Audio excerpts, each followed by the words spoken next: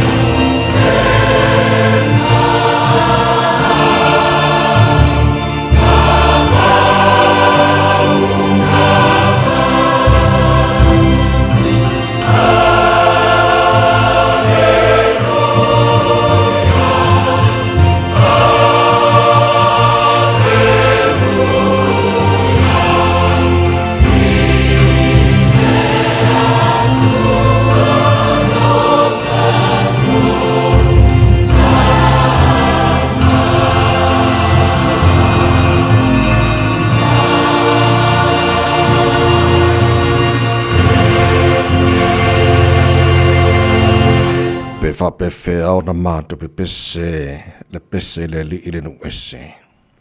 Jerusalem mai a fai ngalo oi ante au ia ngalo lava ila uli matamatau. A fai o tele mana tua oi ia pipi ia elo laulau fai vai lo ngutu pe ale fasili Jerusalem ma e mea uma au te fia iai. Le tamama manai mo mora mātou vi ia oe, i lo walofa le nei tai au fau o mātou maua, tai au sing-singi ma le tai au manino, o le nei aso fau, sang fio mātou loto, le matalasi, ma le siri ese o whaamurianga lo mātou tua lo whasafua mo i mātou. Mātou maua i le ola, pera mātou iai le nei tai au fau. Wa, le ngate na mātou pese au vi inga wa alangaina fo i lo manu malong, ia ma mātou vi ia te oe, ma mātou whape atu e pa ia lava oe, le atua siri ese, o le atua matautia, ma malu, ma le mamana, e i fo uma ia te oe, o mea na e whaia, le ai lava ma se e tusa ma oe, e pule au oe, i mea ma lava, o oe o le alefa ma le o meka, o le amatanga ma le ngata anga, o le mua ma le muli, e tu maua lo alofa, ma lo wha maoni, ma lo wanga le lei, e o ngata anga o mea o malawa, o le tupu lava oi o tupu e soifua mai lava le vavau e o le whavavau. O le atua oi la e le vi inga o le mamalu o le atua oi. pulpulu le mātango fie, ta māua mātou whaaftaila o mea lofa, o le ola o mātou maua nei tae o fau. Lau le alofa o le fua ue whaapopo nea so fau le fai tawino aso, le soi fua le tunu mara mātou wola, mātou o lia le ni astofi warima ia iaso yuni. O le mātou whalaunga, o lo whai o le ni fai tu sanga, mātou malanga o le ni aso fau do mātou tua, ele mai roi mātou ponale me tupu le situ lalo mana. Ua mātou tu ina tua i o ao, le mātou whalaunga le ni aso, se eto tai mai ta mawha mana mole. E manui ai o mea oma mātou te whai. Ia, awali tia whai wala e whengai mana tino. Le nei fo i asa whau e a mai. A onga nei mātou whanau lo whengai ai. Le nei vai teimara tausanga. Mātou wala au le paolo o ao malu tia ma leo leo e nai la tau o sa ili le poto. E ala i ao onga. Ta mawha munia fo i whai wala o whengai mali. Ta mai te whai a onga. No ngafa ma leo o ina o nei mātou whanau. Mātou iei le nei vai aso tā hua. Whamana tuina o mātou ngana sa moi tonu au tero nei mātou wala aulo mātou o tua ia whamanatu e mātou umalavo sa moa ia mātou whaatawaina le tāua o mātou ngana o mātou tofi mai ante oe ia fo i perivi inga na o fio whamanira tunu pele sa moa whamanira fo le nia tunu o New Zealand o mātou nofo mamawai ia whapena tunu umalava o le nei lalolangi mātou mantua le nei tae au nisi o ainga ua Ufitia fo ila o pōliuli o whaano noanga rani vai teimara tausanga o na mātou whalaunga lo whai nei. Mātou wala aulo while mōmaro ngā wha maise se wha mawhana whanai nai la tau. Maruiale, tu maru mo panga mara tāpo inga, nei a mātou mātua tu asin sino la tunu i malo mātou malawa ni aso maso se no whanga lo tausia i la tau, pe no whanga o tangata mātua, mātou wala au le mawhana whano lo walofa. Ta tolo ina la tau le nevai teimara le mālo lo ia mamaua e peola lātou se fua laudi le tino, siri le nganga. Me umala whana mātou whaira nea sa whau e a mailo mātou tua, o tangata malana e whai, ia whaia lava, ia fo i atu vi inga i ate oe, ta mā, wha monia mai, e le tautua Radio Samoa ni aso a toa, mātou wole lava mbala au nei mea malava, e ala le swafa manu malo, Yesu Kiriso, lo mātou ri mara mātou wha aola. Amen.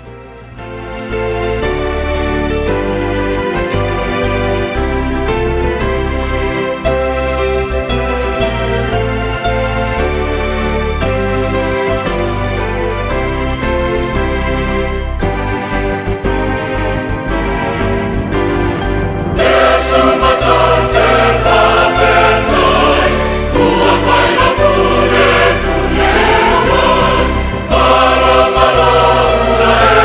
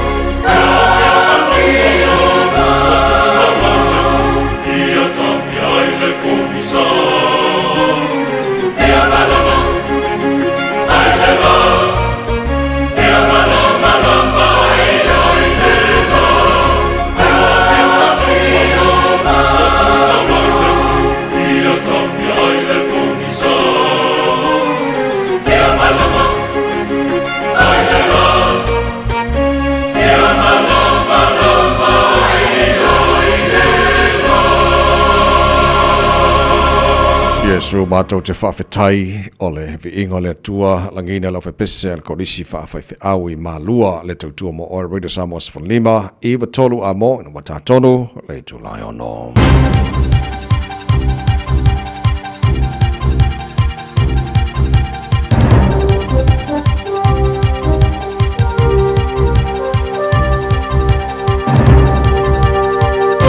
In this update, calls for a law change after allegations emerged about a senior press secretary in the Prime Minister's office. Stuff reports acting Deputy Chief Press Secretary Michael Forbes allegedly recorded audio and took photos of women in compromising positions without consent. Police say a complaint from a Wellington brothel last year didn't meet the criminal prosecution threshold. Sex Workers Collective Regional Coordinator Sharita Fraser says police were probably unable to act because of quirks in harmful digital communication law. We do need to include intimate audio recordings into that legislation somehow. The Prime Minister's office says Forbes resigned after the allegations were discussed with him. In a statement, Forbes apologises to the women and says he recognises the harm he caused. Parliament today resumes its debate on proposed sanctions for Te Pāti Māori MPs following actions taken during the haka performed at last year's Treaty Principles Bill vote. The Privileges Committee's recommended suspensions of 21 days for the co-leaders and 7 days for Hana Rafferty Maipi Clark, the harshest in Parliament's history. It's been a night of severe thunderstorms, heavy rain and strong winds for much of the country.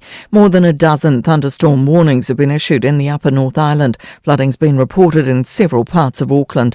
Auckland Council's asking people to drive to the conditions, not drive through floodwater, and report fallen trees and blocked stormwater drains. Snow has been reported on the South Island passes. The Commerce Commission has made further recommendations to reduce the power of the supermarket duopoly. It recommends reducing the range of payments supermarkets can charge their suppliers. The Commission says prices the supermarkets pay are subsidised to the tune of $5 billion in rebates. In return, they put items on special. That's news. In sport, Lois Boisson is into the last four of the French Tennis Open. Craig Gabriel reports from Paris. It's the story of this French Open. A little-known French woman gets a wildcard and has dared to dream and is now in the semi-finals. Louise Boisson is drinking it all in. She's upset Mira Andreeva 7-6, 6-3, and while all around her were going crazy, she stayed calm and composed and is the first French woman into the semis at Roland Garros since Marion Bartoli in 2011. Boisson will play Coco Gauff. In the men's quarterfinals, Yannick Sinner's defeated Alexander Bublik in straight sets. New Zealand rugby boss Mark Robinson claims he's not heard of any local players getting approached to join the proposed new R360 Breakaway Club competition. That's sport. I'm Jodie Gill. Ua na o le Radio Samoa se furulima iwa toru a mo e tautuaina o e ilaungangana fitu aso le vai aso.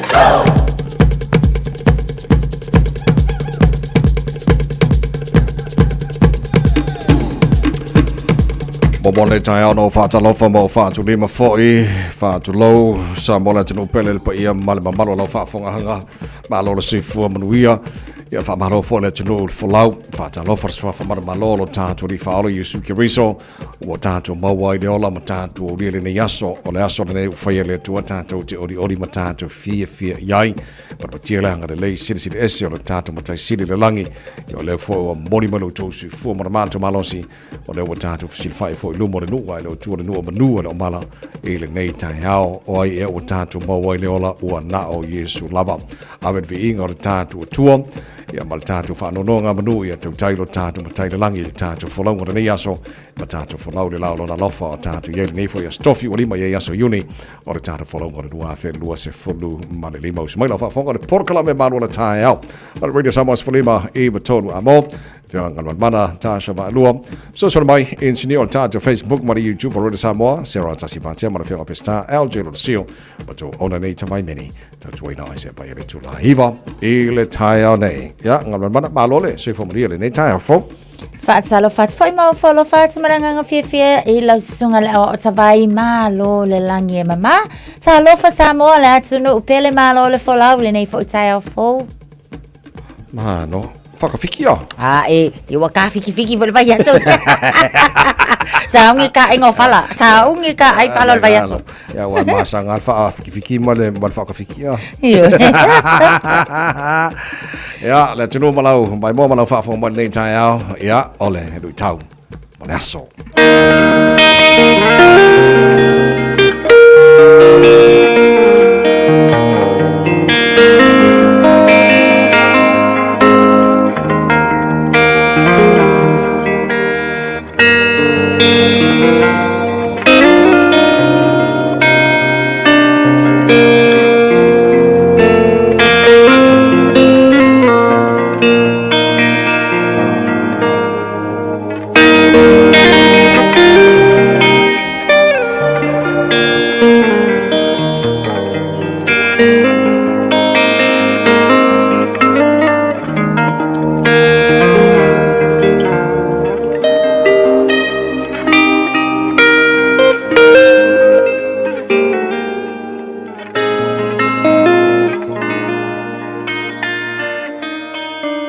Tau mo le aso.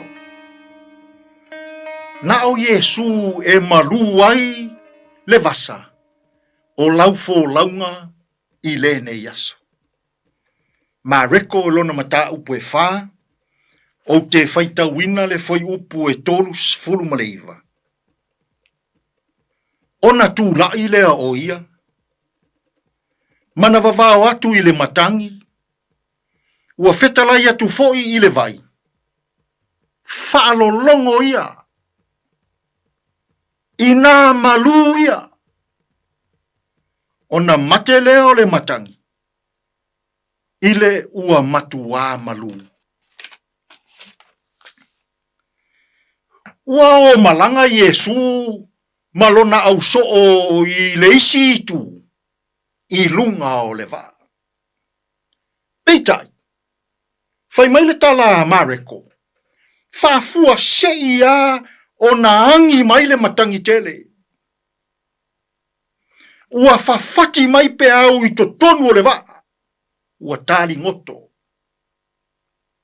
Au Yesu o loo moe I le tau muli o le va. Ua popole maatu atu vale le au so. Ua fefefe. Ua lato fafangu ia Yesu. Ma fai loa ia Yesu le mea ua tupu. Fai maila la tautala. Le hao a oe. E te le manatu mai ea ia te imatou a whano. Ua tūla Yesu. Ua vavao le matangi. Ua whetala yatu I le vai I nā maluia. Ona malu ai lea o le vasa. Ua file mu. E manao Yesu. Ia tātou taritonu ma whaatua I ona a awalofa. I teimi e whaafua se I ona o mai ai. A wha o le olanga. I lo soi fua ma lo uola. O a wha le mawhauwhau. O a wha le tino.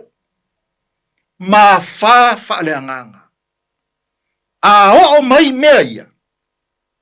Ia tātou I loina. Na o Yesu e malu ai le vasa. A e mawhatia.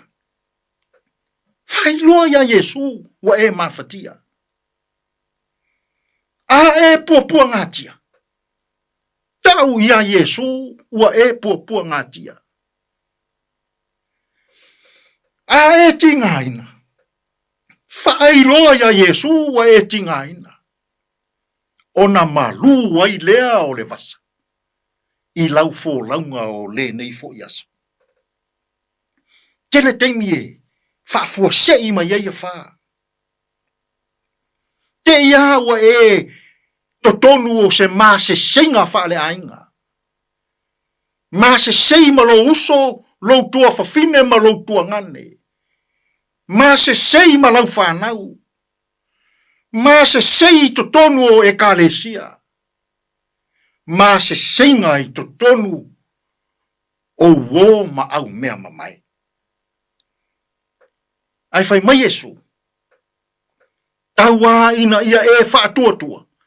Matariton, ia te ia. Ona malu wai lea o le vasa. Samoa ai. Na o Yesu. E malu wai le vasa o lau fō launga i lene yaso. A e a whātia. I lene yaso. Ai a pe a se i whaailoa iha ia Yesu. Ua e mā whatia. Tātou te tālo. Lea tu ai. Lilingi mai au whaamanuianga i le tautua ma le au nanga lau leitio ma lau televise whaasalalau i le nei aso. Lilingi mai le malosi i le au whai ngā luenga i alii matama i ngā lulue. Whamanuia le whaafafonga sila alou atunu. Lilingi mai au whaamanuianga i whiau ma ngā luenga wa whenga iai i mātou i le nei aso. Lu i tauina pea Samoa i lou fina ngalo pa ia. Lea tu ai. A o mai Samoa. Na o Yesu e malu ai le vasa. O a mātou fō launga i aso uma. A tutupu a wha. I le tino mā fau maleanganga. A o mai i mātou. Na o la ua fio e le lei ai mea uma. Lou lava suafa Yesu wa mātou tatalo atua i nei. Amen.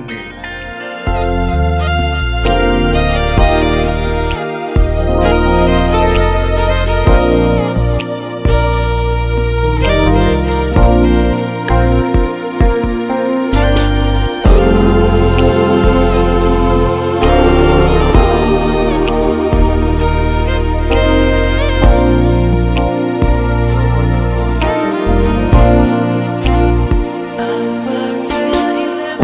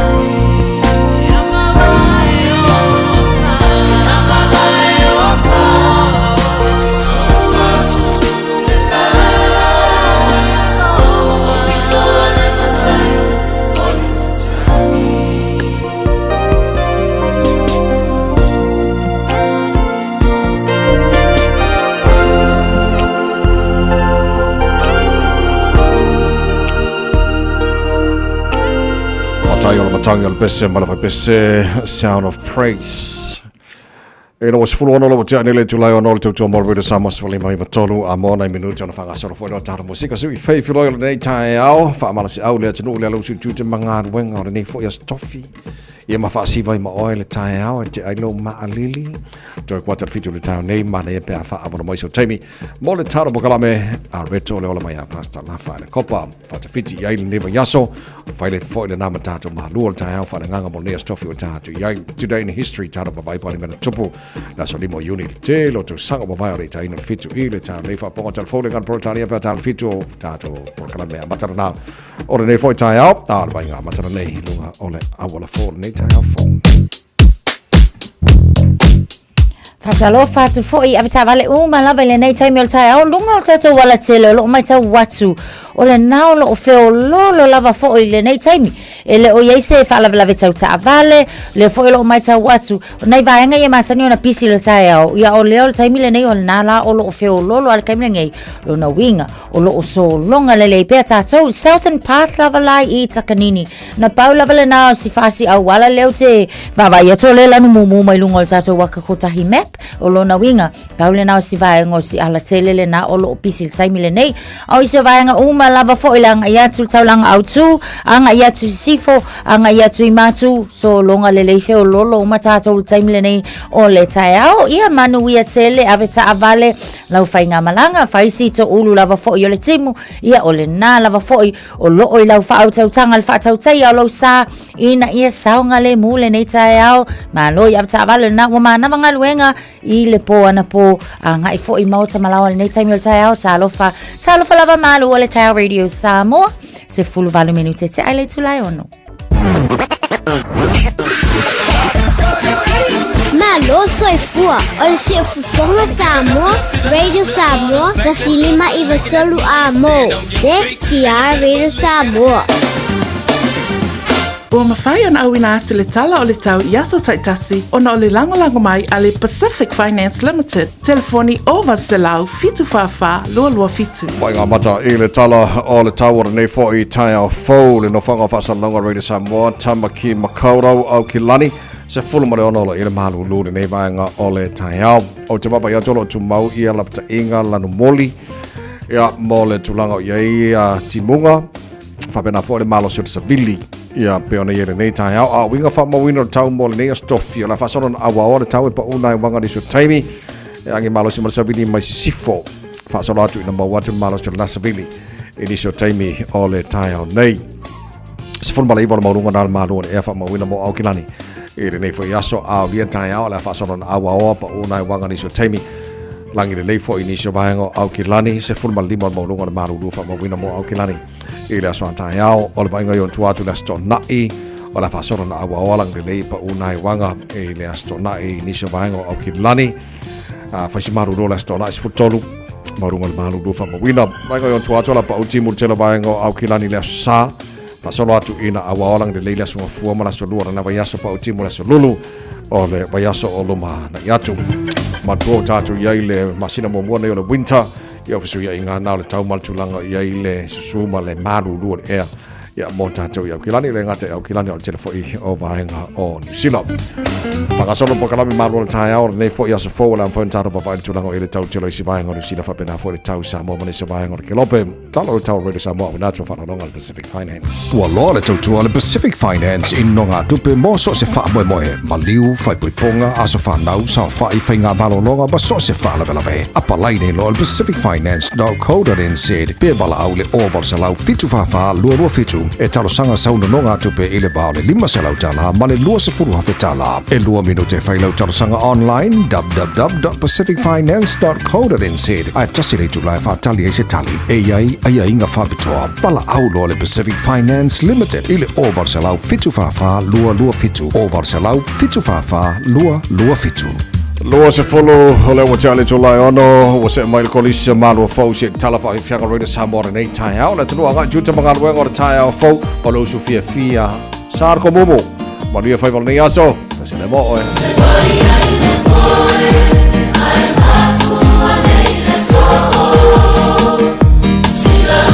Sila,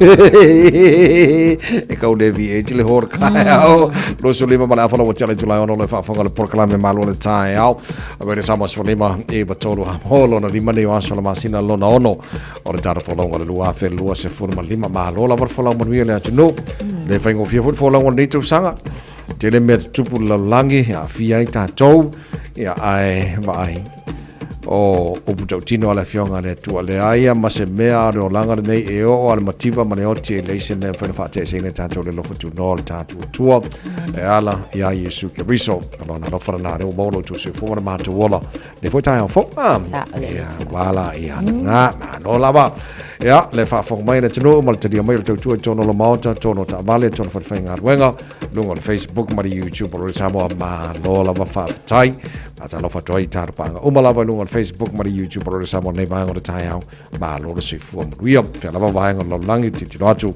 wala po fo Brisbane Australia e mai si vanga lo langi lo tar fa tasi ai o lo fatu ma ia ma ria le tatu fo longa o le nei fo asa fo o lo fa ma abatuna updates o le talo le tau a me se lava tatou i New Zealand nei au kilani ia ma telo vaenga o New Zealand telo tas foi le vaenga le famani no pele tunu o le tau fo na tau tu already Samoa longo pueli ia ma fa manatu ia te oi tu lango ia fiso o ino fo o le tau ia pe on tatu ia ni fo ia so ia pele va foi ona amata mai na nafi ia o lapta inga o timunga malolosi ia o lela na fa o popo ne lava foi ia ma fai titili ai mai se ona vaenga e fai ona a fielo longa ona o le malolosi o timunga pe lava la foi ona mai watu o tātou lawa au kilani nei o lea foi na iai i lapata inga ia tele nisi o lapata inga mō whaititili o lea foi na au mai ana nafi ia mō le vaenga le nai le Northland ia o watu i makakoi au kilangi ia and the Northern i Waikato region so o vaenga ia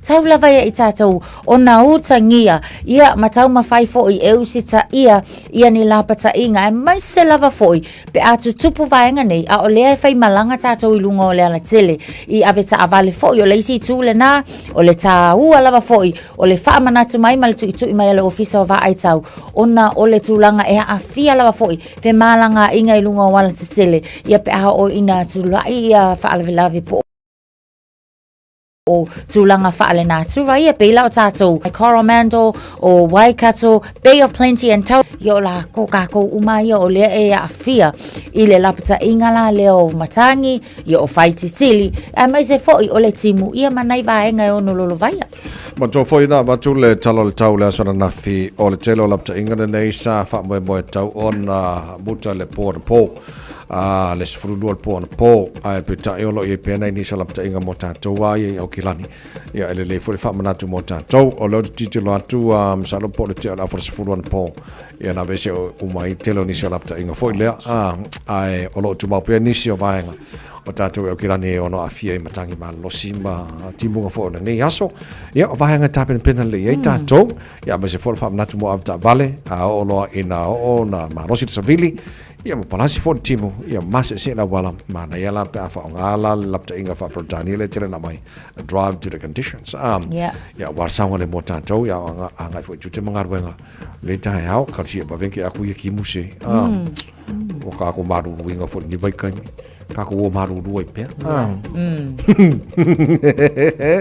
uni le ia ole masina le amata le tau maru ru mota to nei ini sina ale le wa mai ale sfulo masina o le financial ia ma to fo le financial ia to ni sila e mai le aso mo aprila anga to sutasi o mati so sfulo masina to na mai alo la time na financial ia ona tatou whakakadilea e mai le matanga ruenga o la fonga ia po ai em faina mo sanga refund ia oi foi na ko kongi kupele la valanga la fonga len kipi man ngas fudo masina ia o telo fam natuna no mai ai di ne bete ia mana ia tele ia e inicio la wa mawala to tusi foi e mai la to pusameli o le mana la fo tusi au nisi ia o lo faunga ina foi ia lunga o penga ta failangi foi le ile vaenga la vaia mai no so ta i male IRD but o le tulanga fata wa foi le mota to ina ia mautino o la sa sia kilele ia tato tax mai se la vale tu tau tax code.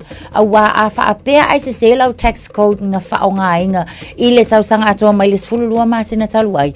Ia o nisi la nao I tu e mawhai ona a fia a whaapea la sa kakaunga mō lau tax code a le alu aku ua SM. O lona winga e le tūlanga fo ile le to tongi la e oi. Ia se tupe pe o vaenga na e ala ai. Ona iei la ka kou le maua se tax. Ai koe kokongi le tax e pe ona saunua tawai. A o nisi fo ia taimi e over tax ka kou maangai o lau fia kamanga tawai. E maangai pe a over tax. A wai mawhai. O wai pe o le tūlanga na o le fo iolo o whaailoa mai le tala le nei. O le wanga lulue le IRD e to tongi ia tangata whainga luenga lea sa over tax o lona winga. E mawhai onga ke le tax fo ilea e te whaonga aina. Ia ai asa ili le lei lava lai le tūlanga o lau tutongi ma le au whai o lau income. Ia o nei loa ile ia waso o ngā cuts lava fo ile tax a si vaenga leo lona winga la. Ka kou lai fia kemilge ke le la ka kou tax refund. E mawhai ona toi maua mai a e tāua le siaki le leo vaenga ia ile tau sanga atoa. Inge i ola le kemilge i lea lawa fia whai tax refund tātou. Ia la kunga ele i leiska ko contribution ngā whai. Ele i lei fo ona tutongi mai le ngaluenga wa iei fo ia le vaenga a le whalwhai ngaluenga lea tātou te ngalulu e ai. Ia e whaatino ina e pe o tūlanga na mō tātou o skaimi maanga ia fungi kaimi mō au whai ngaluenga. Asa lea, ia le lei mantua na ua whaingofia fo ia ona whaatumu a whai online an telo vaenga fo le e o mai fo le financial ia. Ko le vanga I loa le official la fonga le whainga lau tax lenga iei penga ia penga saonga kipi lau tax mai lamkanga mai lau whalwhai ngaluenga. Ia pele I a fo ele I sao lau tax kono whaonga. Ia mo tātou la lenga o vanga kipi le IRD ka kola fonga ai. Mangi wala mo ka ko refund. Ia o ka ko le sao tax ko lenga ai le ai la saongi ko kongi vaenga nani. Ia, sang koe kongi ku per vaenga nani. Mana vaenga na le fam na tu fo le tunu le nei vai tamo to sanga bata tu iai. O iai na lapta ingo tu langa o le tau. O lo iai na tips lo mai fo le so sani mo tato.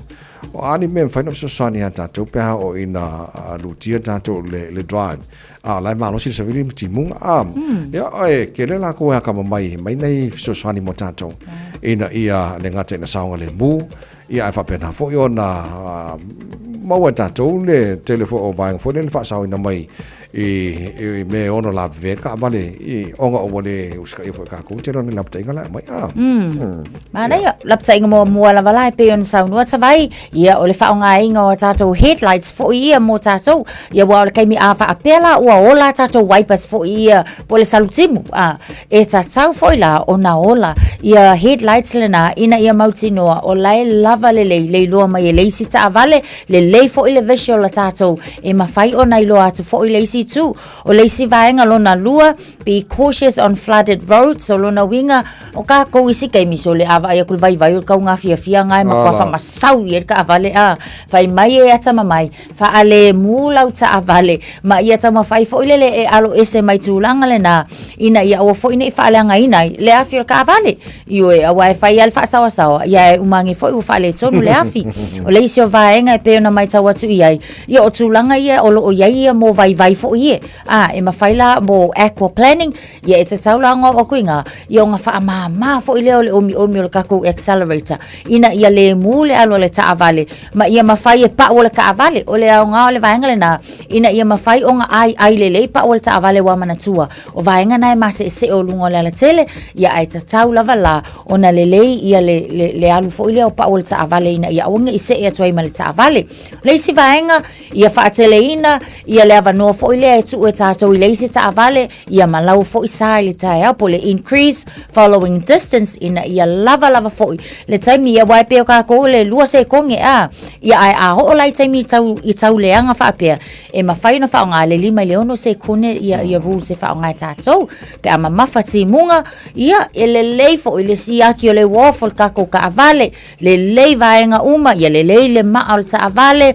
le pa wala ka avale ia ma ia va ai uma salukimu o moli ia vaenga uma lavana e tatau ia ona uta ngia lele e tatou Lisi vaenga yo mo EV safety a mo ta avale foi la ia le alu le tise ia e ta taula va foi ona le ia le vaenga ona ta avale pe foi la tau ma al ta avale te sau ona le ia ma fa pena foi na mai ta watu ia ka ka foi nga waterproof ele la le vaenga ia wa vaenga ia fa la tu ta avale fa pena ia e ta taula va foi ona mata ituina le o vaenga uma la va ta avale se ia o le fil ta avale Nau sasani na mo tātou ne foi taia fau ina wato lua se fulu ma le 5 minuto lo tōra tāle o le tu la fitu whawhiwhiakal taia ma le penina te whausa o sa vali ma le manatu lo maria taia o le lofa maranga le leo tāna ma tai le lange ma lo se fua kia rako mori malo taue ma pongi ni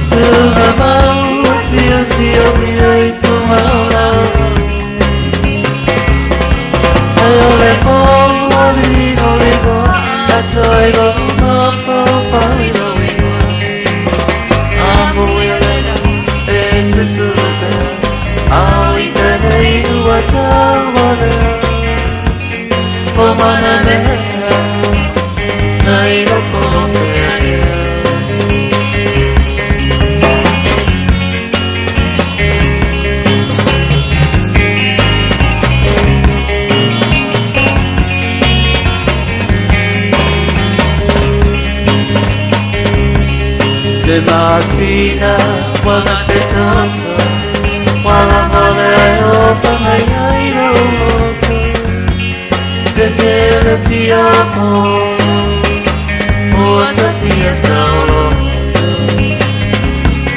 Tu na mau, si o mi tu maula.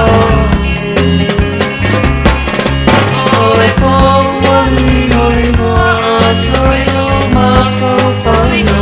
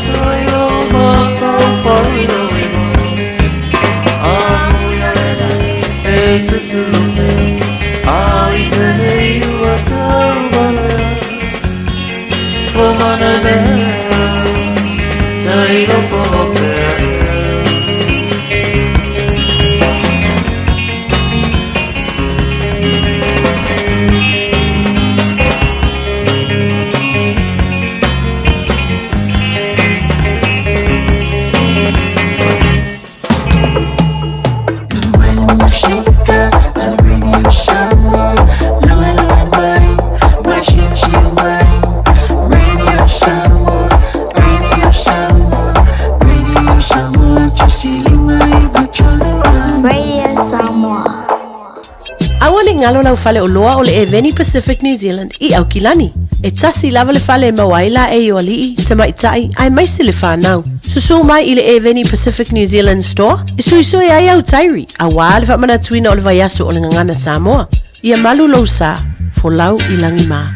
Te tala mai le asinga fua ngai le astonai, sfulu i le tai au anga i le ono i le afiafi. Le Eveni Pacific New Zealand i Aukilani. So atu si 1 John Golter Drive, Auckland Airport. Fafsanga i tonu lava ma le KFC, ma auta whane o le warehouse i le shopping centre ale malaiva alele. Manui e tele le vai aso ngana Samoa, mai le pulenga ma le awhainga luenga, ale Eveni Pacific New Zealand i Aukilani. Were you born between 1969 and 2004? If so, you may not have had the 2 vaccine doses needed for full protection against measles. It's a serious and highly contagious disease. So, now's the time to check how many vaccinations you have had. If you've only had one, or are unsure, play it safe and book a vaccination now. It's safe to get another dose and is free for most people. Visit info.health.nz/measles. Oceania Career Academy, Saudi! Kako oi, kaule kaua! Pai ana pai! Wāste lumangai maguia! A whaia sa ilisa la asanga fau moe, awa loa te no whai, o le OCA e au tawina ai o e imtata esese, maua visenga fau fale, vali fale, palasa, male soifua maloloina. O le nei awa noa e anga wa ai tangata no whamau masiti seni New Zealand o loo halala i Aukilani. Le sitala nei loa i le OCA, i le go.oca.nz/apply, po le vili mai i le ovar selau ono lua lua valo fitu tasi. Ovar selau ono lua lua valo fitu tasi. Radio Samoa fulima heva tola mo male to to no to se fulima leva mino tolo to talo le to life fit to to mauna to na to dol tara bakala me a re tolo lo ni foi tai fo o vainga foi nei a fati tai sina taimi tono meno supermarkets o vainga ye le lo o el taimi e te lu fale tono ala po elo watama ilo my cameras vainga for your facial recognition o te lo le te lo le malo pe tau i supermarkets on wa mana o nisi supermarkets fai ala to system fai on le label la to ya ai food control malo ya ina ya make sure le sopotua o ya la to fo ya ngai o inga netulang ya ma ya tau tanga ta fata ya o lo ia inicio supermarkets e lua fo ia o le o lo i lalo le vainga le food stuffs bela o le New World and Pack and Save o nisi la na o supermarkets o le o la to ulwai fata ita ia la le vainga le o le facial recognition po le vainga fo ngale po le ata ia ona i lo ai la ia lea o lea tangata ma lea tangata o le nau ta inga ia fa iti le vainga fo ile le nga oi te tono le fale o loa ia male la matia o le ola o nai tangata ia o fainga luenga te tono fale o loa le aggressive po le vainga fo ia o akwe tau mawhai fa tupu ne fa lave i te tono o fale fainga luenga so e lela wa mahe ale trial anisio fale o loa ia Pack and Save male New World o lela e fai mai le malo ia o ngai manga ia pau o le tu le ngai ia le vainga fo ngale o le privacy ale tangata lava ia o lana ia ai tau customer privacy e te tau fo ila ona utangia e fale o loa taitasi pa te au ia ta vai mai se fo fa fonga le tu wa leva onga ia le system lea mana tu fo ia ka ko o ka ko passports o le scanning ale scan e le tato passports ia mo tato wata wa leva ona fa tau wina but o te saltonu lava ia e se fo ilo na ia tu langa pe a o lai tonu o fale lo ia wa man ko ka ika le ka ke lo ka ika ka ki fa ka usao ale wa scan mai fo ka fo linga lai e el ka lai ka o nga scan wa lai lo tu esel tu langa o lai anga ia tu ai ese mai tu langa lokalo ma loka passport yes of course it's at Italia la o lai la wo ia ka consent but o tu langa ia o lo tilo pe ia le malo fo i pensa no ta vai ina ia o fo ina ia afia ia le ia te tau ata ngata lau tele pe o Australia o ia se tu langa fa apele taimile nei ile banning si Australia ona o le tu langa fo ile o le afia ai o le privacy ata ngata lau tele ia ko fa akau o le ala o fa solo fo ile na ligo fa masinonga fo ile ia po fe o le anga ia ina ia le fa apa lengi le o tu langa le ia mautino o la fo ia puipuia ia le identity o tangata uma waile o kanga ka uma o fale o lo fie misa malo nga o asa le tu sa wa faila supermarket sile tu langa ia ona ole ia mawala to ia ai afie maisi ele nga oi male fo le ale foi nga yo inga matanga tono supermarket so we ingo de si le fangu pulu ai o nga ko ai o nga ko mai sia mai sia lau ka ki fanga pe se la uta just for live on fitu malo se ko maria solo tangata Baleang fo ile tukulanga Bamba bamba sole tina wafatalama Na ia ole ata Sina poverty fanga Afeane lo ile starlight Oile ata womana o wanwai Ma ala atu ile sambalalo Nile fita ilama malo Mana o sile tivoli Sarai tamaiti Le fisili fio tau sama Tali wale mana umala ua ola ela tele fiola O nisi vo i o mafutanga Na masani mai ile tifanga Tape tau ile ata o le lua Mai a ole na fopito i tua oia weta fefe Romeo and Juliet E toia ina masiona talii Na va atau iai ola nai sikulimi Fa atalia tuile maketi Ole ata fa asai te maitina tole se furua Nau te hata matutua Te vai atuia ile solo Tau tu leipe o niti a polo Oia luti a kono Ole manatu le o se fai tionga Awai ma waifo i o onga Aina o sina fa utuanga Nanga iluma ole o langa fai sina mambanga E mole ni tama ole ata Jang weinu a sao fia ai Na inga ua toe mai ua mole ko pai Ta ata ati panga Fai sina mambanga Ta ata ati panga Matua ele fatoanga Jang weinu a sao fia ai Na inga ua toe mai ua mole ko pai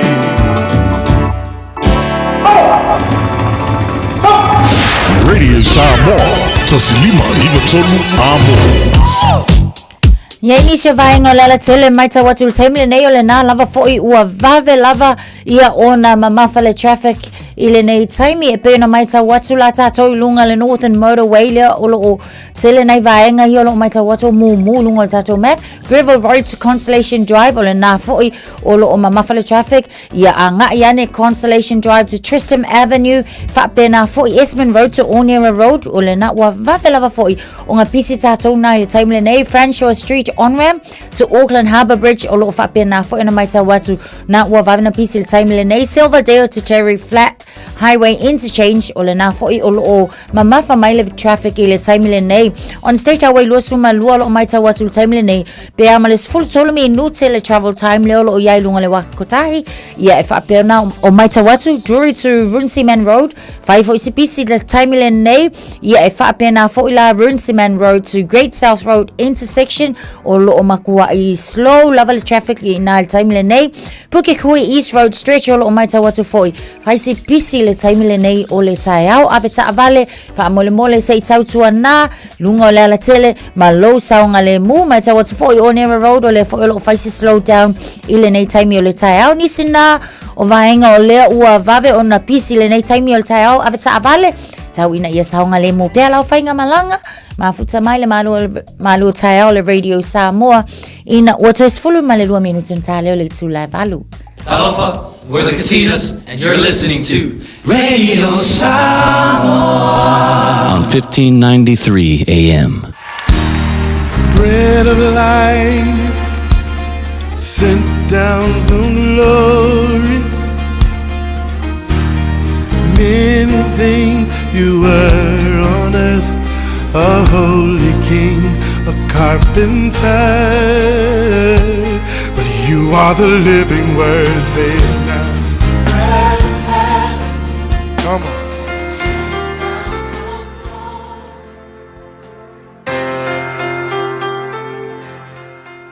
O te whātalofa i tātou atunu i le amatanga whai o le yaso i le alofa o le tua, malo le soifua manuia. Ma i le tusi tani e lue wha alfe upe tols fulfa e whapea, ua uma i aso ona o whaasanga e lea o mata i le langi. O a uho nepuka nesa ona o toi ata mai i lea.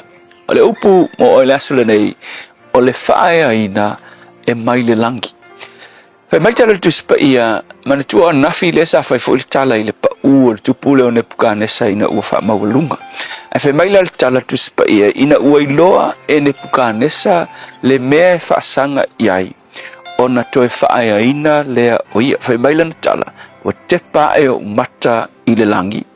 O a ua ne pukanesa, whai mai ona o toi ata mai ai lea.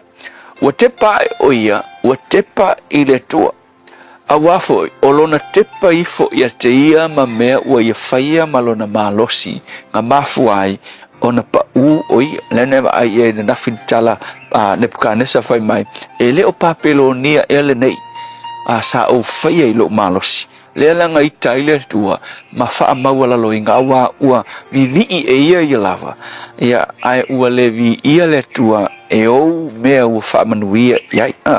Lea lao le sona fwoi mo oe le aso le nei, o whea le nā e tele iai lau tepa, whea ngai ke whaasanga iai, o e whaasanga i mea ngā ua e whaia ma e mita ai, po e whaasanga tu i le na foa i mai mea na e maua, ma le na foa i tule malosi i te oe, ma le poto i te oe, e te whai ai mea na te tilo atu nei iai. O le ase mea o whaamanuia tuai le tua i te oe, ma ua i longa i oe. Ia whaatita inga po lau whaamanuia le tua i lau pisinisi, o nisi ua whaamanuia le tua i lana pisinisi, ua lewa ai i le tua o le nga whaamanuia i le pisinisi. Ai ua kele nga whaange e o nga kau au, ia mawa ai fo ia te ia whapea o longa malosi ua whapenge ia i lana pisinisi. Nisi fo i tangata ia ua wa ai e i lana tofinga, se tofinga maualunga wa iai, tofinga i tutonu o le nuu, se tofinga i tutonu o le kalesia, se tofinga i tutonu o le malo, ua i longa ai oe, o le mea tupu, a elefa i keke, e i unga e te patau lai i te oe, ai ua e le te pa e le langi. So le upula mo oe le aso le nei, le ase whae aina ai oe manatua, ia e te papea i le langi. A whai whai ua, a o ina oe ma wha mawalalo ina oe, ona o se ua tele lau tepa ia te oe, ma mea ua e whaia, o mea ua e ausia. Wa iloa le ki e whae ina ai oe le tua, o le iloa, ona e tepa e i le langi.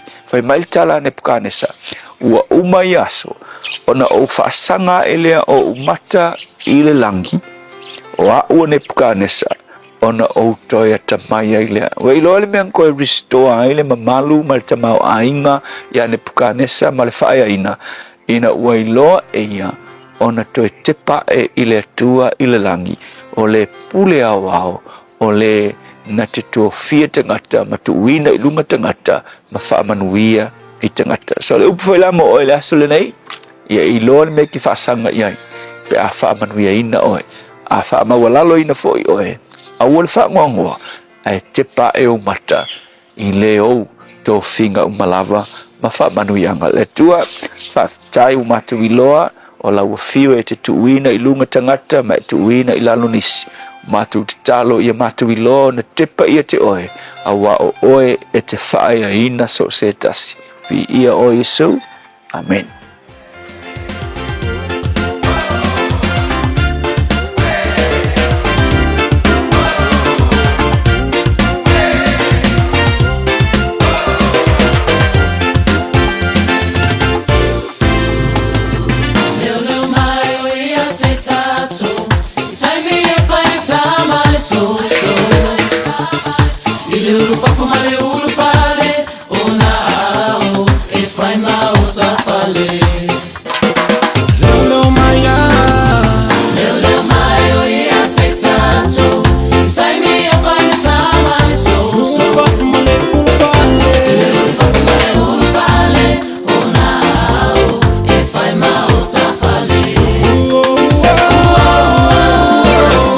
Te pae ia umata, ia i maunga.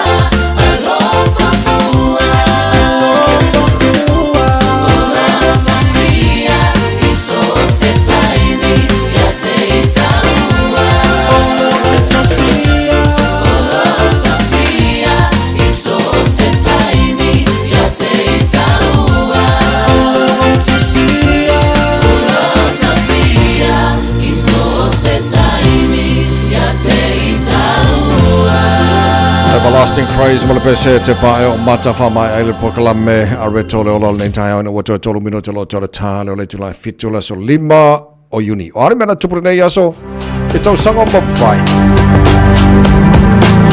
O le sona whaatau ina ai le ulu wai kone setsi lawi loa ale au whai pese lawi loa fo ile nei sata ua o le Rolling Stone ile aso tau sanga tasi iwa ono wha.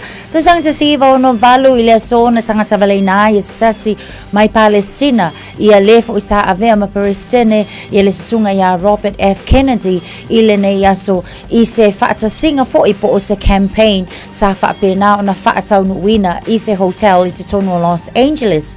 Tau sanga lua festival ma le valu ia na avea ai le li ile nei tauta ua ile ta alonga o le whai pele Floyd Mayweather Jr. na avea ai o ia o se tangata ua sili o na mau o loa pe ua avea fo i ma top i le vaenga leo sports person ona o le tulanga fo i lea tau le se leni sa mawhai ona ia ausia lua se lau vale se fulu ma le 5 miliona tala ia o nisina o vaenga miana tupu le nei aso i tau sanga o mawhai.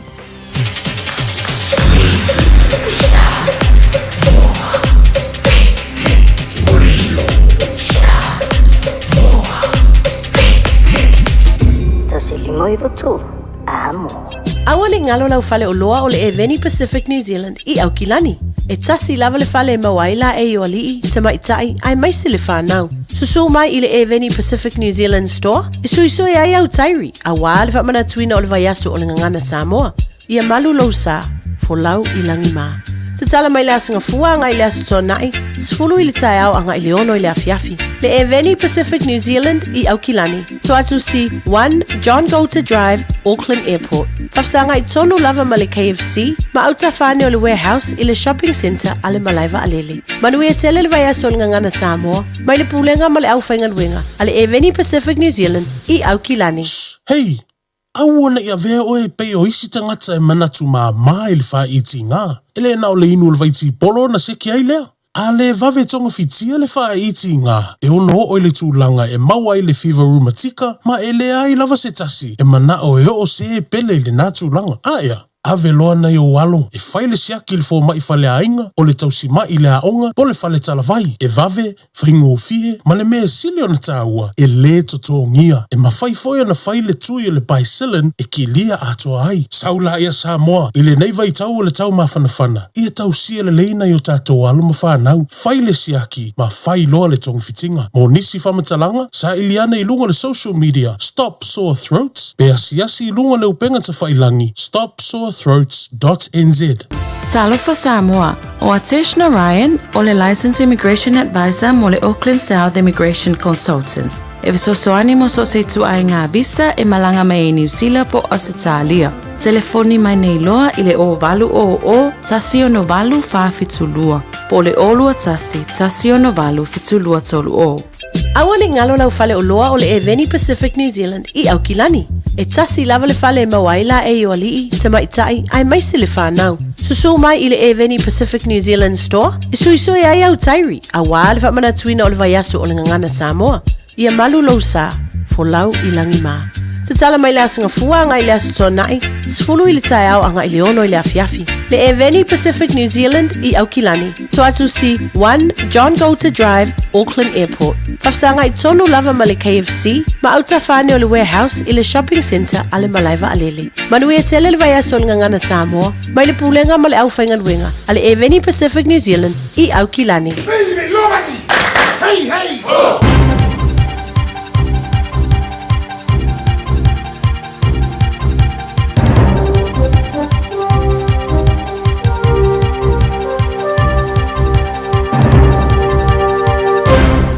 In this update, the Commerce Commission has made further recommendations to reduce the power of the supermarket duopoly. It recommends reducing the range of payments supermarkets can charge their suppliers. That would include charging them for ordinary retailing services like stocking shelves and setting up displays. Jacob Jones reports. The Commission also wants to see reduced subsidies from supplier to supermarket. The Commission says the prices the supermarkets pay are subsidised to the tune of $5 billion in rebates. In return, they put items on special. The Commission says reducing these would make it easier for smaller and emerging supermarkets to compete. Calls for a law change after allegations emerged about a senior press secretary in the Prime Minister's office. Stuff reports acting Deputy Chief Press Secretary Michael Forbes allegedly recorded audio and took photos of women in compromising positions without consent. Police say a complaint from a Wellington brothel last year didn't meet the criminal prosecution threshold. Sex Workers Collective Regional Coordinator Sharita Fraser says the police were probably unable to act because of quirks in harmful digital communication law. MPs are expected to vote on the fate of 3 Te Pāti Māori MPs today. The trio conducted a haka in the House, disrupting a vote on the Treaty Principles Bill. The coroner is expected to hear from several experts in the second day of an inquest into the death of Auckland terror attacker Ahmed Samsudeen. He was shot by police surveilling him in September 2021 after stabbing 6 people in New Lynn County. Today, the footage will be analysed frame by frame and audio will give evidence. Asthma inhalers can now be recycled in Bay of Plenty as part of a 6-month trial to help fight climate change. Health New Zealand's partnered with Kiwi company Gaia Tech, hoping to divert pharmaceutical waste going to landfill. Metered dose inhalers can now be recycled at selected pharmacies in Tauranga, Kawerau and Whakatane. That's news. In sport, Lois Boisson, the 361st ranked woman leading into the French Tennis Open, has advanced to the semi-finals. She's beaten 6th seed Mira Andreeva in straight sets. Boisson will play Coco Gauff, who overcame Madison Keys in 3 sets. In the men's draw, Yannick Sinner's into the last 4 after defeating Alexander Bublik. The Saints have consolidated second on the National Basketball League ladder with a 93-77 win away against the Bulls. The visitors were down at half-time but won the third and fourth quarters by 11 and 10 points respectively. New Zealand rugby boss Mark Robinson claims he hasn't heard of any locals getting approached to join the new R360 Breakaway Club competition. That's sport. I'm Jodie Gill. Ua na ole Radio Samoa se furulima iwa toru a mo e tautuaina o e ilangangana fitu aso le vai aso. Mai tau watu I lunga o le way Southeastern Highway, Route 10, o loo yese whaalawalawe tau taawale I le taimi le nei, la talata atu Carpine Road off-ramp, ia ma le vaenga na Mount Wellington area. O le nā la fo I o loo telesa delay I lunga o le vaenga le na I le taimi le nei. State Highway lua suma lua, lo mai tau watu tu maupea le pisi le na on the northbound, le anga iatu le na Drury, ia ma le State Highway 1, fo ilea I le whetaula inga wala le na o loo whaisipisi I le taimi le nei. Hill Road, Manurewa mai tau watu eastbound o loo whailawa fo isipisi mai Hill Road, anga iatu I le Great South Road and State Highway 1 southbound on ramp I le taimi le nei. Onera Road o loo whaisi ma mafa le traffic le na wa ye tātou, my Lake Road intersection anga iatu foi I le on ramp le na I Onera Road. Mai tau watu eastbound towards North Coast o loo whio lolo la ia le pisi le taimi le nei. O tātou lunga le Northern Motorway o lo whailawa fo isi pisi tu mau le pisi e pei o na whaailoa momoatu Esmond Road to Onera Road mai tau watu le naolo o iei tātou le vaenga fo inga le stop and go Onera Road anga iatu le tātou Auckland Harbour Bridge o lo whaapena fo I kolo le traffic I le taimi le nei o le tae au Takapuna exit o lo o mai tau watu whai fo isi pisi mai le taimi le nei mō tātou ave taavale lunga o tātou Southern Motorway from Mount Wellington to CBD o lo whailawa fo isi pisi mai I le nei taimi o le tae au Ellerslie Interchange o lo pisi Green Lane off-ramp o le nā lava fo I o lo kele poloka Market Road to Gillies Ave whapena fo I ia Makaipa Pass to Simon Street off-ramp Faisi pisi o vaenga nai le taimi le nei av taavale tautua na le saunga le mua and drive to the conditions Manu le Tau Radio Samoa o na minute te ai le tulai fitu. Talofa Samoa o Jerome Gray le nei pe o eti e lau taavale po e whaafonga mai I lo maota ia tu pele ni lo lau le tio le sifunu lima I vatolu a mo Radio Samoa numera tasi I New Zealand.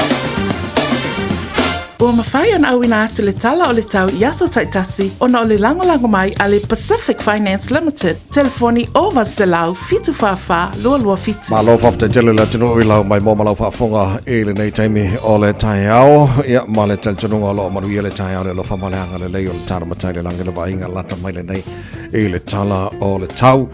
Taroa bata mai Samoa nei tai au. Mawai atu luas futolo lo e le vevela le e Samoa o te are valu i Samoa. Nei wanga le tai au. Lai mana i mai langi le lei o le tau i Samoa i le so. O wingo le tau i le tino. Ia mo le nea stoffi o le amatele lawa na awa o le tau e foi vaenga o Samoa e pa ua i timu. E le nei foi asa fau. Ma whaina o tolu sa funuanga le tolu futasi degree Celsius mo runga le vevela le e Samoa le nei asa o luas funima. Lona mawalalo. Awani ngalora whata fiti o tātu tala mai Samoa. Pea tala balu e le tau. Nei whatala whatu e whai mali tātu pakalame panga. O malapara maru o le tau o le Samoa. Olo mai mo mai. E so sa vaenga o le atino pele Samoa ma lo lava. Ia le soifua manuia. Se mai le talo le tau i New Zealand nei. E le wawai atu i le telo vaenga o le motu i Saute. Alexandra. La whasoro na aua oe. Pa utimo le so temis furu marunga na maru lubu lenem.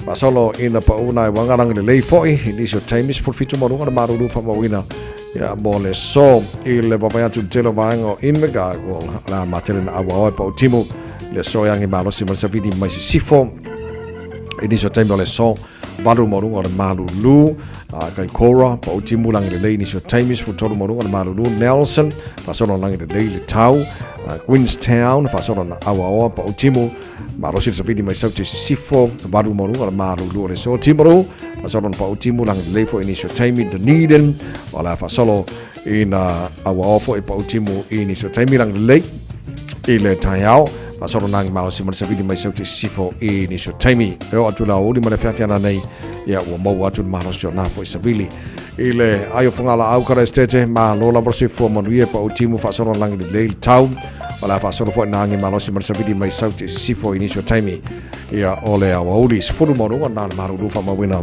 mo kana istete le so tato fa vail tulanga ile motu i matu pi tola marunga motu i matu or pito fo i na ilunga New Zealand kaitaya wala fa solo na awa pa utimo i inisio taimi malosi langi marsavidi mai matu sifuru i marunga na maru e fa mawina mo kaitaya le so le la mo Wellington good morning Banga omol tara pakalame so semanga la mua malo la bersifo manuia fa solo na awa pa utimo i nisio taimi e fa solo nangi malo si marsavili me matu se lau 2 km i tudani malo se savili i nisio taimi fa solo atu la uli wa mo watu malo se na savili se furbat o maunga na ole malu lu fa mawina mo Wellington i le so ile tero isi manga i tauranga 2 marunga na mafana fana fa solo na awa pa utimo lang le leifo i nisio taimi taupo awa pa utimu lang le leifo inisio vaenga o tau po le so a rotorua fa solo na awa pa utimu lang le leifo i le fiafia na nei bawa atu Palmerston North la fa solo na awa pa utimu inisio taimi fa solo atu ina awa pa utimu lang le lei inisio vaenga o New Plymouth le so fa solo ina lang le lei nei pia se manganan savili e angi malo si mai matu si sifo inisio taimi e faina o se lau kilometri tu la ina malo si na fa savili mo nei pia pa utimo ni son o taimi lang le lei fo ile awa uli na nei a Masterton ma lo sir savili mo to se lo 10 km ma lo sir savili ya mo le tulangi matu e ni so taimi le so mo tato lo la lampa pa au Masterton e le nei fo yaso ye bang o Hastings la lang le lei ai ma lo sir for savili le so se lo km le ma lo sir savili ya pe ona fa mo wina mo Hastings nei yaso Gisborne Pasoro lang le lei fo le tau e malo se savili ni so taimi kiri no malo se fo maria nei tai au awa pa utimu lang le lei ile awa uli pasoro lang malo se savili mai si fo sforbar marunga na maru no e fa mawina mo kiri no le so tama ki makaura wo kinani no fa fa salanga radio sa mos frono maru no nei bang on tai au tu mau ia lapta inga mo timunga mo matangi maru losi o wingo le tau le so awa pa utimu inisio taimi malo se savili mai a sifo Spulu iwan marunga maru e fa mawina mo tamaki makaurau au kinani ni yaso tai apa au dia awa lang de lei pa utimu ni so taimi ason awa fo lang de lei pa utimu la sto na i pa utimu la sarang de lei la so fua mala so luar va se fa pa utimu la so lulu orna va yaso lo mana yatu fa ma mo ma na la vai tau fa tu na mai le nei taimi o le tai au Ua loa le tautua le Pacific Finance in no ngā tupe mo so se wha moe moe, ma liu, whai pui ponga, aso whanau, sa whai whai ngā balononga, ba so se wha lawe lawe. Apa laine lo le pacificfinance.co.nz, pe bala au le oval sa lau fitu whawha, lua fitu, e talo sanga sauna no ngā tupe i le bao le 5 se lau tala, ma le lua se furu hawhi tala. E lua minute whai lau talo sanga online, www.pacificfinance.co.nz, ai tasi le tu lai whaatali e se tali, e iai inga whabitoa, bala au lo le Pacific Finance Limited ile over salau fitu fafa lua fitu over salau fitu fafa lua fitu Sa fulma lua lawa jale July fitu ile tu mo re sama fulma e tolu a mose mai fuska ko ki ma ngia la skofining a ba ai se ki ma ko ai ma ngia popo fa le ile ta la stofila top a tara no le puti mana ia e kai me ala ile tanga ta fole pe foi la wa e ka kia la ka ia e ile me ai ko fia ai fa kai ngape ki mo kala le ka ia o policy lo mo makua e mo ia o nga wa vanga ilo talo to le ta ia ia pingi lo man policy mo ko pingi fa le al policy wa ale fa il policy e kai ngamo di lo ko nga so ako o le winga le tala o le ale me le na nau ile le manao a me sa me ta ma fa fai a se sua fai bula so al fai bula e a wa palasi nge fo le toast ma la boka o ia nga io al meta wa tenen fai le petit tai hau ia au fai molesia ka ko amio fa mole ai a to ar mo io fai me fi fo ngia so to fiu tanto ia on nei palota ile palemene New Zealand po la tulanga ia co-leaders ale te party mai ma se tasi o la to fai pule ma to foi la le na mai ele for ele privileges committee le te tai for noi Judith Collins le la to recommendations lo su tasi so suspendai ia co-leaders se to lua Rawiri Waititi ia madebi ngarwa peka ai fitua so suspenda ile silanto MP ia hana Rafiti mai be Clark so nei la le palo tara tono New Zealand pe ole a tariina ile recommendations ale privileges committee ia pe ia si vai nga town fight au se tai mo foi le utula ia tono palmene New Zealand vai fa pes tulang fa pe ia a fa pela pasia ma palota uma fai puro le palmene ole a talia le recommendations ale privileges committee o fa salanga pito silia na onga ele tala fa sol pito le palmene New Zealand ele ngata inga umikele ia pe afua nga ile losu tasiaso ia pe anga wa ko armasi ko ki a ko armasi ko ro ya so ia mar ba so ato o sole ia a pasia fo ia to dia le ba ngana ia nga ma lo le se konki ia wa ta la vai ta ilo ia i fina ngalo fo io minister se tono par mini pat o le tulanga o le o fina wina ina ia lai ona fa malolo ona o le fa tino ina e pe il fo linga o le manato isi it's bad manners it's a tonu lava fo o le palmene ona tulanga o le tulanga i o le haka yes e ia le tulanga fo ia ma le setting o le haka e ma fai ai ona fa alo alongia ia ma fa nga ina le tulanga tau ai pe o le fatino ina le na fatino ina i tonu o le maota o le palmene e le fatino ina i se tulanga fa alo alongia fo ila le so there's a difference between bad manners ia ma le fatino nga tau ona fa ilo ai ia tau ia ma se fo ia o tu manga i fanu pe o kulanga lana o leo le apalo sai ai se o tata utili mata ia po fela o ye fina ngalo ia o ila to uma o le apalo sai nele neas asa le so la tata fate tali tono stable neso o neaso na ilo le tulanga le lifa ia le palo tale al Parlamento New Zealand ia pe o le a ku lo ia fa salanga na molanto e se for finga wa maori lanto wa ile la tu tal tunga fo le ia wa o mai me ngai finga wa la tu ye mam la le la to a ka ka mo fo mengi o finga wa mengi o fai pule tono Parlamento o le telo la to nei e ia la to legal advisors o le wingo le tala fo le e la koloia o le tele fo e ala o me la tu te fatino ina e saua mai o legal advisors mai rana tolo ia o lo winga foi ala e a me tanga te o la tu mai tu foi le a fai mai alo ia o so me o nga e fekau nga ele I mean o le kau kirkilo actions ala tone a e tanga to la fau tuina la to wale ele so nga bingo ia se fai pule a me sa la tu to le balmene ele se so nga bingo se me fai se vanga na ua wa mai fa e ale fau tuanga ia mai ala tone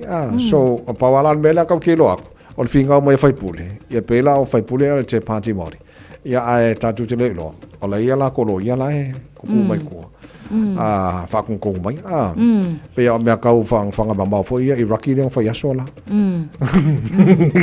ai ia ta wa ia wa ele ia la fo le tulanga fa pena ele fautuaina male but ko kilo ia mo to tuli mata ia le amatanga male mafuanga ia ele ngata o le fe fo ele pe wa intimidate ai isi tangata isi minister mai la le tulanga fo le sasai o le ia wa mantua o tulanga lava na le ana tula i mai le aso le so ia ta ia pe o tilo fa pena ia mai se foi ia o le mai tau atu a tupulanga talavou mai la aiki o le fia nga i sono o le palemene longa vinga ia a le fo ia nei ma fo nei ia e fa pena ona ave ai le lumana ia o telo taimi e la vale ia ta taua tangata e mfana fa tino ai i te tono le palemene e ia fo le code of conduct e pule ai ia ma whaatontonu ai ia mionga a mea nei o whaipule so a ele ia lulanga ke kongon whaipule ki o isi su whaafombat ngi kai o lai ma fo aru palo kara kausang fo ia lelei ia e susu aku kongon le pale mene ia o lo whapena ona lufi ai upole nei atunu ma foi ia ma whaakongongo i kuna fong e ala mono moutino e ia foi ia inga ma protocols ale al pale mene la tu e tauna uska ia e po o Samoa po o Maori po lava e le ke la e fo ia vaenga o fa vai la fo fa vai para menelato e la mo tsi o mai fa pu yes inge ke wala ko o Maori fa pe o le ai o le land nge o ka fenu pule ba ko me o e pe la o le ia ma se ma se usta io o tu la fono ma vaenga fa vai fo tono para menelu sira na tawa a se ka ko fa ka ri por ko mo dai fa ngias ia wa ke lo ale national ko pano ka uma fa ka ule ta dia le recommendations ale ar ko bikina nga mai ia ke le lo le pa mara green ia mangingo fo ia le act o le bang nga o ia me so na ko ia le vai ngas kamang ale no sui para mia ka mo ka vika ese le ka vika ia le na so na va na mo ne fo ta ham ia wal fa fo mai na no to tele tanto pa anga i America ma tano foi mana ni show so na malanga i America na va yaso na ka ngo mai ngafi ia fa fo ma ko lanjang afi va ksel man ka ko kupe America ali fa mai la to tan sole okay fa ia ko le kelle o America le fa fo mal ka po kala me ia so ma ia fa talo fa tuai tato mano kele pi o maro lo si kele o ko ngela langi ko place king se fai me ma fai le place king so ra ke fa ko place king America le ku le mai asa ngoa e ku se ma ko ai la ia ma se si ku e sa ngoa le me lo manguia me ko ko full stop ia le na atalo fa ne ma ta tu fine ya epi ia mal fa na Tacoma in Washington e lo fa tu nei tai ma lo la la ko ia ki ma la ko la o so ma a me so tai au ia fa ia ma le tino i so se va en nei tai fo ma lo la se fo ma ia ma lo fo la o li ma ka ko wasa masina lo no ka ko fo la wel nei fo vai tai ia le lo se fu tele tu la fitu a mai a fa fanga a fa pesele faiva ona tu na tu le po kala men ngal pro tai think about it ole fa ta fitina na ne fo vai so porque la malo la va se fo mo nei tai au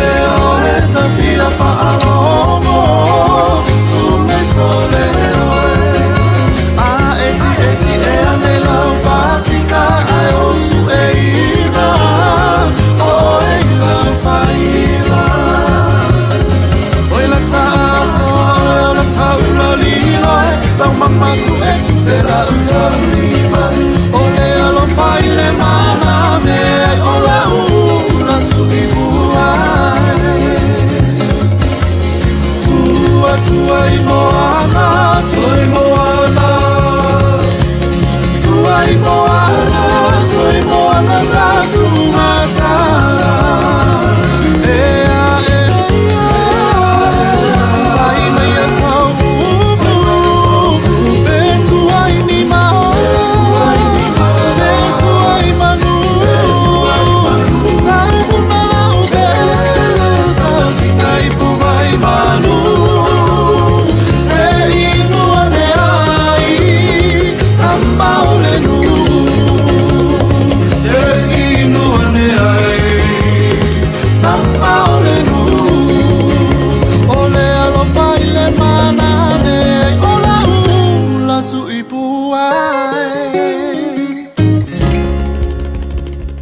Talafalava, I'm Annie Politiwatua and you're with Radio Samoa 1593 AM. Just think a minute. It could change everything.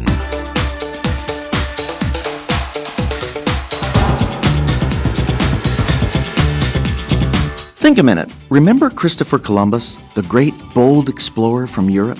He planned to sail across the Atlantic Ocean to find Asia, but he failed. Well, not completely. Instead of Asia, he found the New World, now called America. And you know the rest of the story. Louis Pasteur was looking for a way to keep wine from turning sour, but instead he found a way to kill the dangerous bacteria in milk. His process of pasteurization has made milk safer to drink for millions around the world. William Röntgen was working on a way to improve photography, but instead he found a way to make X-rays, which has enabled doctors to help save millions of lives. How many times have you really wanted something and did not get it, but instead you ended up getting something even better? So in the end, you are actually happy and thankful you didn't get what you first wanted. Someone once said, when God wants to curse us, He gives us what we want. You see, sometimes we want things that are not good for us, that in the end will make us and our family very unhappy. Only we just don't know it yet. So because God loves us so much, He tries to protect us from our own wrong desires. So He doesn't give us what we want. Yet other times we want things that are actually good, and we still don't get them. But then God surprises us by giving us something even better, even though at first we may have felt disappointed or even angry. Remember, since our Maker designed and created us, He knows much better than we do what will actually satisfy us and make us successful. He created us to enjoy happiness that lasts, both this lifetime and the next, with Him. This is why asking Him to take control of your life and living His way every day is not only the right thing to do, it's the smartest thing you'll ever do. So why not decide right now to start following Jesus? Just think a minute. If you'd like a free CD of our top 40 programs, write to us on the internet at www.thinkaminute.com and catch us tomorrow at this same time when we stop and think a minute.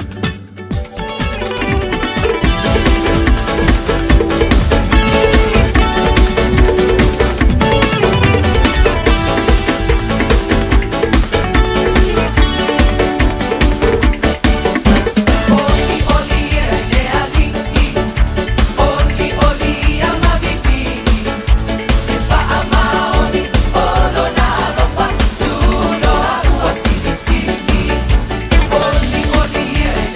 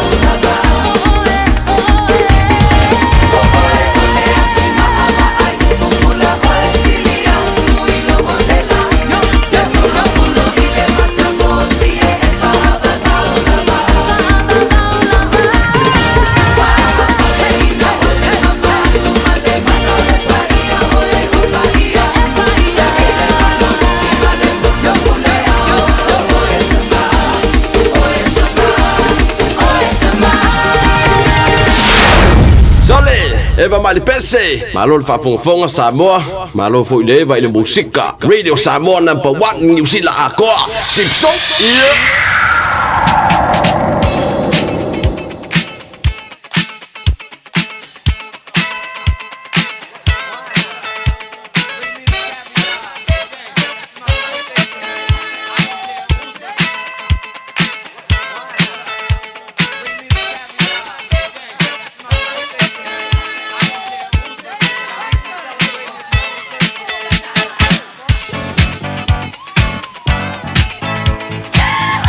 Nangas whanau stofir nei na soli mo uni ole na ua te tala tu te telefoni mo o se e mala au maia.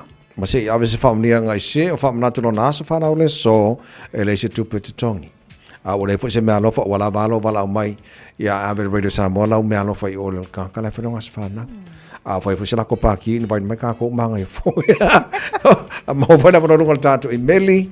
On air at radiosamoa.co.nz. Long on Facebook, mari YouTube, Radio Samoa, o awala o marna en faina o mela fam niang asfana o ne foi tai fo pe ya te loi fam niang na pito Tasha. Ya le te vai o lo yel tatu fam niang le tau mai lunga le emaili. Fam niang me atole a fo so ona lole. E vivi fa ya e ile tapa ausili ina wow lia mai ele granddaughter o le nei ainga. Carameli nei lana zita so ona lole le atawanga o le lua tausanga o lona o langa I le so o le sasalo tawanau I alo fangia le tu alo wola tupu ai alo faanga I le mawai mo oe Carameli mai a papa to le afoa nana te vanga tina matua ya Maria lo tina ya tu mama ma o ainga uma le lei so le e pe ia le aso li mo yungi fa le pisikele se yo baba ia tu Emily ele se Emily utano mai telefoni ele o yes telefoni utano mai o lungal ka ko Facebook mari YouTube o le samo ai ele ai e pe ia se aso maro lo le aso na so li mo yungi ava pe le se family nga o ka ko nga o ka ko nga fa kasi ko sia kasi ke fo o mi sia ko se si va nga ni ka ya fa mo ai ele ai ya o ka ko nga ma nga ye se ma nga ye ke fo ni nei ya a fa o lo was fa na nei a o le si se bi mai fa mo lo was fa nga ele la fa mo ya ko pura nga ma fa nga no sa mo par po kala ma no town pese le mai a few sem o le tfonga na ta to ye fo nei va ya so ta o fa ta wo no ta na Samoa tono a te wane. Mo dio tō wasa whanau. Tō wasa soifua. Samoa, laui loa I le vasala loa. Longo wha tutu I la o le Pasifika atoa. I tu e wha o le lalo langi, sila mi o ma sila mai moa. I se mafua anga walai o na o talanoa. Amo ia taua I no tato fi mai le atua. Na tafa sino manga o lau ele mawhanua. Malatanga nu whapeanga I whanua. Maselenga ngana ua I a foa I fua.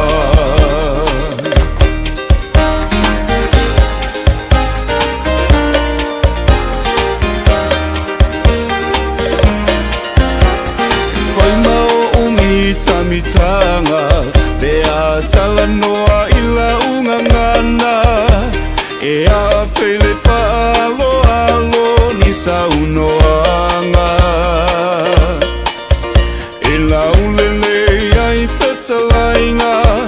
I le ba male ama fata fata Ngangana whaalo alo na te la E mea umalawa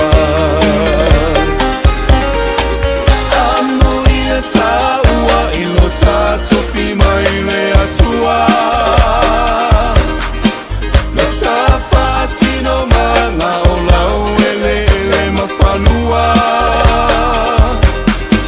Malatanga nu whapeanga I whanua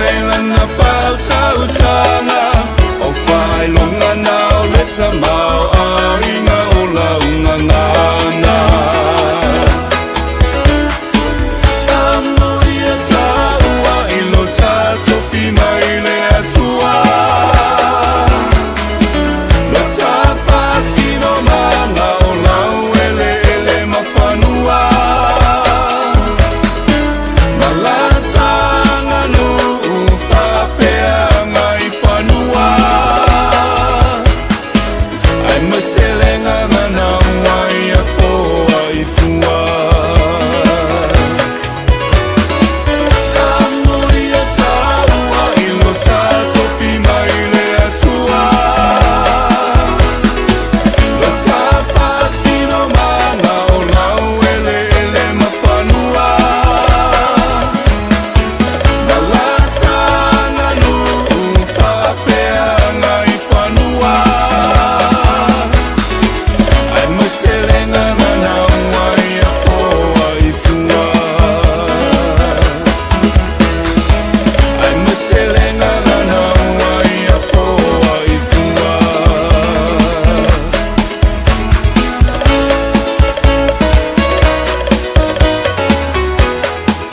Talo falava o a ola pi Mariner, mau pela o litio, i le Radio Samoa tasi lima iwa tolu amo.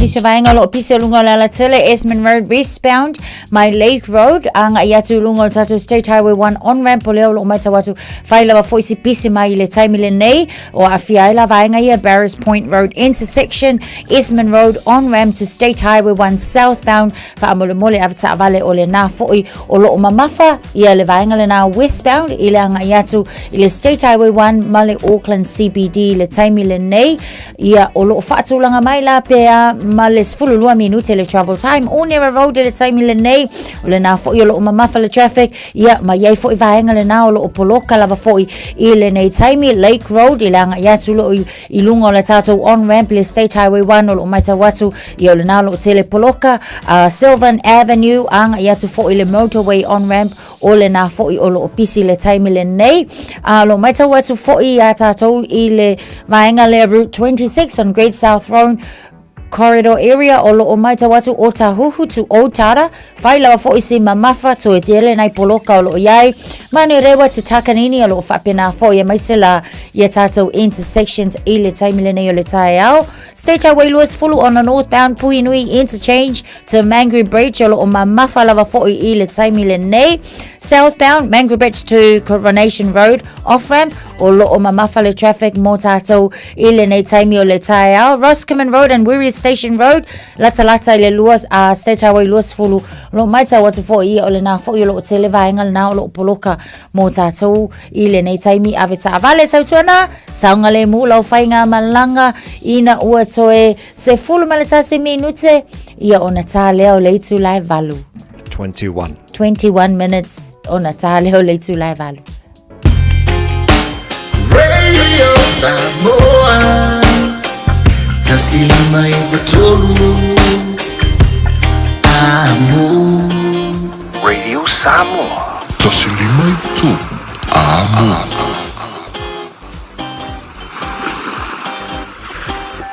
Talofa Samoa I mawhaina fisoasoani atu Dr. Jen pe a whaia te awhiele mai suka Toto mawalunga le maua se whanau mai sela fatu ngao ti ngā le ua po tuli Whaalusi le tino puta kānesa ma le tino mangeso Maua fo I le kulimi fulunifo mo nifo ti ngā ma toi whaafilesi ai lau manawa Tele nisi o loa e fisoasoani lo soifua maloloina A whione loa e wa ai Dr. Jen I le tuatusi lua ono Great South Road Orahuhu Telefoni lua fitu ono tolu tolu fitu fitu extension numero lua.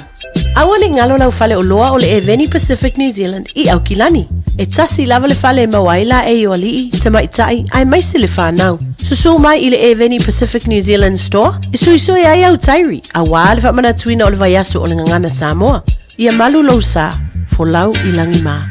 Te tala mai le asinga fua anga I le asu tonai, sfulu I le tai au anga I le ono I le afiafi. Le Eveni Pacific New Zealand I Aukilani. Toatu si 1 John Golter Drive, Auckland Airport. Fafsanga I tonu lava ma le KFC, ma auta whane o le warehouse I le shopping centre a le malaiva alele. Manui e tele le vai aso ngangana Samoa, mai le pulenga ma le awhaingan wenga, a le Eveni Pacific New Zealand I Aukilani. Ofia whatau sau tawale, po iei fwoi sau tawale, olo e mana o e whatau watu. Po e mana mia se insure, po o sino no ngā tupe tau tawale. Whafso taine lo le kāneo. Tanga iane I le matu pera te whailangi mō nisa whamtaranga kāneo.co.nz.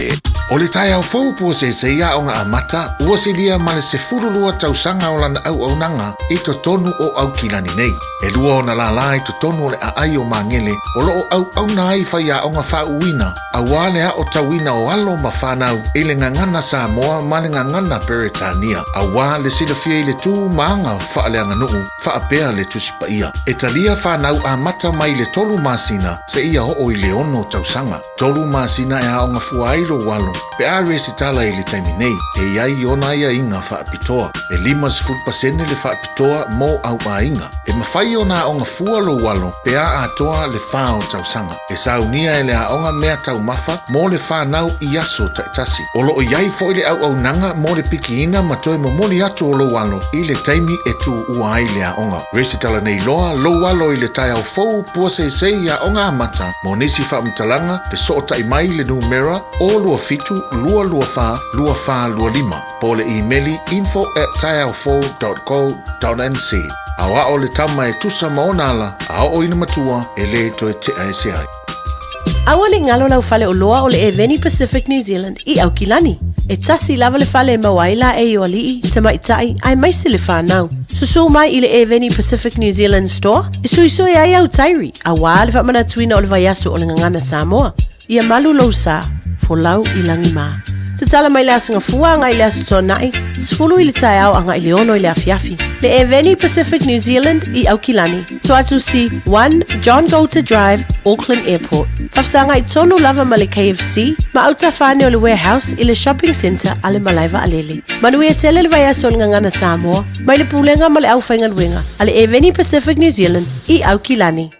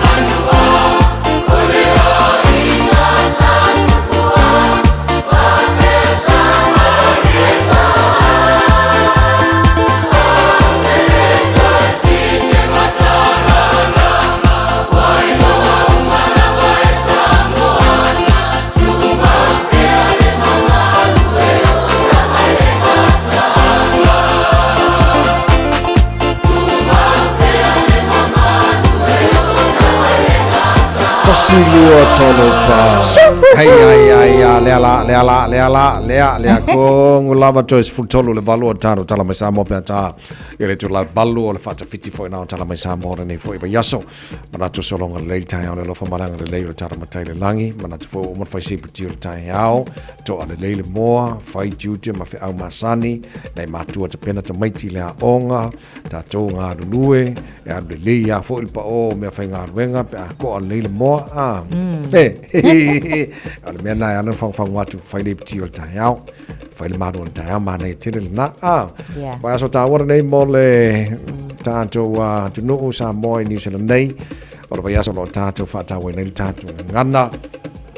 Ilona au tu ia malulo sa folau langi ma ia o se au tu matango fia te fo ile au tu mo tatu uma ia e ke ngofa oe ma fa senga upu e malama o mai tatu se vangana nai fa nau o le aonga e tau mate pona ia la fo imolona fa protandia la to e fa ngofia la to na malama ia o le nganga maununga na mo tatu o tatu folau ia malu la mo tatu sa au lofa tatu matai ia matatu folau i langi ma ile lofa mai o Yesu ke riso tatu fa ala mo tatu yo it's a vai au tatu tala no ai fo im tala no ile nei ta itu ta ua pe o le isi tu e taua ia ta lava ia ile ngalwenga fa ya onga o lo ova ai lava foi o lo o misi lava ina yalo manai fanau mai lava I taimia o onga a mata fa solo atu la o le tulanga foi lele o le loa le tamaiti o le kaimi o le loku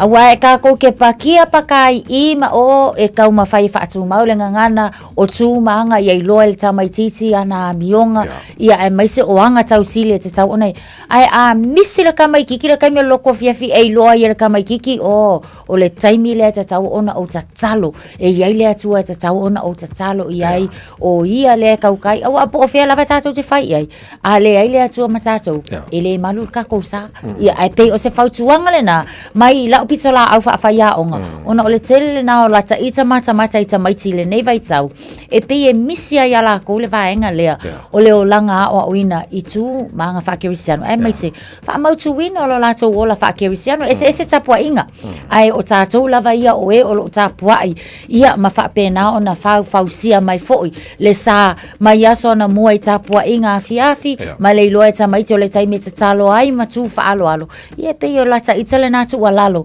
ile nei fo iva yaso le ngana samo ole fa vailena I mean tala no fo ia o ile mena o ina mai ina yo tomatua ia me fo ia na yo ta grandparents mai I samo ia ole kai o poa ia ka mai angelo al popenga kaimi ia mona to le silfia ile lotu va beao portai ao e ka ala le longo e ka o ko ia ki o le wa amakala makarka ko sa nginga misar kai ia ole vanga pesere lo ko inga malo matua e nada ao I mean ole ale ngana mai o ia me nei taimi o fa vai na faiera o tanto matua e ku kake makua mai o levanga nga ngofo faku ko ngoro lota o langa le ta wo ye taimina ala usoenga yo ka makua e ka kaloma I mean pe o la fa no longa tu lo fa so san me mo nei fa na ale le ya la le fa vai mai o langa nei fa na tono ai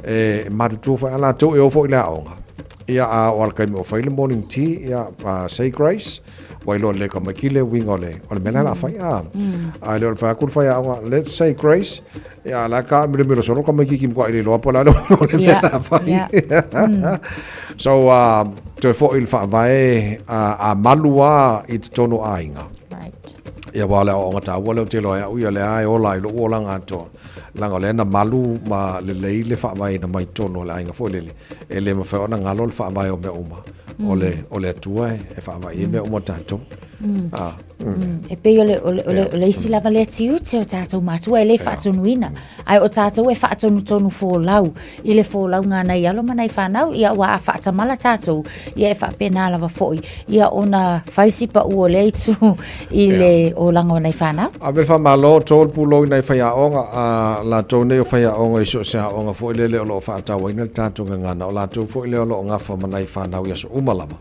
o ina le ngana te le fo la tu sao Ya mai la vai la lo o nga primary fa solo nga ai intermediate secondary school ma lo fa aftai fa talo fa toi fa ya o ma la va le tunu ma lo fa aftai lo tu sao ia o lo fa penanta penai tama matene o nga molu manai ma fa ta ua la tu ma la tu lo e ta wa tele ta tu ngan e pe ya la ke lo ka e au o te baba ya to tai au le makua e ke le a o nga la te pena fa tino ya la tu fo ia ngai o inga fo le ma e fa ta wa ta tu ngan sa mo le ia ia tu telefone fa ngar wenga o is fa ngar wenga ia ua la usa mo me fa ngar wenga ia fa meska ko ko la isa ma fa menga ko me isa mo ia la fo nga halu ya la ko nge va so ako e mo e ma ai fuare si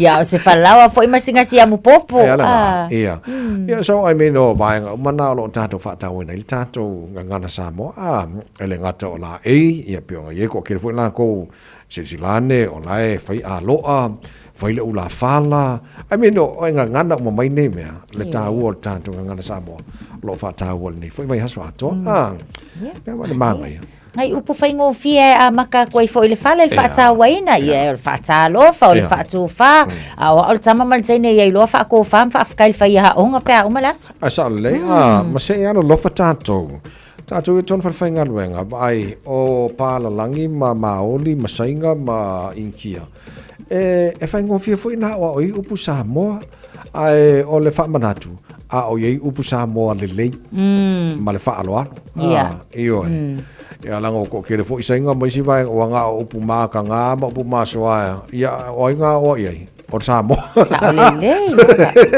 so o fa manatu a o ye la to o pu ma leia ta lofa o a mai oe manuia le aso ia mai fai ngo fio ngai vai nga ia ai le o pu le nga ia vai de mangai fa mo mone mal tato nga na fa ta ua fa lo halo me un fa bena ya tato ni va so ta wol tato ngana sa mo alo mo tato Wellington o titi lo atu e manga ya ngai ba ngai o propose mai ele suile kamo e mole pulino a Wellington Andrew Little Andrew Little se tasina ve fo ima minister kabineta le Labour e fainga malo to na ai ne manga manga ya no kili ko ya lato fo le amesala to leo e pole pasima le train e fa nga public transport o le titi lo atu afa pe tau no matalia ia le vanga proposal lo fai nei kwa manga ya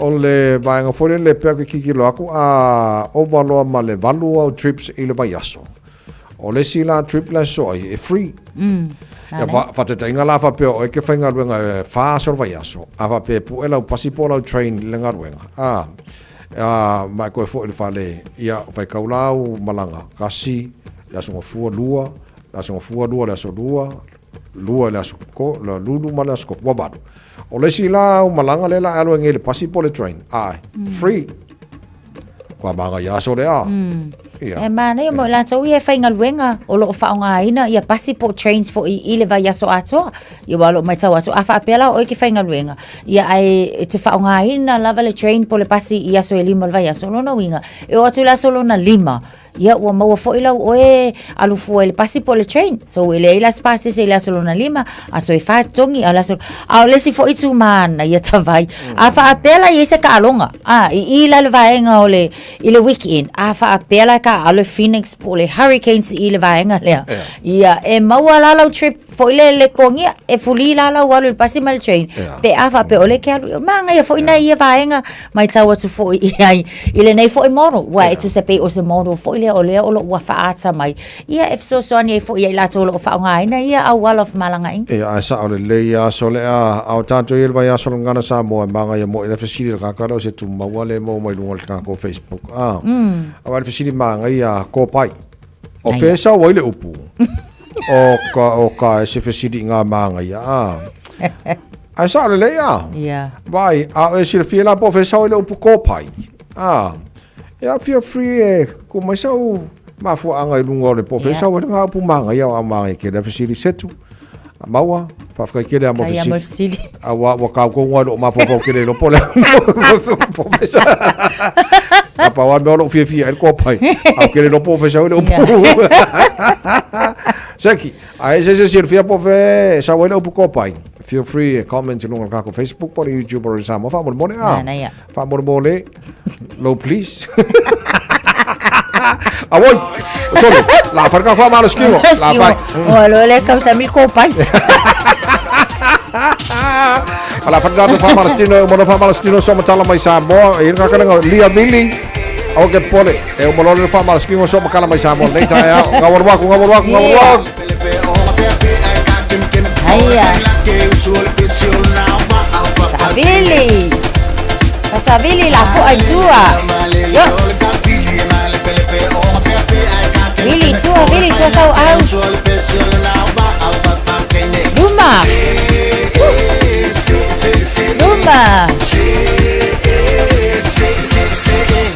Ya, halo Luma au Lima. Aiya. Halo Luma. Yoi. Aiya. Yo. Safa. Oh, kalmangay ah. Lazy pizza. Iya, yoy. Halo ay lele male. Sa ole uwa.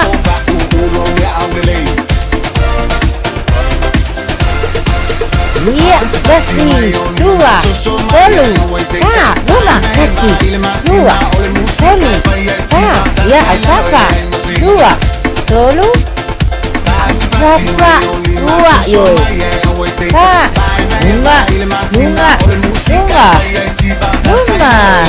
ayah, ya se yange,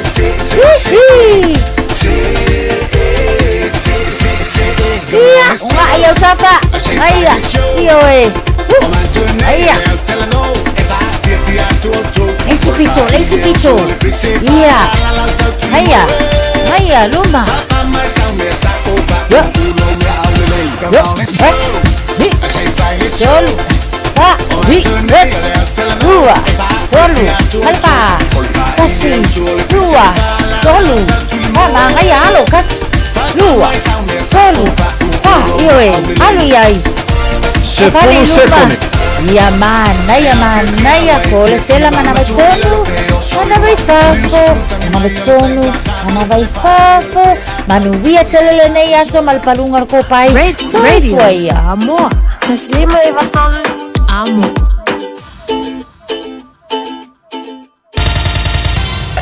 Usi mai alau whaafafonga. Telefon mai Samoa ya sa taitasi. Wa au mai mo oe ona ole langlango mai ale talofa voucher.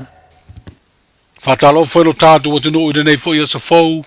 Wa tātou whiroa i mapafuta usi mai ale whaafonga i tala whao popo. Tala tauro ngolongo mai lo tātou atino. O leo mai o nei ilo le whaamsinonga māwalunga i lumo whaamsino i totonu. E au fia i le whaamsino siri le tālo sanga na whaulu atu e le loia sili. E ave ai masui o le komisino whai ngā palota e pe ona whina winai. Se ono wā yaso po o le masina atoa ma wā yaso e lua. E wha popo i le tonu masina o lo o aia ia wha le tū la whono. E ta pena ai le palota tele o lo manei o lo tātu utano. O se tālo sanga na wholasi ai le komisino whai ngā palota. Le fio ngā tole a whoa tu i a whelolo Alexander John Stanley. Ina ua tula i a whaila na mōni mau.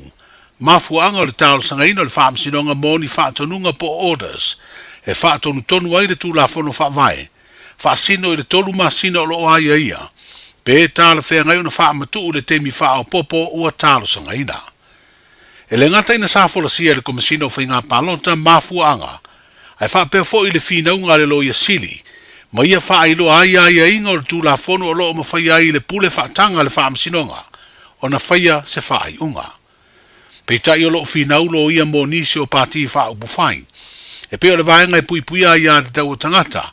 O le pāti o le SNDP, le vaenga whaau buwhai o le whaatuatua i le atua Samoa o tasi.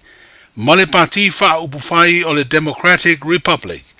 E te tau lava no usi ta ia le aia inga e tolu masina o lo i le vaenga ono wha o le whaavae. O le loia mo le pāti whaau buwhai fau le Samoa ua poto po le Samoa Uniting Party. Na whasiringia le komisina o palota pe lava le tolu masina iana tāpenanga. I mea whainga luenga pe o masini computers ma pusa palota, le ana tali le komisina e mana o mia se teimi wha au popo, ona o le awala e wha atino ai tau a whonga le malo, e sa ili ai se company e au mai tasi ai ia mea whainga luenga, ai mai se o le au mai mai whafo. E tu sa male whase lau masini computers o le itu ai ngā laptops, o lo mana o mia. O pusa palota o lo i aile fua kai au mai mai New Zealand, ona o pusa palota na fausia i lau papa plywood, mo le palota le lua o lua tasi, wa whaalia le komisina wa whaale tonu. O le au te lengo le neimata upu na mafua e ona sa ile le komisina o whainga palota se teimi wha au popo, e ta pena ilo na ofisa le palota tele, ona ua whaafua se i ona whaamuta le paya inga whaapale mene 5 tausanga, ai le io ia a perila le tausanga fau, e whaatino ai leisi whainga whiriwhiringa le atunu, e ala i le palota. O se teimi mua fōre nei talu mairu rua i paya inga whaapale mene le malo tuto tasi o Samoa, wa whaata ape whaafua se i ai le pale mene, ai le i mai a le teimi whaatulanga ina o le paya inga. Wa whaailoa i le komisina o whainga palota i loilonga le whaamasinonga o le natalo sanga. O le teimi nei ua usia le 5% o tangatanga wa ai palota ua mai a le stala. O le au whainga o tangata palota ua mai a le stala mai lea 5% e ono se furu whaafe tolu se lau iwa se furu. E fua i leo whainga ato tangata e ngā na palota e te tauna le stala e se lau se furu fitu afe lua se lau lua se furu 5. O le palota tere o le lua o lua tasi e se lau lua se furu valu afe valu se lau lua se furu lua le au whainga o le lola o tangata palota ai na o le valu se furu iwa afe tangata o le tātu utanu una palota. Le sofao a perilo le tausanga umawai sa amata ona to e lesi tala umai tangata palota i lola i tu malofa palota e 5 sfutasi ia ma lo fa awa upea lea ngā ruenga i le teimi nei. I le selau se furu fitu afe lua selau lua se furu 5 tangata e te tauna le sitala mo le palota o lo manei e le ai se ai inga whaale tu la fono o ai se nu mela o tangata palota e te tauna le sitala e whaatino ai se whainga palota. Le awauri le stofi le nei vaiasa ua fuafua e au mai eise wha ai unga a le whaamasinonga maua runga i le talo sanga le komisina o le officer komisi o whainga palota. E 5 pāti wha upu whai ua wha mautūre le sitalatu le officer komisi o whainga palota ma ua iei le tele tadunga o le atau vasu i wha atutu o ia vanga wha upu whai i le palota tele o lo te pena i ai le tātu o tino. O ia pāti ua au fiei le vanga i puipuia i a te tau tangata o le pati wha upu whai o le wha atua i le atua Samoa o tasi, o le Samoa National Development Party po le SNDP, Democratic Republic Party, ma le pati fau o le Samoa o Poto, o le Samoa Uniting Party. O whailo mai le komisino whainga palota i nisi o pati wha upu whai e lua, o lo wha moe lesi tala i le vai o sa fau. Ma o le wha moe fo i o ia vanga wha upu whai, e tau vao lato sui i le whainga palota. O le pati wha upu whai o le tautua Samoa, o solo ia le stala, ona o ai inga wha le tū la fono ua le tau sisia. Le stofi le nei Samoa ua wha lawi lo alo i ai, le vainga wha upu whai fau o le Samoa Uniting Party, le ua wha mao popo i minsta umo le malo tausi, he au fi eima le pāle mia, ma o le atou vai i la tau i le whainga whiringa Samoa, o le atou esa i diei ni sui usu fono o le paia inga fau o le tātou pāle mene. O le tabenanga le komiti o le whalaputonga o whaputunga tupe le lumana i manui o tangata po le nupi wha. Ina ia whaatino le tū la fono o pasia whaasino lea. I le insiu o le soifua maloloina moa na tangata whaisao whanga. I se tūlanga e wha malosia pe compulsory. Ua wha awa upeo na whaatalatala noa i isi pa anga tō tino le nupi wha. Wa wha ilo ai e le pāle mia o le malo tausi. O lea tāpenanga o lo te iai wha laputonga o tangata whaingaruenga le malo le Public Service Association po o le pisa a. Pei tai ua wha alia le pāle mia, le fionga fia mena o mi mta afa o se tāpenanga e mena o mia i pea o na wha talatala noa. Wa o lea e au mai e nisi o mau e fia whatu se whana mai e wha o ngāre si tātou whale ia mai si lava tūranga. O mea la ia le pulei lātou o tūlanga o lai e whaunga ina fo i eisi mtanga nuenga. Ia e pei o lea e fia tuliloa le kapeneta se i whai mai ni tali. A isi foi vaenga o le maro lea i eia lato me tō tino ia e whamoe moe le fuafuanga le pe whaunga ina. Ia, o te rei lopo o tau si la fia, ai o lo au mai malo si foi pea e le sui o le whalaputonga tangata whaingadua ngā le malo. E whapea o la taula te le langolangoina ia le maulea. Ia oi tu mai o le ae whangasoro ia le vavai ngā le kabineta. Ia mai se foi le tu o tangata whaingadua ngā le malo o le si mai ngā tele lea o le au whai sao o foi le monupi wha. Au te lo le si facilite le ale ave foi le mai foi ni whautuanga mo le kabineta. Awa o le au mai ia le mau papea compulsory pe whamarosi. O le tele lava o isi tapenanga fo I whapea. E whai le loto malie, voluntary. So le foi lai ave le whawhisili ale kabineta ia I vaenga ese e o no maua mai e foi se tali. Foi le a whapea voluntary, pe le mwhai o na ngai oila, ia ai pe il tūranga ia o le compulsory, ia po se tūranga foi e tāra whenga I. Foi le I sona whatinoin, ai mai se o sui awai o le whalaputo. O stasio mata upuna fasiringi ai le tamai I pāle mia o le malo tausi, o le whaai unga le komiti whaafoe o le pūlenga o tangata tāwhawhao. E wha malo lo le tu mau le pūle po o le officer sili, o le pūlenga o tangata tāwhao mai whafo, le Samoa Tourism Authority. Whaalia le pāle mia le I o atu I a te ia se tala le tamai o lea mata upu. Ai o lo ta oto nei le mtanga aluenga o whaalaputonga tūma oti le malo. Ile taimi nei o lo whanga solo lava I le mata upu I le va o le whanu whatonu o le STA. Ia, ma le tātou mtanga aluenga foi lea e vaia ia tātou whaalaputonga ia le MPE. Ia, ma e ale process a wai e fai foi o se manatu o le whanu whatonu. Ia, au se mau foi le tangata whaingadwanga ia. O le talipupula o la ofisili le I taunuma ia te au se whaiunga. O lo whaua Ia, o lo iloa na I taimili nei.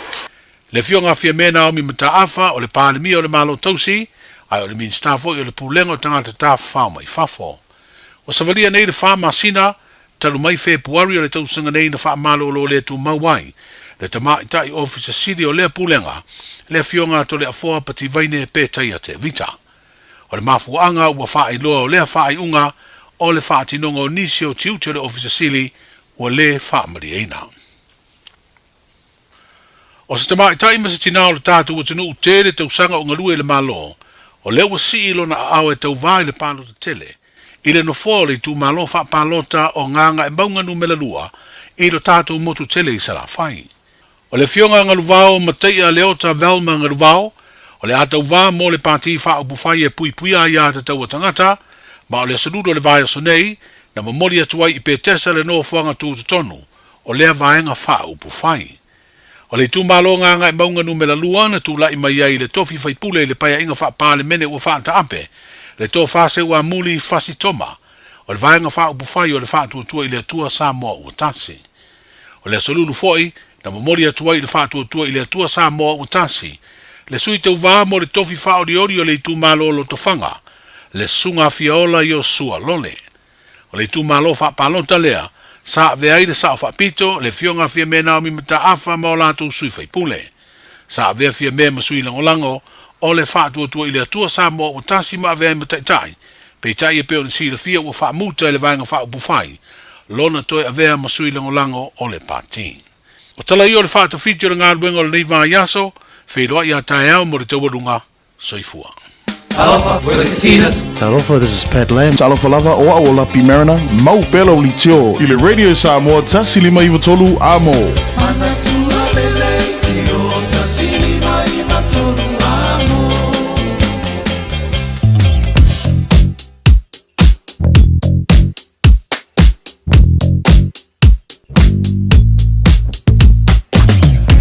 Ngala tamale nei lunga ole awala mole silafia man fafo mai le tunu o lo te baba ia tu e faisi tele o baenga o lo mumu mai Ia matua fo ona sifia tato color codes mo lola na winga la ua Facebooka nei vaenga o le tai au.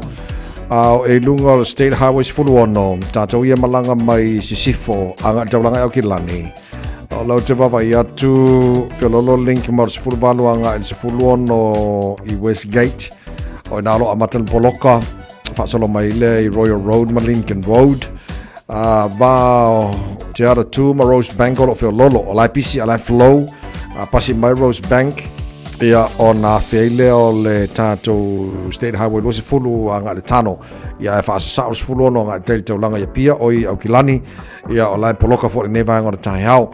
Le tano i le losi fulu tātou i malanga mai sisifo anga i mai nei saute lai flow le mai na o le va o Mayora Road and Dominion Road on-ramps o lo Facebook kana newa ngara tai au whapena fo Hillsborough pasi mai Hillsborough anga i one hangap lunga ra wala papa aru malaba lele lai seki Facebook like titi lava le Massey Road on-ramp southbound ai poloka o le mingoi ia le pasi mai o Puni Road whapena fo Lambie Drive ia ma le link o le losi fuluanga le tasi e lunga o le State Highway 1 city bound lai magaia whiololo mai nei vanga o le tai au e na o le pasi ato East Tamaki around Highbrook whapena fo Tip Top Corner Mount Wellington on-ramp whapena fo Alice Lee Penrose on-ramp o vanga poloka la vana nei taima le tai au pasi lo Green Lane seki kako tulanga na e mal telo vanga o wala lo Facebook o nei vanga o le tai au after vale ma lo la vale on site vai o le o monitor mai tila o nga fa mo mole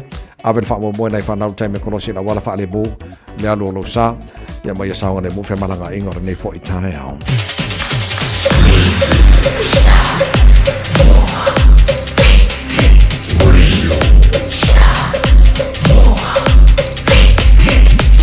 Tasilimo i votu amo.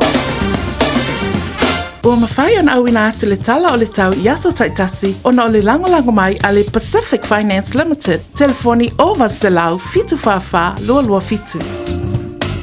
O le vainga lata mai le nei i le tala o le tau o nei fo i tai au fau. Wapai atu i Samoa, luas fu lima lo i le vevela ina wa te aliva i Samoa i le nei teimi o le tai au. E tu mawinga o le tau i le atano e maa tele na awa oa. E ini so vainga o Samoa e pa ua timu. I le nei fo i aso, i e fo ini so vainga o le amwhainalangi le lei i le tau. I le wapai atu le nei vainga o le tai au. En faina o le tolu se fulu anga le tolu se tasi degrees Celsius mo runga le vela le e Samoa le so ia ma los lima i lona mawalalo o le taurunga o taru tala mai Samoa ne fo yaso le taru valu le tai au patalo fatro foi panga o maru le tai au o lo fa fo mai Samoa ma lo la bole so fo maruia taru va pal tulanga o ile tau Australia ne banga le tai au ma lo la vale ala popo o le atinu fa taru fa mai le nei tai au ia langa ese tatu taimi New Zealand Australia e luai tu la ia molonisi na vai Australia e luai tu la vai tatou ia fa pela le o ki elvalu nei e lo winga fa ki ele o isi vaenga a tu langa i le tau i Australia e le lamo in Canberra oka ese maru rusi iva ia -2 olo ia maru i Canberra e le nevanga o tai au o la fa solo na langi de leile tau se fut fa mo runga malu lu fa mo wina mo Canberra le so -4 i lona mo wala so wa isa di le vai ngoro lo mo ni Canberra li le lei Melbourne malo se fo mo ria to tele ni so pa angal tar porque la me fa tar fa mai Melbourne nei tai o ko se malu lu so le lima o lo yeri nei vai ngoro tai au o la fa solo na awa o le tau se fut lima mo runga malu lu fa mo wina mo Melbourne le so fa lona mo wala lo sini Australia malo se fo mo ria malu lu fo le tau mo to valu lo ile nevanga o tai au o la susul mata mo fira la mo jos profitu mo runga na maru lufa mo wina mo sini Australia i valona ma walalo Brisbane ma rosi fo manuia ile nevanga o tai fa si maru lo tai as futasi sa po ke le ngo mo ko ai awol popole a susulu mai la wa winga na tau mo to ala ma fan ai o to lusu tasi lona ma lunga mo ne fo yaso o Perth Australia full ono le malu lu la vason on awa pa o timu los full mo lunga ma fan fa mo wina mo Perth Australia le ne fo yaso Adelaide la vasolo in awa pa o timu ni so time is full fitu mo lunga malu lu full tolu mo lunga malu lu mo Hobart la vason on awa le tau le so o kasi susulu ma ngayo le lai Darwin out of vela fo ila tolu full tasi lona mo lunga si whaasoa po i ngā mawhangwhanga i o vāngana le maari dili Canberra ma Melpongi. Al tūranga nā il telo vāhanga Australia. Ia, mā le tala le tau mo o tau. I le nei whaastofi. Sia mai le tala le tau. I le no whanga whaasalanga Radio Samoa tama ki makaurau au ki lani sifurlima. O i le malulu nei vāngana taia au woi si i wa aia le leo susulu mai le la oka. Susulu, ia uminga susulu mai wha mone mone. Kai maanga ia. Mai la le ua maanga ia mai le susulu mai le la nei vāngana taia au.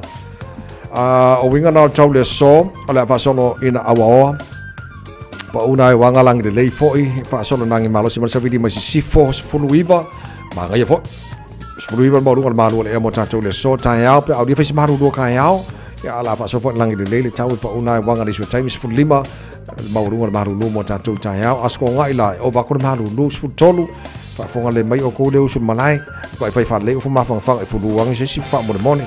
Ai o le alangi le lei, pa una e wanga i au kilani la sto na i pa utimu le telo banga au kilani la so sa pa so lang le leila so fo ma so lor va so fo pa utimu il telo banga au kilani la so lulu o va so lomana i atu pe a tatu o dire no fo ma hanga le leio taro matai sidi le lang Wai ngala tamale na talo tau le time le tai alpha tai falo longa ale punenga mana fenga benga Pacific Finance ma wi la bo to favor o le nei fo yaso ona to wi lo o faina wina to talo tau le samo Ua loa le tautua le Pacific Finance i nonga tupe mo so se wha moe moe ma liu whai puiponga a so whanau sa whai whainga balo longa ba so se wha lawe lawe apa lai nei lo le pacificfinance.co.nz pe bala au le oval sa lau fitu whawha lua fitu e talo sanga sauna nonga tupe i le bao le 5 se lau tala ma le lua se furu hafe tala e lua minute whailau talo sanga online www.pacificfinance.co.nz a tasi le tulai whaatali e se tali e iai ai inga whabitoa bala au lo le Pacific Finance Limited i le oval sa lau fitu whawha lua fitu oval sa lau fitu whawha lua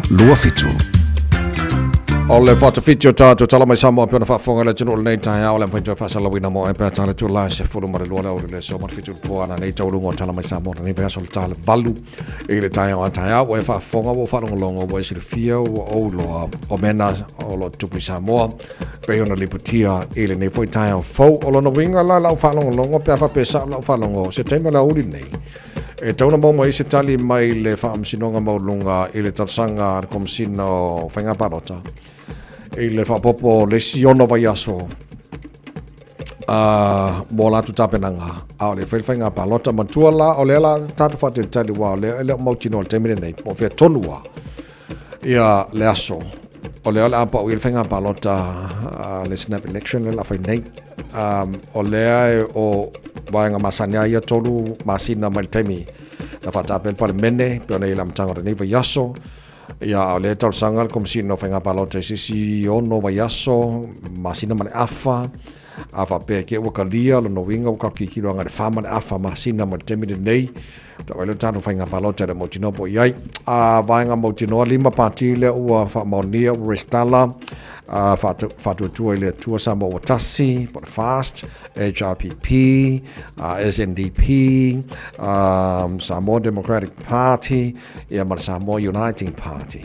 So party umana le ofa moni mai le mo tino pena pau ia party le anta va mo fenga palota ile aso le fa fenga palota ia le lo mo la tatu so inga Samoa asu Radio Samoa pia e whamanino le telo nei vaenga ia mo tātou. So o tūlangana nā mo le whaafonga mai le tino i le nei tai au fau le tautua mo le Radio Samoa Sfalima i watolu amo i na o luas fatasi wa te ale tu lai valu o si mai la whaafonga whatawhitio neva i aso tātou mau whasamoa.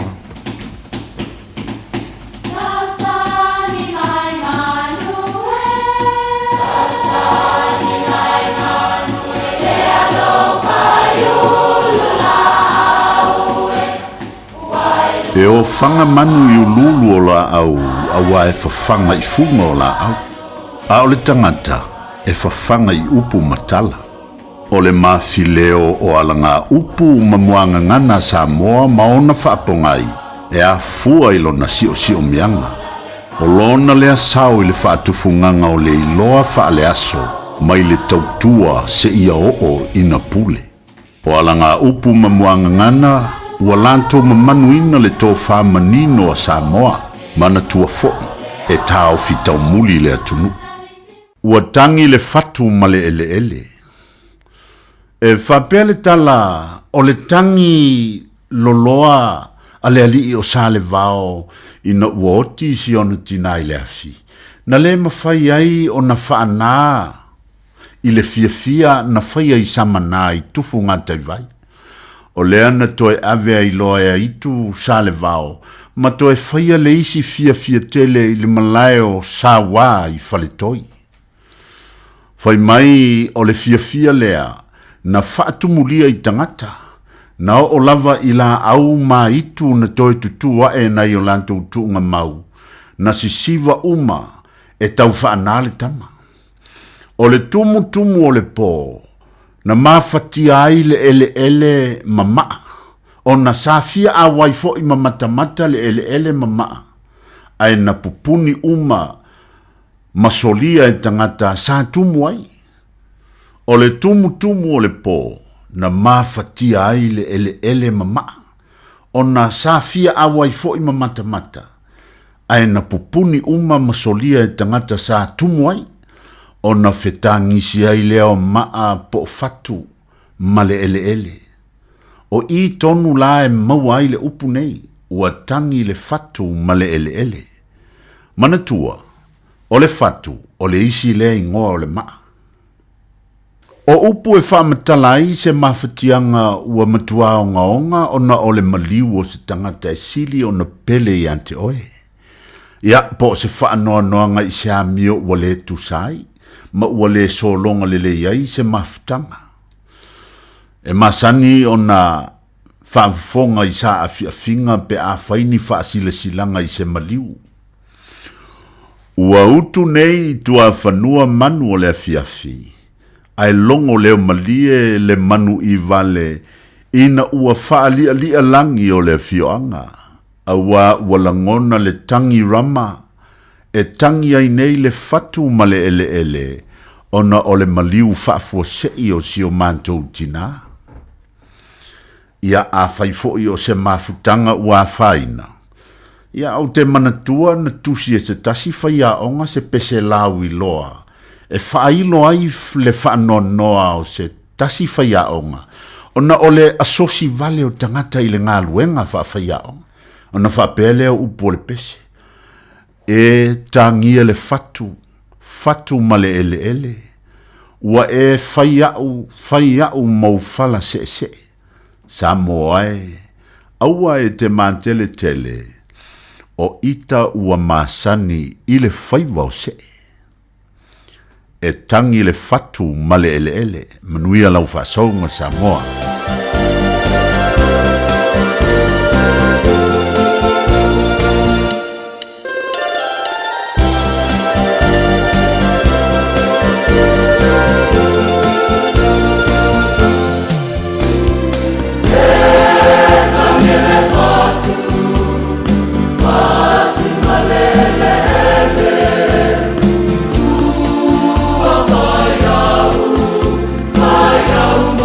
Let's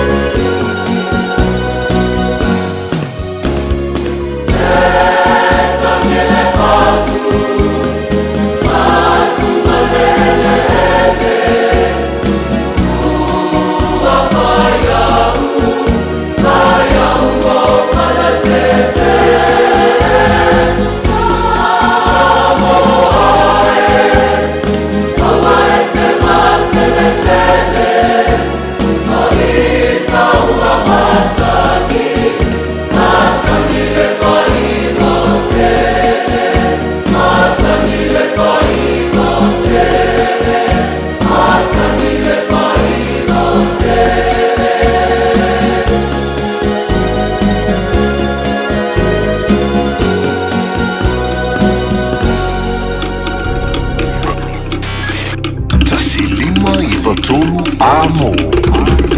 Radio Samoa. Awane ngalo lau fale o loa o le Eveni Pacific New Zealand I au kilani. E tasi lava le fale mawaila e o alii te maitai ai maisi le whanau. Susu mai I le Eveni Pacific New Zealand store. I suisui ai au tairi. A waa le whamana tuina o le vaiaso o le ngangana Samoa. Ia malu lau sa. Folau I langi maa. Te tala mai le asinga fua ngai le aso nai. Sfulu I le tai au anga I le ono I le afiafi. Le Eveni Pacific New Zealand I au kilani. To atu si 1 John Golter Drive, Auckland Airport. Fafsanga I tonu lava ma le KFC. Ma auta whane o le warehouse I le shopping centre a le malaiva alele. Manui e tele le vaiaso o le ngangana Samoa. Mai le pulenga ma le au whaingan wenga. A le Eveni Pacific New Zealand I au kilani. Mo tupe whamomoli Samoa mana tua lo le Pacific Easy. O lo wha wau pea le tātu whamatoa e nao le 5 tala tatongi pea e whaonga ina le Pacific Easy app. E wha tino ai au tupe whamomoli mai lau telefoni whea mehai. O lo awanoa fo le tātu direct transfer. Tiposi mai ai au tupe le tātu account. Ma whamoli eina fasili lungo le telefoni. Ma wha tino la foino lau tupe ai ka whamatoa. Mo le tongi no pili o le vai. Mo li te ngā tupe so se whale tupe Samoa. Pe le tongi nino no ngā tupe le nupi wha. Samoa House Corporation po le Samoa Land. Ma so se au nanga Samoa. O lo mawhai na whaatino uma e le tātu au nanga le Easy Pay. Maratua e late le fitu se fulua tātu la wa wha sopoli ai New Zealand. Wha peo tātu o fise tolu I o Tara o Tāhuhu Mamangele. E whaonga le Pacific Easy app po le direct transfer. E wha sawa ilo teimi. Ai sili atu na wha sawa I nau tupe wa taunga tāle penisini. Mo nise whamtalanga pala au le o varselau o tasi odo. Po numero masani au kilani. O le lua fitu ono fitu iwa fitu wha. Ma le lua fitu ono fitu iwa varu wha. Pacific Easy. O laupa anga mo tupe wha mo moli Samoa. Ta lofa au kilali, ua toe o di aso o na taunu leo le wha moe o le tatala alo I o le whale o lo fau le laumua o Mount Wellington, le Meadow Asian Supermarket, a wane ingalo le asfareile nei, o le a maua I le tele o wha pitoa I o loa, wha pea fo I wha fia fianga ma le face paint ta le whanau, tala I atu le tala yo a inga mawo, o na tātou wha tasi leo le tuatusi, 5 tasi iwa Ellerslie Panmure Highway, Mount Wellington, a mata le wha moe I le se fulu le tai au, the Meadow Asian Supermarket. Awane ngalo lau fale o loa o le Eveni Pacific New Zealand I au kilani. E tasi lava le fale mawaila e o alii te maitai ai maisi le whanau. Susu mai I le Eveni Pacific New Zealand store. I suisui ai au tairi. A waa le whamana tuina o le vaiaso o le ngangana Samoa. Ia malu lau sa. Folau I langi maa. Te tala mai le asinga fua ngai le aso tonai. Sfulu I le tai au anga I le ono I le afiafi. Le Eveni Pacific New Zealand I au kilani. To atu si 1 John Golter Drive, Auckland Airport. Fafsanga I tonu lava ma le KFC. Ma auta whane o le warehouse I le shopping centre a le malaiva alele. Manui e tele le vaiaso o le ngangana Samoa. Mai le pulenga ma le au whaingan wenga. A le Eveni Pacific New Zealand I au kilani. So loa se fulawalo I le iwa o le porkalame ma tua I le ele.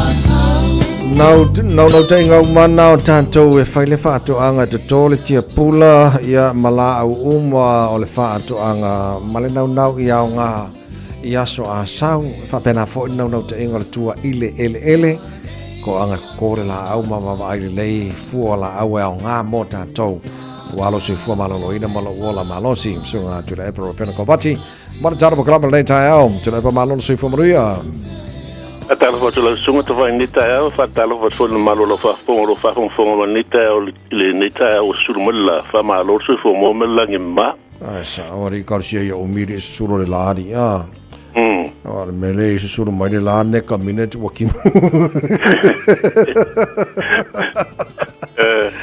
lei lo tato e pe o mo tato no ina e fa la super healing food e la avoca o pea mo blueberry broccoli, garlic, linseed, carroti, e marsusu. O laso la nei o mo meu nuts. Nuts le ai le nuts vale le fa pier pa o taval. Lei e la kako pingaki e ama nuts mai mai cashew nut, Brazilian nut, ma almond, me whapena. Wale ngā meni o nati, ma whalele I whapurta wale whape whalele mana bil ta wale sua u whasua u oi vai ngale ngā i o ta wale. Whapena ala le ngā mele o nati, e ngā whasua u oi o i o tino. Ole ngā ngā meni o nati, mulesi me whamai, o meni o nati. E tele tu ai, o me o fatu, o nati mo me o fatu la au ese, o lo ia I tonu ia I fatu nei, ia mea ngā umalawa ua ngā tue mo mai lisi la au fau. So it's got a lot of nutrients and vitamins and things in the nuts. So kile ngā nuts, mai o nuts. E tele ai tu ai ngā ole lei, ka ol polyunsaturated fat. Lea ngā tuititi ai lalo, ngā ole angale tono lo tino. Ma mai e tuititi ai fo ile ava no e mauai oile mai fatu. Ile tosu livu pasene. So kasi ngā o ngā. Ole walnut. E tele ai ele ngā ole whamai o meka suile mua mai alo lolo. Ia ngai mo ila le walnut. Kele la kamanga mo mai le walnut. Ia lolo whaia pe o sa kingi e lengi sa mangi. Ia ngai mo o meka sui. Ia le mo whaila le walnut. Ia ale sila nata o Brazilian nut. Brazilian nut na e mo le minerale le ka o selenium. Le minerale na ele mo le New Zealand ale la mo le Brazilian nut. Kamanga ile mo le parpalo New Zealand le selenium ale mo le Brazilian nut. Ya mo si me oito nga nut nei o ile la fama kala ku ye ku nga nut es o le almond, macadamia nuts, Brazilian nuts, cashew nuts, walnuts, pecan nuts, peanut.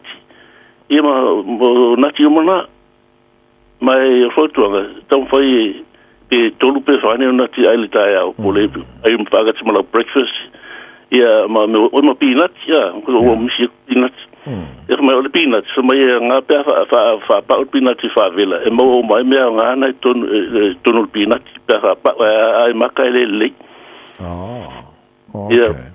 ia mai la key nutrients la me ngala ni mo mai nuts mo protein protein mo mai anoman ale mo protein I nuts ia mo ele me nga ka ole omega 3 mo mai elo lolo ia mo foi mineral le selenium le afanta mo Brazilian nut mo vitamin E, potassium, mineral calcium, iron, magnesium, zinc. Dus iva le me ngare mo nuts o kasi nga sa lo fa place te ia ngo wai va me nga ala le lo me ai las ya na mo me ata mo fa ri mo vai so la vanna o le tu mo wai supermarket na fa pito ala section mo nuts mo seeds I supermarket la ke la kwa ma senga kusila lo mo te lu ta la ma sene le sera ko la ma ia o la va sera ko la ma il vai so mai nut ese avele il fale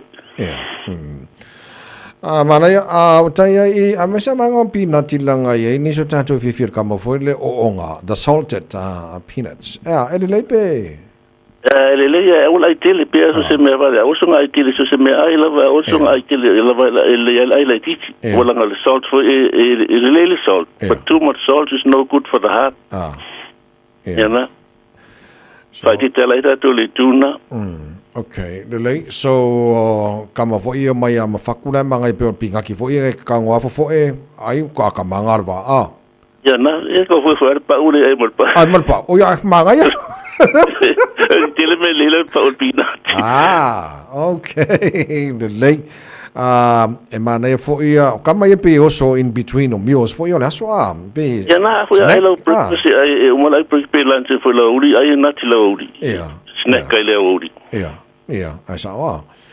Okay, lei ia o ani si banga tau o nuts tau na silfila tino fa o marka po kana mangi ka. Ole. Ole, o me ata to mo natural salt. O me nati, fa sa me na natural ele salt o ye, ele tu tamarna. O vola pingaki. Peanut, yeah, ele famai ele tu le fa ta mena ele in salt too much salt ele tangat. Oh, okay. Yeah. Lele mana ya. o tātou ia nei vai taima le malulu le wa mata le winter ia Juni ia o vaenga masani lava ia o kapisi pea ia angisi o la ko anga e whaifa ko anga la e o ke kapisi ko so skola kapisi ai ma lettuce ma spinach ma me broccoli ma so skola kapisi la le temi nei ma me silver beetroot e ma te lo temi o va temi supu tama ne ma a fellow supu tongi ma te le fa pele nga le mo po sina una poni patu mo poni ua mo so ne le nyani o le fiu o le kale kaloti soko lemon grass ma le lemongrass kamala lemongrass ko kama uanga e manongi ave foi le lemongrass alo ia na ia nga wakele nga me mo la supo le aso mo le matari o tato 5 plus de ala titia fala ma frutia la so le lima pe silet fo o te lelo sao lo tino mo la so ma tele o vitamini minerale tu lo tino o telefone na le ava no tu lo tino te tu fa ma more ale fa to day 7 plus a day pe asi pe ale le tu the more the better more the better okay the late malo fa time mo nei tai ao lo so tu lepa Malaysia fa tu nga to fala la mo le vitamin D le vitamin D ta o te le vitamin D na feve ia mo me mineral mo vitamin tono tato tino ku se pe o pasile feve ia me o silva na tono tino so sa ngale lo sulla minuto fala la il fafo o te pula sa la ai fala la mo ini mata fala ia sa mare la ia tio mata tono mata ia nga mo fai ai that's what the researchers say so fala la vai mo lima mo folinga o vitamin D fekau ia marsuru ma le la le ro ngol mo ka ko ke la ka ia la o fa most of it most of it malanga e kau de kelingi i fala e mo vitamin D ar kamera nga fengo fiela o le mo vitamin D o fala la mana ya ala lei malo fa tai mo nei tai mo ni le nei aso te lepa ia mo to felo foi le vaso pe ali fa so foi so te lepa pena ko vati mal jar bokala me tua ile nei tai ao in oto se forma leva meno jolo tore tale ole tula iva te pona meno jolo toy ol por kala me mano le tai ao le sa mo le lona lima nei aso junior jar polo lua fe luas tu mal lima tai lo pole fa fi fianga ole nei foi tai ao fo se vai for se fala au se pa nga mama putang ile le pia pia ele me fai la le ona ngalo ile locho son san malo nganga ai che pa le filele je ine mala cho pese sa shalu mai ai con guitar e inu mai ai con ava se mai mau mo putang patsia so le tena le che vale bala mai mau Dana soile ele sabe se maduro kiki ma o vai ba mai se avia tu beba lo ya fiti mama ia Patrick Toa la fo sen tu sole ale galo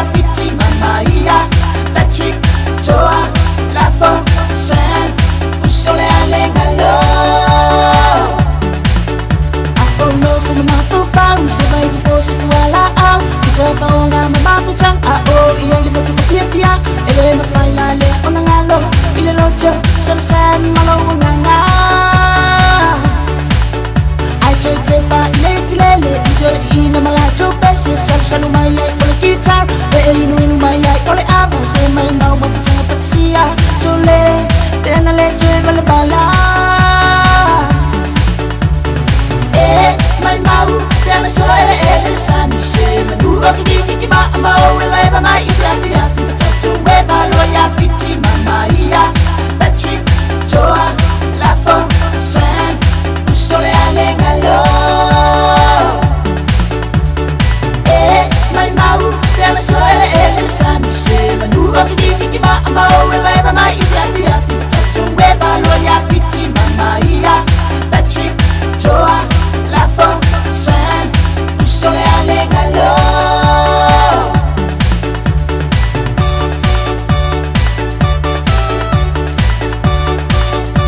le tanu lo so soni musical radio Samoa fa mara se au fo le tanu fenga ju te manga luenga lo fi te chunga ye le nei so tofi ma lo la bala lo ju te manga luenga ta to ave pasima ave kuria ave loli markala po umala ave si ave mal fa jo tai ne sa ngale mutan to ne fo yaso o lo a fernisu a ingola tanu le malanga le fa to o yel maliu po le oti de vai taimero to sango ta tu ye kala fai la fa mai le tua nona file mu lo ngang fa mai se fa ma fa na ainga umona tno fa ngai ma tianga ne foi vai taimero to sanga fa tu le so ya yo su malana malanga le to foi mai uso era malanga to fine asina fa tino ya na po e por tiu ato telu ma malanga mai sa mo pal tatu ainga lo to tele mo malanga yo su ara ne aso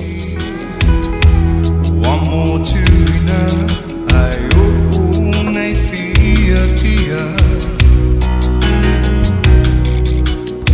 y no le sapele il loto one more malia tu la vai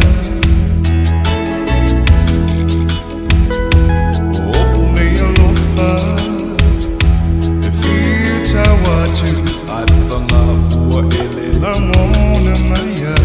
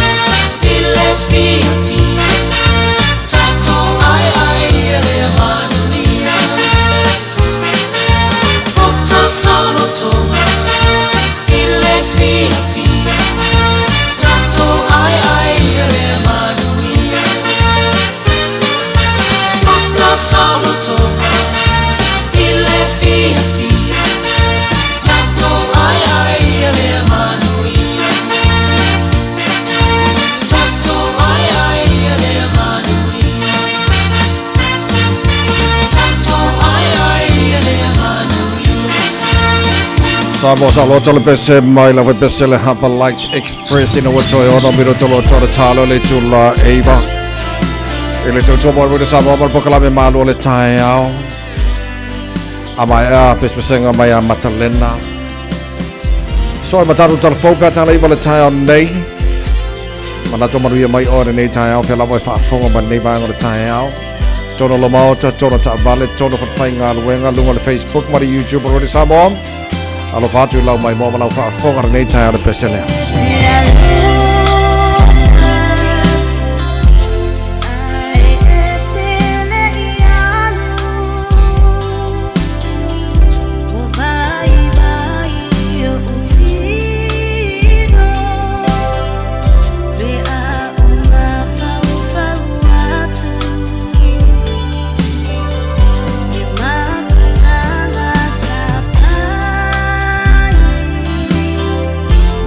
Yeah.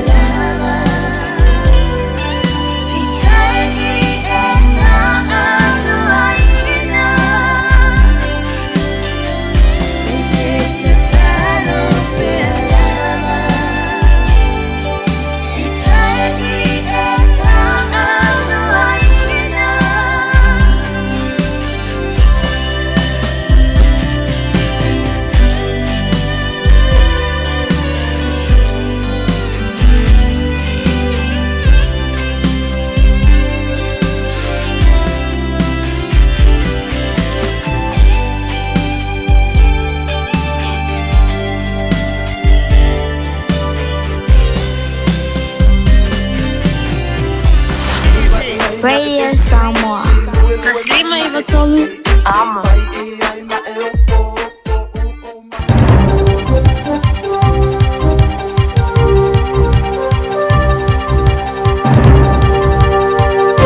Kaya Maria, fa Maria, io tala ni me au te roa.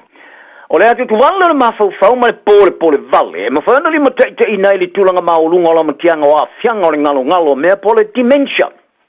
I se taime muli mai o le olanga. E tu sa masei ungo suenga fau mai le universite o Aukilani. I wha maunga mai le no whanga o te ingar soi fo maroloina o tangata lau tele o li patia ai e Dr. Etwini Mau. Ma isi o sui lango mai le matanga ruenga o vaila au o mafau fau o le universite. I le mawino au ngā masani o awhianga o mafau fau. E piona iei le atu tu vale, depression, ma le pole vale, anxiety, e tele se whatupula i o le lamatia o le tangata i le mawai i le dementia. I le whaunga ino whamaunga mai sa i ringa le New Zealand Health Survey. Sa muni ta i ai au sue, i tangata matu tua sa li pjeina le mawai le atu tu vale ma le pole vale. Ai po a fianga o bipolar, e whawasenga i le lamatia o la tulu mana i le dementia.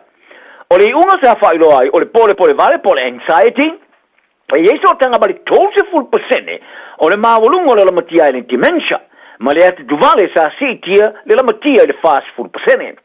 O a fianga o bipolar, e yeso tanga ma le lata i le whatuluina o le si tanga o le lamatia.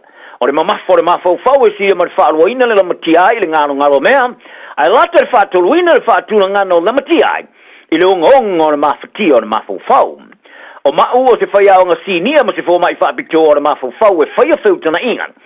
Sa ia whaari ai, o le atu tu valo le mafau wa umi tele o na tilo i ai, o se lamatia ngā moni mo le ngalo ai o mea. Ai mua atu sa le i lava ni moni mau e sota i ai ma le pole vale, a fianga o le bipolar, ma a fianga o le mafau pole psychotic disorders. O le unga o le suenga o taula e whao popo ia i le wha vai o moni mau. E be ona wha lia e Dr. Mau. O le sui whailau tusi sila le pārimia ni sila o wha mawai te luai tua inga. I lona pueino leo i teime o leo o whiusua inga wha ungali mata mai tai whainga runga wha atari tanem. E unomoro lato i oenga. Ai mai sele pueino ato ta mai ta ino whanga whaitele. O Michael Forbes o se tustala mua. Sa o whoina lana whato e senga mori ngai o inga sa mafua aini mafutianga o ta mai tai. I lana whaamtalanga tisia sa i whari ai. E yelo na maanga o ana ngai o inga i teimi o tona i o wha masang yele wha tuanga o tangata. Sa tuina ti a teia o melea o wha vai ai mai ilana ngā ruenga i taula ia i ngā ruenga i mo mia na te whaia.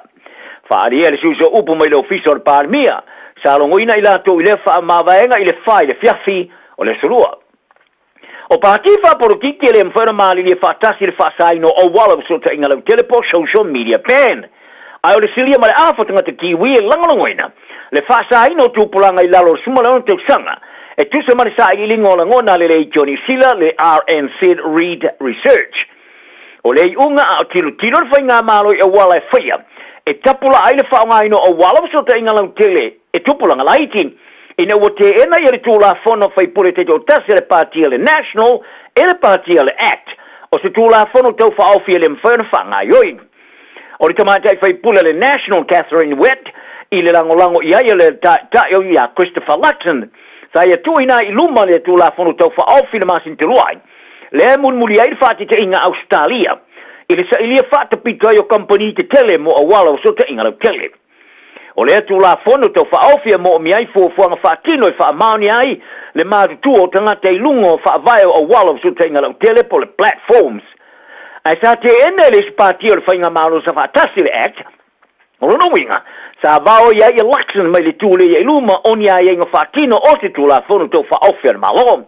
Ai peitai, i le whaaringa o longo muni nea le Radio New Zealand Read Research, sa vasilingi ani tusa ma le afe ma le valu tangata.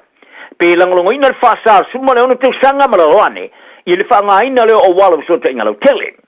I le awa o te telenga, e lima sumar fitu te sumar var pasene sa whaalia e ioe, a e tosu tasi te sumar leon pasene sa whaalia le ai, se furu te sumar leon pasene e lato te le loa. E fōringa mai o le whaitau a whai o tangata New Zealand au sia le 1 miliona, a le ioe le tausanga i ruafe ma le fast fulu, ma i le lima te sumar 3 miliona o ye nei, e tu sai mis wha vasengana muni nei. Wa fa singa ina le matanga ruengo fo inu mero fa momo wina ni sila i le lua mai tolu le fa opoponga e maua mai i tangate e tunu i fafo e malanga mai o le fa singa na sa fa mtuina le sona nafi u fa iluai i le o lo fa to wa fa le tunu i tsama 5 miliona i le tau sanga i wa fe o se fulu i se tulanga fa ono ausia i le 2 miliona i le tau fa ungo le vai tu sanga a fe se lauf la lua fe mar fits fulu e si dia malivas fulu wafe tanga taola, ai fai tau se fulu ma wafe o meola, sa se inisi tau sanga te te le langolongo ino le tapu, i le wha tau wina lea whala wa i tele, o mea wha papa po fireworks. O lea tau sanga wa wha ingoai o le poor print petition, sa tuli mātu le pāle mene matali ai le i fai pula le National Greg Fleming. Wha te se ai masaini tangata soi fua, o le tau sanga sa langolongo ina ele lata le vals furuafe o tūranga vai wha o popo me ola ma solo whanua. Wha pia ma wha ilonga mai tangata popole o naina me ola tausi. O i la tau wha mawa poina le tau sanga le animates e tau sia me ola. O la tu wha lia o le leo te tele o me wha papa e pia na wha ta wina wha la wai tele i le pōlas wha manato le Guy Fawkes. E ma foi se matua i atu tu vale ma li mataita ina i manua ma mate ma le misia i o me ola. Mata wai o le whaasaino o le whaatauino nei me whaapapa o tāwo tele i le pui ai o meola ma i le whewhewe ato o tuvale ma fianga. O le tēnor pipisi o le fiva le tenki fiva e leo whaiwhai le mū i le Pasifika. Ai o iei le wha muenga o le asuia a anga yatu le tau i le malulu atu ma mātūtū. Sa whaalia le whaatono o le soifua maroloina sa mo ai ono Dr. Alec Ekeroma. E limas fuluona i matau fō tangata a fia le virasi sa a fia le vasa tolwai. Le e lata le tesiwai tolu tangata sa wha mao nia le a fia tolu ma Ian Warren. O sa moa fiti tonga ma le kuki sa tau fai fōra ina uma. Ia le pipisi au le tenki fiva. Ai o motu uma se vanga na ai le kuki sa wha mau inesi tasi sa maliwai. Sa whaari ai ono o lo wha lotu teleina le matanga ruenga o le soi fō maro loina i tangata. E wha tama ia no whanga i tau tufu ai le namu. E pio na mana na oai, nei lo le whaato sina lea o le whanaina e vaila au. O le presidente o le asosia fō mai a Fiti, Dr. Alipate Wakamotea, ua manatu, o Fiti, ua tūla lata i le ausia le whaatumtumunga o le pipiso le fiva. Mai e tā oai o se fiva e sau whaavai teimi o le teusanga. Ma ua te tawana ngai mai lalo e pio na ai iai le whai numera mai le ofisa o ngāra tonu, ua a mata o na sau i lalo. E talonga, o sei niele la kapia ni sila i salato malienga mar company insure ale Caracas Insurance. O lea company tele le kelope o le alo miaina le lato i ngoa i ofu vai pupu uma e whaonga i toleninga, maaso talonga whaavao malo e au la kapia uma whaavao malo ni sila. E au fiele All Blacks, Black Ferns, Maori All Blacks, ma au la kapia te to fitu. O tilo i le Caracas Insurance, o le lakapia ni sila, o se tūlanga masani, i le whaalau te lenga i leo ana porkala me whaatino ta alonga i le kelope. E tari tonu fo i le power ta alonga e whaavai ai le maru si ango tangata, ma whaafai le leite te inga o le nga te lunga, ai o whafo fo i on malai. O le no whanga utu o le Caracas Insurance e whaamautu i Rawlings i Meadows i Amerika. E ta alo leo Blacks ma ai alani i Chicago i Amerika i a November. O se vaenga o le malanga ta amilo whaai o leo Blacks o le tausanga. E whaono ta alo ilo laka pia le Harrigans e unoma le lato huka le All Blacks a safo o moa. Mo le whasolonga mo mo le taamarasanga o le pa umnofo le sua ngā sampino le taamarasanga o le supalaka pia Pasifika. O au mua sa fia le turi vai se manua i teme o turi ninga le no whanga o taalonga a le New Zealand Campus of Innovation and Sport i Upper Hutt i Wellington e le salua. Sa avesea i au mua se taavale po le kat, ma o le apopole nei i le Hurricanes i le toe maua ato o toro na maosi. A o lumana i le talonga mua le pa umanofo ma le Brumbies e le stona i Canberra, Australia. E le taalo i au mua le talonga i le stona i taluai, le sa manu maluai i le moana Pasifika on su fasfulua i Wellington. Ono le teia lo naulu, ma le manua muni nei e whao no le mautonu ai oia ma le taalo i talonga o sua ngā champini. O le tama sa mua mua taalo le tūlanga huka le Astodwai, Jacob Devery, ma Raymond Tuputupu. Sa wha leo o wha te oto e ta alo pe a whai e le mawhai o ne ta alo e au mua. O le tama fusu kiwi David Niika, o wha te oto e te stebu di tono le maia mo lana urai fusu anga mua. Tenu mai, lana whaia ina sa wha taunga ai e tai o peteia. O le tama sa pine apa mea i talonga o Olimpeka, Whaalua na manu malo i champini te alonga malo le tau pulenga. O le a fusu malista ma Kiwi journeyman lea Nick Taramapose i Sydney, Australia, i le masina fou. O le fusuanga o le isio panga whaopopo le fusuanga tele le vao Sonny Bill Williams ma Paul Galland i lasas fulu ono Yulai. O ni ika sa vea, sa la vea li tu ioti o petaya li tamarasanga i wha mo le la fusuanga i le champini le IBF i le au panga le cruiserweight i Ian Warren. O sana ulai whai i nai lea na fusuanga wha professor ma ia whaari ai walava ta pena. Ma ola na wholonga o le atoe amatai le po, ma ia ta wain. I le whea le ia o petaya. O se tamafusu sa siriato na le leile po le la fusuanga. Ai o sa champini moni e toi tu lunga pe a follow ai lalo. O le se whaale e tonu o le manatu le tau le leo le a vema champini ro langi. O Charan Pose e lusu tolu ana fusuanga. Ono whai ina ai lua dusa o ia whaalia. O ni ika o se tamai la le lei o ovakele le whaavivina. Tala na le yaso maua le file mu tantauma manu ia le so. Ua na o le Radio Samoa se furulima iwa toru a mo e tautuaina o e ilaungangana fitu aso le vai aso. Ua mawhai ana awina atu le tala o le tau i aso taitasi ona o le langolango mai a le Pacific Finance Limited. Telefoni o Varselau fitu whawha lua lua fitu. Ua loa le tautua le Pacific Finance i no ngā tupe mo so se wha moe moe. Ma liu, whai puiponga, aso whanau, sa whai whai ngā malononga, ba so se wha lawe. Apa laine lo le pacificfinance.co.nz. Pe bala au le o Varselau fitu whawha lua lua fitu. E talosanga sauna no ngā tupe i le bao le 5 selau tala, ma le lua se furu hafe tala. E lua minute whailau talosanga online, www.pacificfinance.co.nz. Ai tasi le tulai whaatali e se tali. E iai, ai inga whabitoa. Bala au lo le Pacific Finance Limited. Ile o Varselau fitu whawha lua lua fitu. O Varselau fitu whawha lua lua fitu. Talofa, we're the Katinas, and you're listening to Radio Samoa on 1593 AM.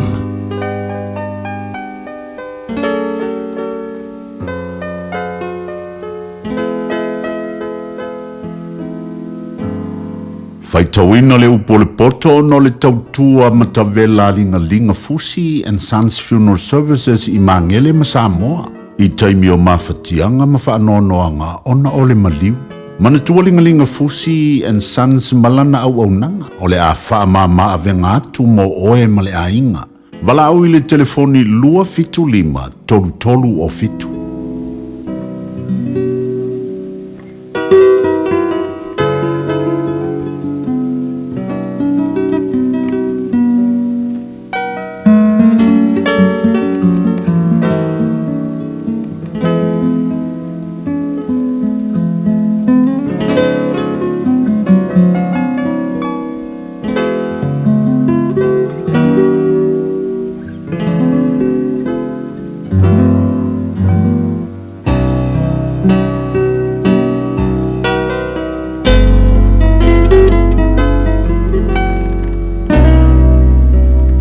Anga le faita anga o le autula le upo le poto o le nei tae au faita wina mai le mata au pe lima o le tusi o fata oto. Lo watali ia e whaalongo mai i lo poto ia wai mai o talinga i lo whautauta. Ina i e tau siusi le mawhau ma ia leo ina le poto i o lo ngutu. A wai whaasisina i meli ai lau ngutu o le whawhine ese. O lona ngutu fo i e sili ona mole le suau. Ai mulmuli ane wa ona i e pei o le laena. E mama ai o i e pei o le pelu o whatau ma ai o nei tu. E o i whona vai i le oti.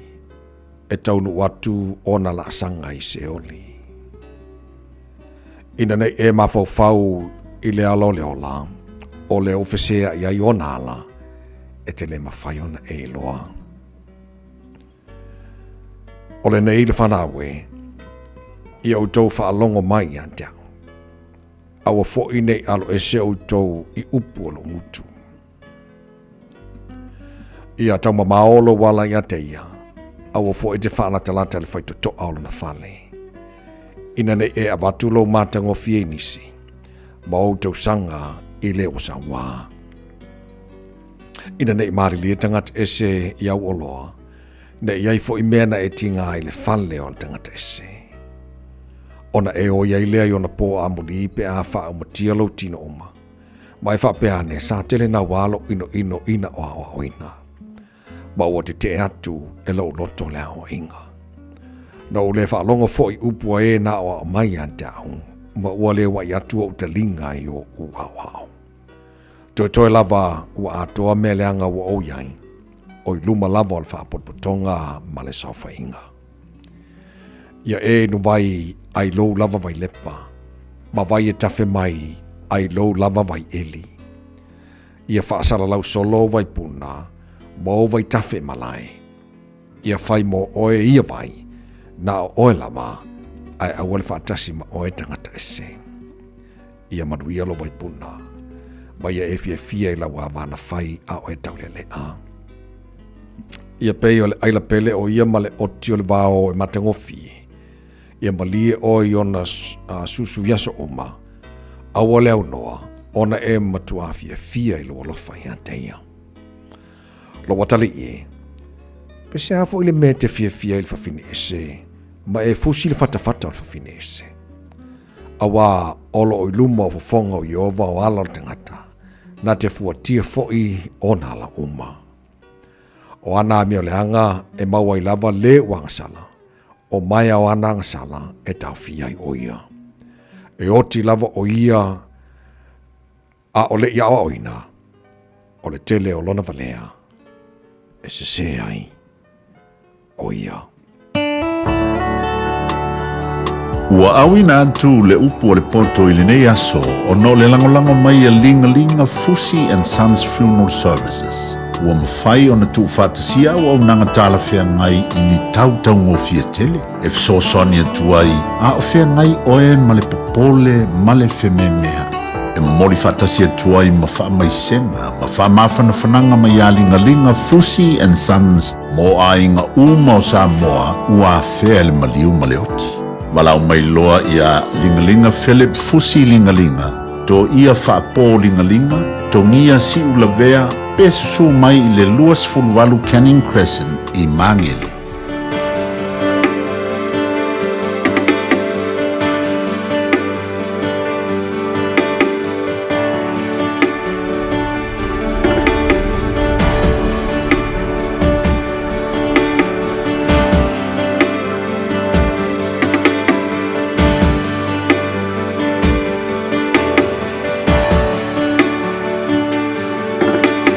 Le atua o e o atua o te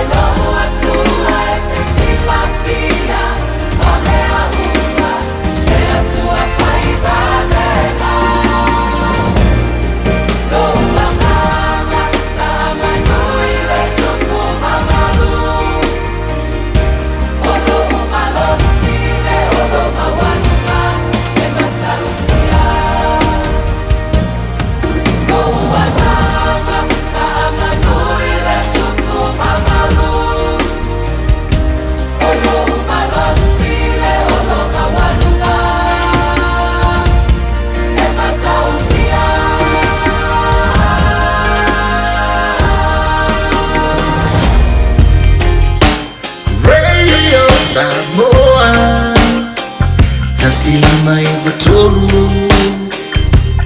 Amo Radio Samoa. Tasilima Ivatolu Amo.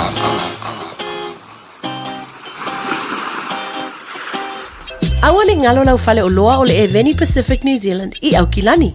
E tasi lava le fale e mawaila e o alii te maitai ai maisi le whanau. Susu mai I le Eveni Pacific New Zealand store. E suisoi ai au tairi. A wā le whamana tuina o le vaiasu o le ngangana Samoa. Ia malu lau sa. Folau I langi maa. Te tala mai le asinga fua ngai le asu tonai. Sfulu I le tai au anga I leono I le afiafi. Le Eveni Pacific New Zealand I au kilani. Toatu si 1 John Golter Drive, Auckland Airport. Fafsanga I tonu lava ma le KFC. Ma auta whane o le warehouse I le shopping centre a le malaiva alele. Manui e tele le vaiaso o le ngangana Samoa. Mai le pulenga ma le au whaingan wenga. A le Eveni Pacific New Zealand I au kilani. Wai nei le la lao le Bluebird Lumber and Hardware I Mangile. A wafa taumolo a inga I Samoa. E mawhaiona whai umai oka o loa faufale. Pusa aisa o ngā umu TV moenga. Se tino forma le telo o loa ese. O whatau umai mawhaiona tutongi le tātou ofisa I Mangile. Ai piki I whale o loa o le Bluebird I a pia vai tele po sa le longa. Walau roa le olua tasi 5 tolu fafa. Olua tasi 5 tolu fafa. Pe emaili le info@tlmarketing.co.nz. Moni si fan talanga. Come on. Whakawhea Popole fua. Vili le Wolfgram Auto Services with a warrant of fitness. E maua ai le fisosoani. E mawhai ono o atu e siaki lau ta avale le fale. E au noa ma se tutongi. Le Wolfgram Auto Services with a warrant of fitness. E au auna mo o e malau ta avale. Vili mai I le lua fitu ono iwa wha ono tasi. Pe asia siane I le lua se folo Hoia Road I Otahuhu. Hey, don't be that guy. Or that auntie. Ignoring a sore throat. This isn't just some drinks and lemon tea in your sweet situation. Untreated sore throats can lead to rheumatic fever. Nobody wants that for their family, eh? Go get your Pepe's sore throats checked at your GP, school nurse, or pharmacy. It's quick, easy, and most importantly, free. So come on, whānau. This summer, take care of your tamariki. Get it checked and get it treated. For more info, hit us up on socials at Stop Sore Throats or visit stopsorethroats.nz. Toto mo ro sa mos fo lima to lo mo no lo se folo ma le 5 minute wa ti anele to live ma le taltonga lo o manuire tai ao. Follow what ne fo ya so fo ta to yai o le a so to fine nei o lima ya so ma sina lo no no le ta follow what lo a fe lo se folo ma le 5. Tai lo go pule. A fa nga solo fa fi fiango tai ao. Fa solo mali e fo ile. Kombai o ko pai marco ko dai sala tai ao a o fe nga sa ile ngo ko pai ri o se fia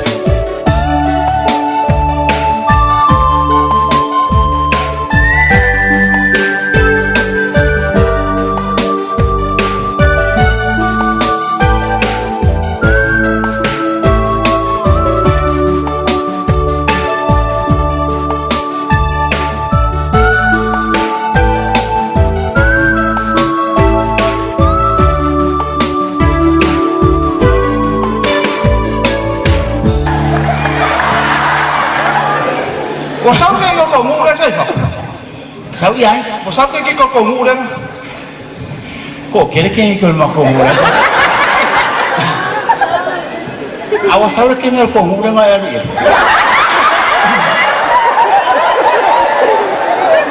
Orang makwa fale kong ngari orang semua. Kelon. Oleh kaki fau aku kena kolong wali ya. Aku yang ngofa emo. Kelon memang ya mari yang. Pakai kaki ofa kasih kiri lokal yang. Kiro ya. Tao. Malah ngofu aku kuat malah ngofu.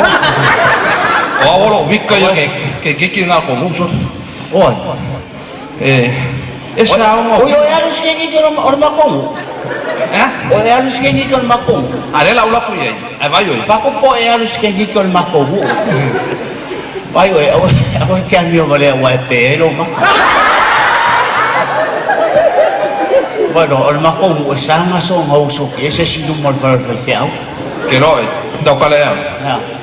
Awak ke kau ese. Seso so ai lu mamalok kilo kia oi ku. Awak ke kau ese. Ada lah ulah punya. Awak ke kau ya. Awak ke kau ese kau kala pak kama hoi.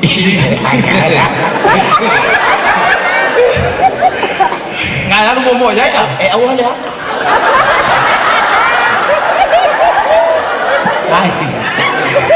Awak ke kau ya le.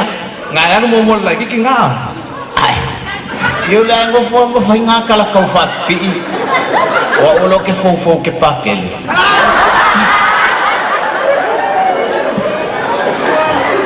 Kiro la kala ya. Ya. Pakai si awak ke ke kau fa si lo kama winga ese no un poco el pequeño. Bueno, ano nga ke lo mas ko inga leng ifo. De la wan. Ya. O mea umma ka lu ye. Ke sa wa ka wa ku ya. Ai awak ke kau mo ya ke. Yo ka wi lo usoi. Yo ka ke le fa ngau fakas. Ai ka ke usoi ya yo ba. Wa lo ngalan ko. La wa lo mo. Yo ale la ulah fia ku wal fa i wa. Awak ke pisa je sius. Ele o que le pisa o vai ku lo wa pisa o pisa fo.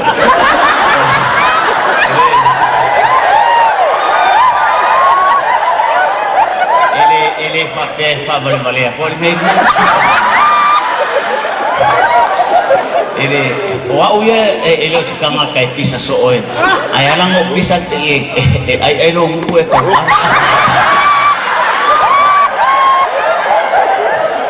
Kau muele le polis kamalon makom ai pu apo ngofu ko kai ben. Kai bisa. Oso. Oi, kalau famisa. Kai bisa kan le. I love me. Ya. Oh. Ya era kong. La kau ya. Asa kan ya. Ala wal mo ya. Na o le makwale kalau kamalo. Karena kau pokok. Orang makwa pokok.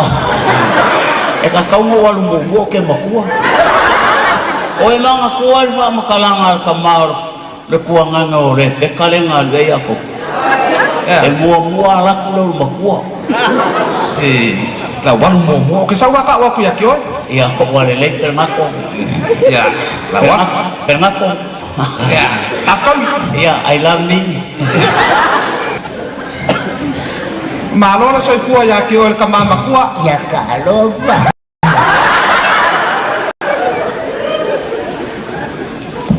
Malo na soy fua. Ya, o fa soy fua. Ya sumaya sungai fa fenganya. Ele ayo ke fa. Kau nangi ko ay ngasa fa feu. Le ayo ke fa malu luwa. Awa ke fa malu. Ngày kệ gọi mãi.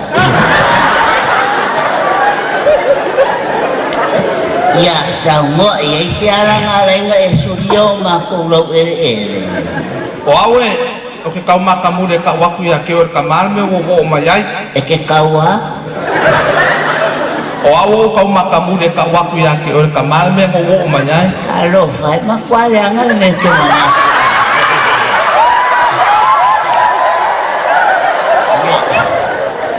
Awe ke fayo winga nga fayo ro kama. Ai fai ale me wa e lo ai. Oi, ale me wa lai na e. E soli ale ma ko fa. Io e masalo e oyo skamalo. Ai. Kama. Oyo skama kensiango. Io e kera ma ko kensiango. Ai ole alo lo mai. Io. O ke fa mal ma ko ole ma ke feo ai ma amelia. Caro fai? O venga o fe ko e ma amelia. Wale vanga mama sang. Oi caro fai? O lo fai ngano e nga fa kasi ma amelia.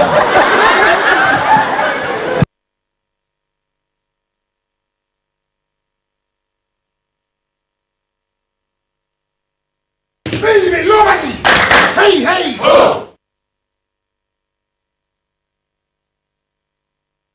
Talofa Samoa, o Atishna Ryan, o le Licensed Immigration Advisor mo le Auckland South Immigration Consultants. E visosoani mo so se tu ai ngā visa e malanga mai e New Zealand po Australia. Telefoni mai nei loa i le o valu o tasi o no valu wha fitulua. Po le olua tasi o no valu fitulua tolu o. O mo mia se fisosoani i lau whaitau tusi, po le ingilisi. Wofo ina tunei i le life skills, po kalame o le intensive literacy, numeracy, and English language. E le eisi tutongi e fisosoani mo oi. E iai mātou vasenga o le foundation skills level 1. E whai fua po kalame o le adult community education, ACE. E fisosoani le filifilina o se vasenga tala whiangai, mo roho o langa a onga. Palau mai loa le o valu se lau, o lima lima, o valu se lau, o lima lima.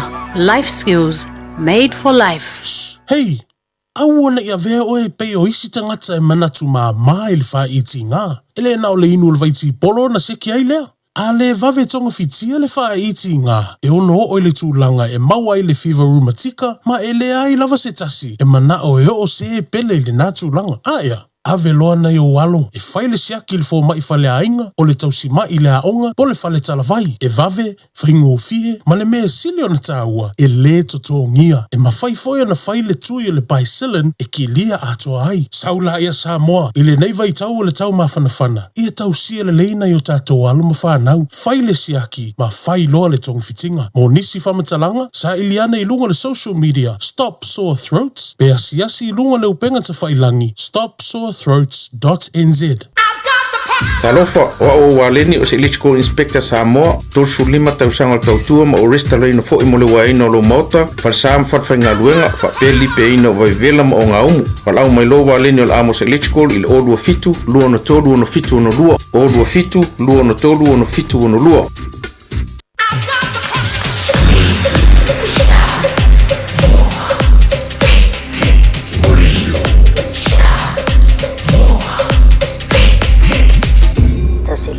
Taulon to fo yatu le atu. Ai ile nata penanga tele. Ma te manato tele tau talau ili ia ile so. Ai tutonu le nata penanga tele o le talau tupe. O lo momoli mai ai le ngā luenga whale malo. Sa fuafua iai. Mai o le nganga lana.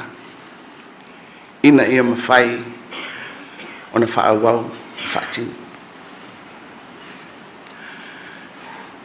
I le tati ai o tatou puloketi o ngā luenga whaane malo o au nanga. Au lesi lava mafua anga au tū. Wa mātou mali o mawhaatasi ai e au pea o na mātou tau mawhai. I tutonu o upu whai ai maise o le taitainga o le malo. Ina ia wha mautu wina. Pulenga e wha vai lungo tūrafunu. Entrench the rule of law. Ma ia toe wha foi mai le wha tuanga o tangata lau tele o le atunu. I le mea ne e tau. O pu lenga whale maro. Wai mwhaifoio no tātou i oi whātasi. Atonu ua sola le nālangona i te tonu o le tunu. O te tautau so i le tūlanga le nei o pūlenga wha tūlafon. Po pūlenga e wha vai i le tūlafon. Te leo taimi. Pe talano atu i tangata e pe fia tō wha. Pe leo se mea maadi, po se mea e fia whalongolongo iai. E au iri whai upu ma wha manino ia pūlenga mai a tatau ma mutawhai oi. E na ole pau lea ole awala tatou mafutanga nei. Ole tūlafon.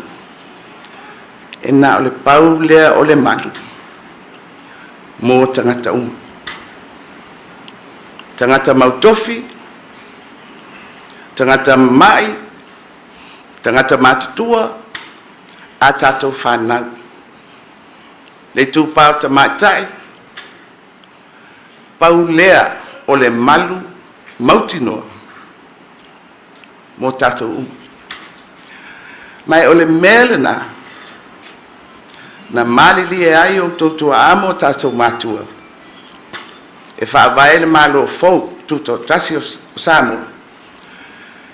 I le awhai se lau ono lua. E whaavai lunga o le pule whaatula whonu. Whaululu i le tula whonu whaavai. Mafua angana. O au, o whaasfunu ni tau sanga taluna o whaipule. O le pasenga lea,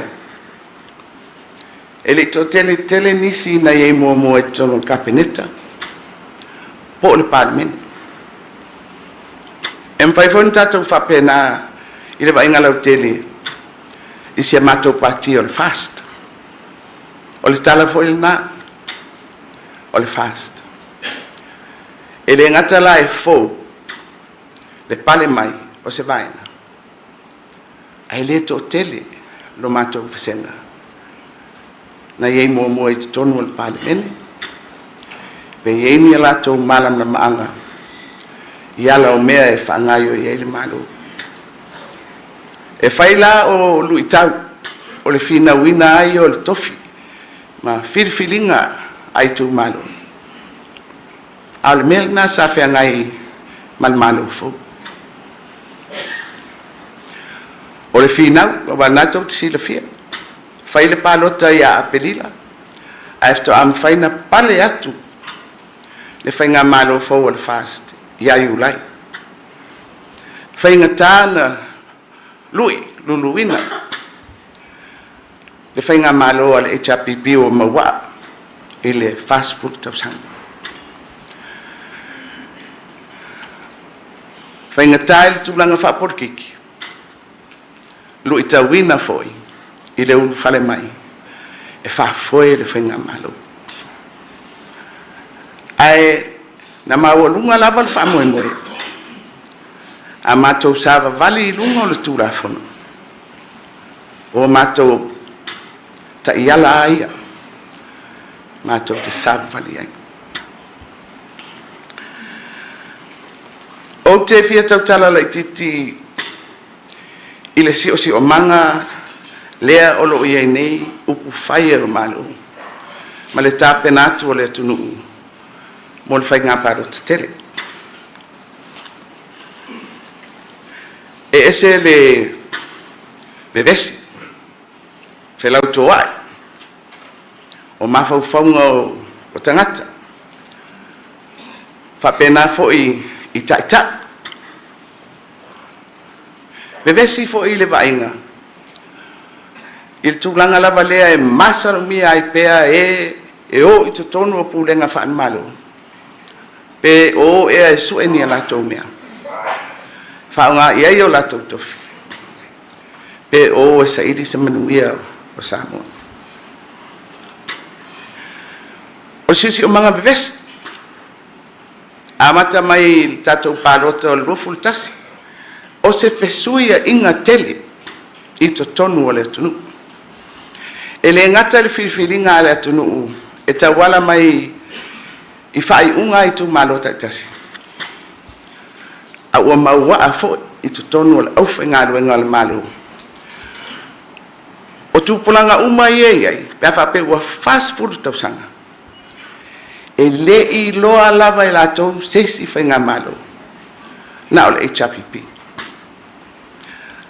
Ma I le na fast food tausanga, luas food tausanga, montu. Tai tu le epa. O le siu o manga le na, o le swinga, le ana tatou sui ai. Mai le whaingo fia, le matou ulu whare mai, il whafoina le malo. E liu liu ngata, le au whainga luenga. Mai momoli atu pēr le wheau. Ai mai se ai teimi whapenei, e sui e inga, o sui o le atunu. O ai e whaamuli I le malo. O ai e tā ofi le maia, o le au whenga luenga le malo.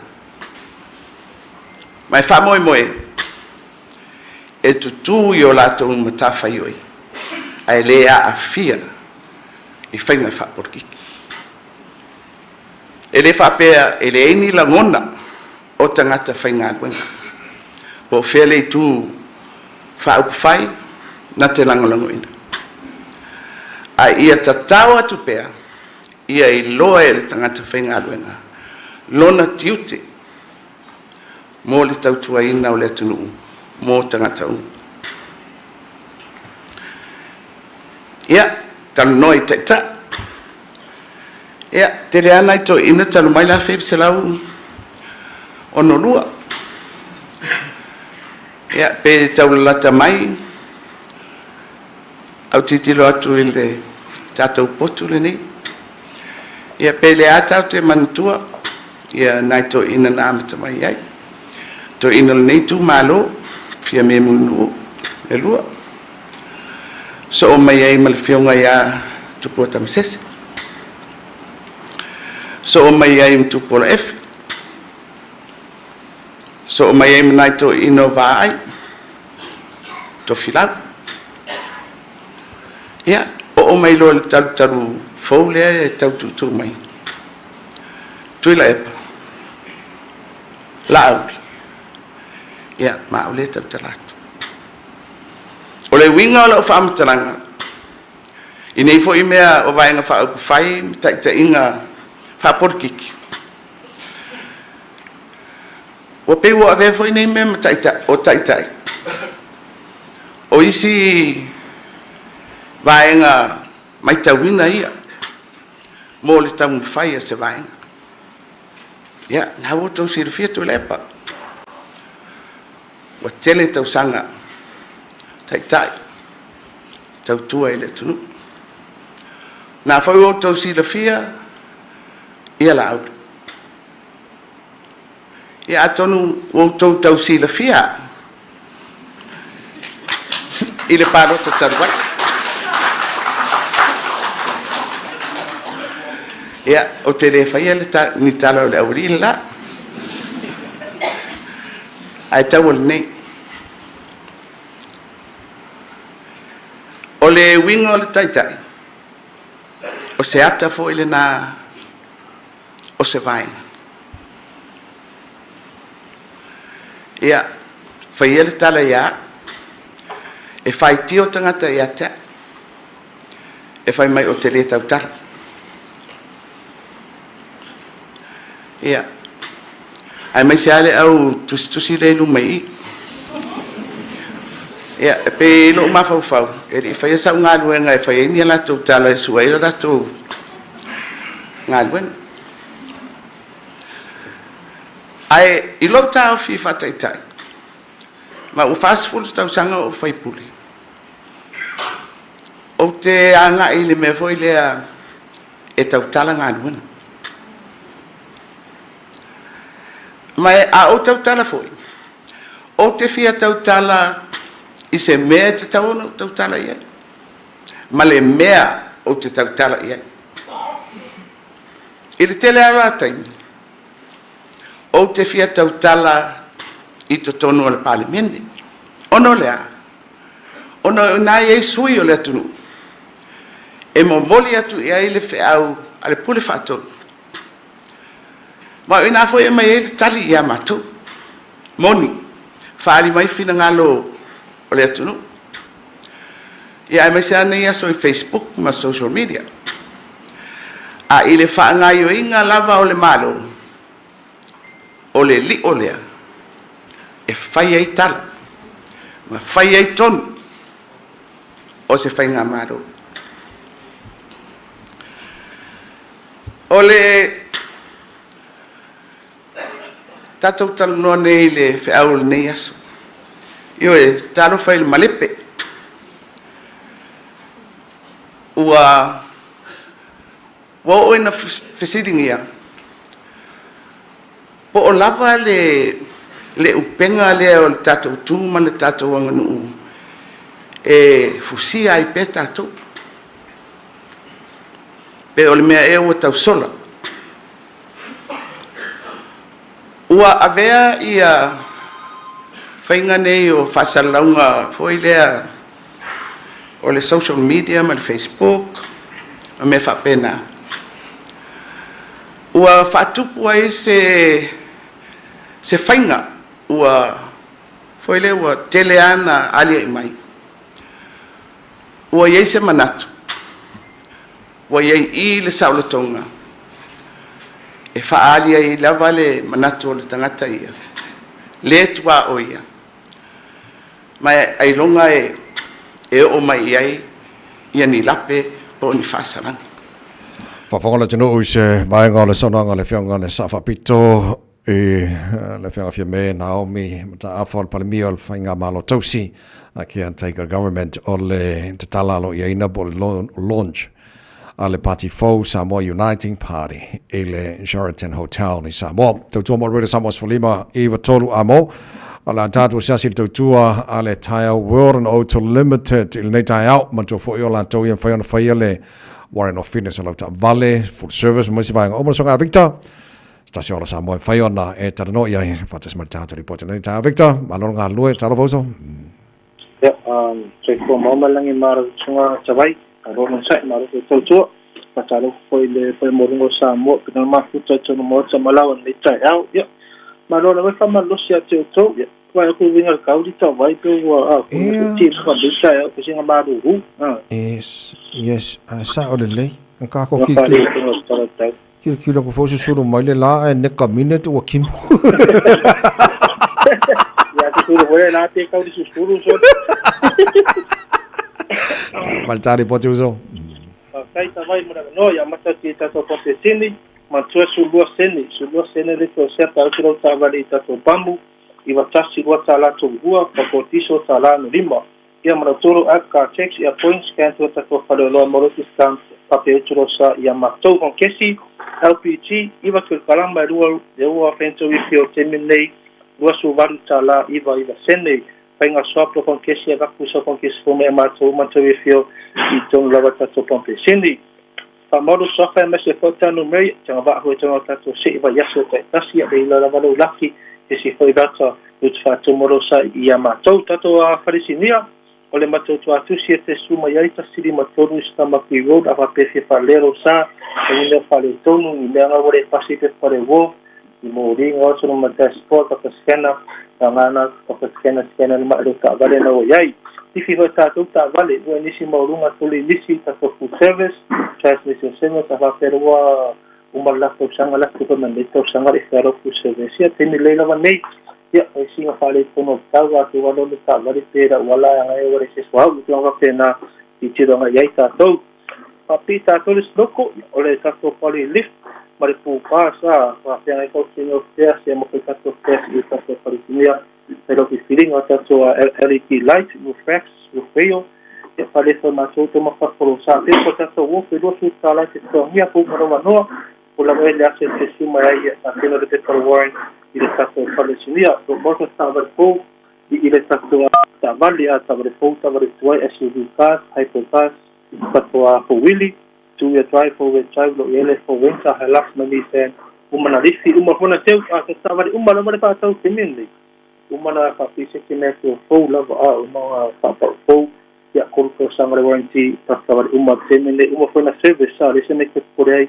a fa pe ngi situlanga te mana te era i lunga sa tawa fa ta fala wa mato fa na tulanga mo e fa pe te ma dia sikime tulanga yai fa ko sui si foi sikime fe na we mana yai ya ole tato me telefoni o i varu fitu fa to dua do o i varu fitu fa to dua lo on mena tato paresia fa ta u kasi fitu suru pe cho ata pa pa tuai pelo fifiringa ia matou a fa pe nei kauso so sikime kuio to se lanu lava so sai lo mo teme nei sai problema se pa e kapoa sikime kuio luas furuma luas furunga dunga ia mo tato ta vale fo willi mo tato pa martas to tasinga problema se pelo e teme le fa pelo la varo paso e fa no ma fo tato tau e fento tuna i le tenga mau nga tu na te sumai mo oi i le tato fa pau sui pa faru ta vale fui e furilo alignment fa tino i tato a presinia por la voy a se te sumai pero alignment ia matou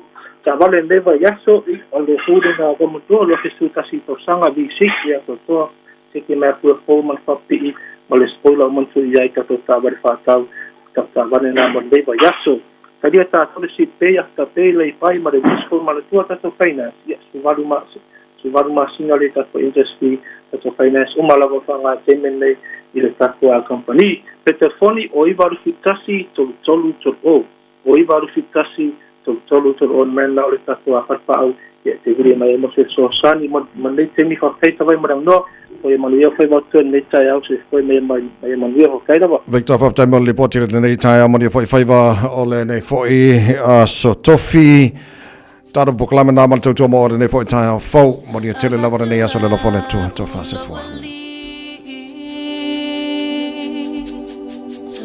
Olo uni loto uanga la moe loto moya o ti tu inatu olo alofa olo angalele uasuya ya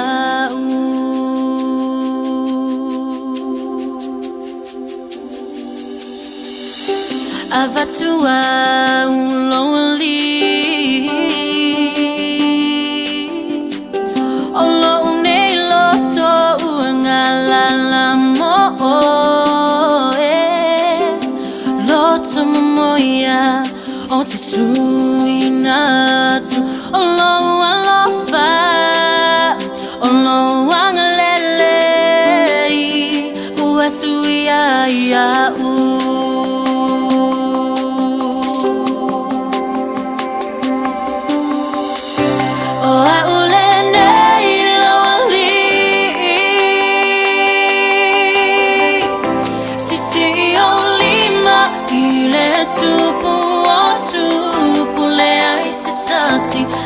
sama oi lo tu ilo angalele ilo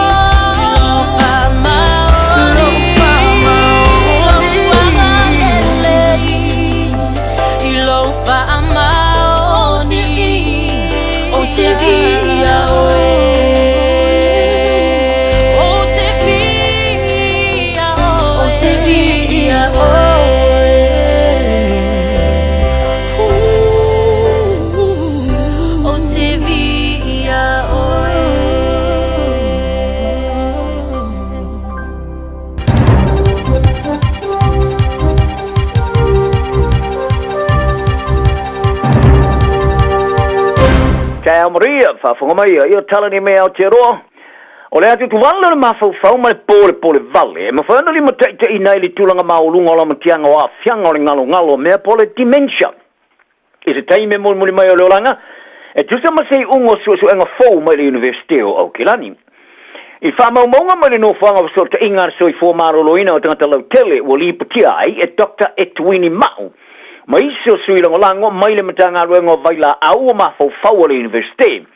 Ia le mawino au ngā masani o awhianga o mafau fau. E piona iei le atu tu vale, depression, ma le pole vale, anxiety, e tele se whatupula i o le matia o le tangata i le mawai i le dementia. I le whaungaino whamaumunga mai sa i ringa le New Zealand Health Survey. Sa muli ta ia ia au sue sue, i tangata mātu tua sa li pjeina le maua i le atu tu vale ma le pole vale. Ai po a whianga o le bipolar, e whawasenga i le lamatia o la tulu mana i le dementia.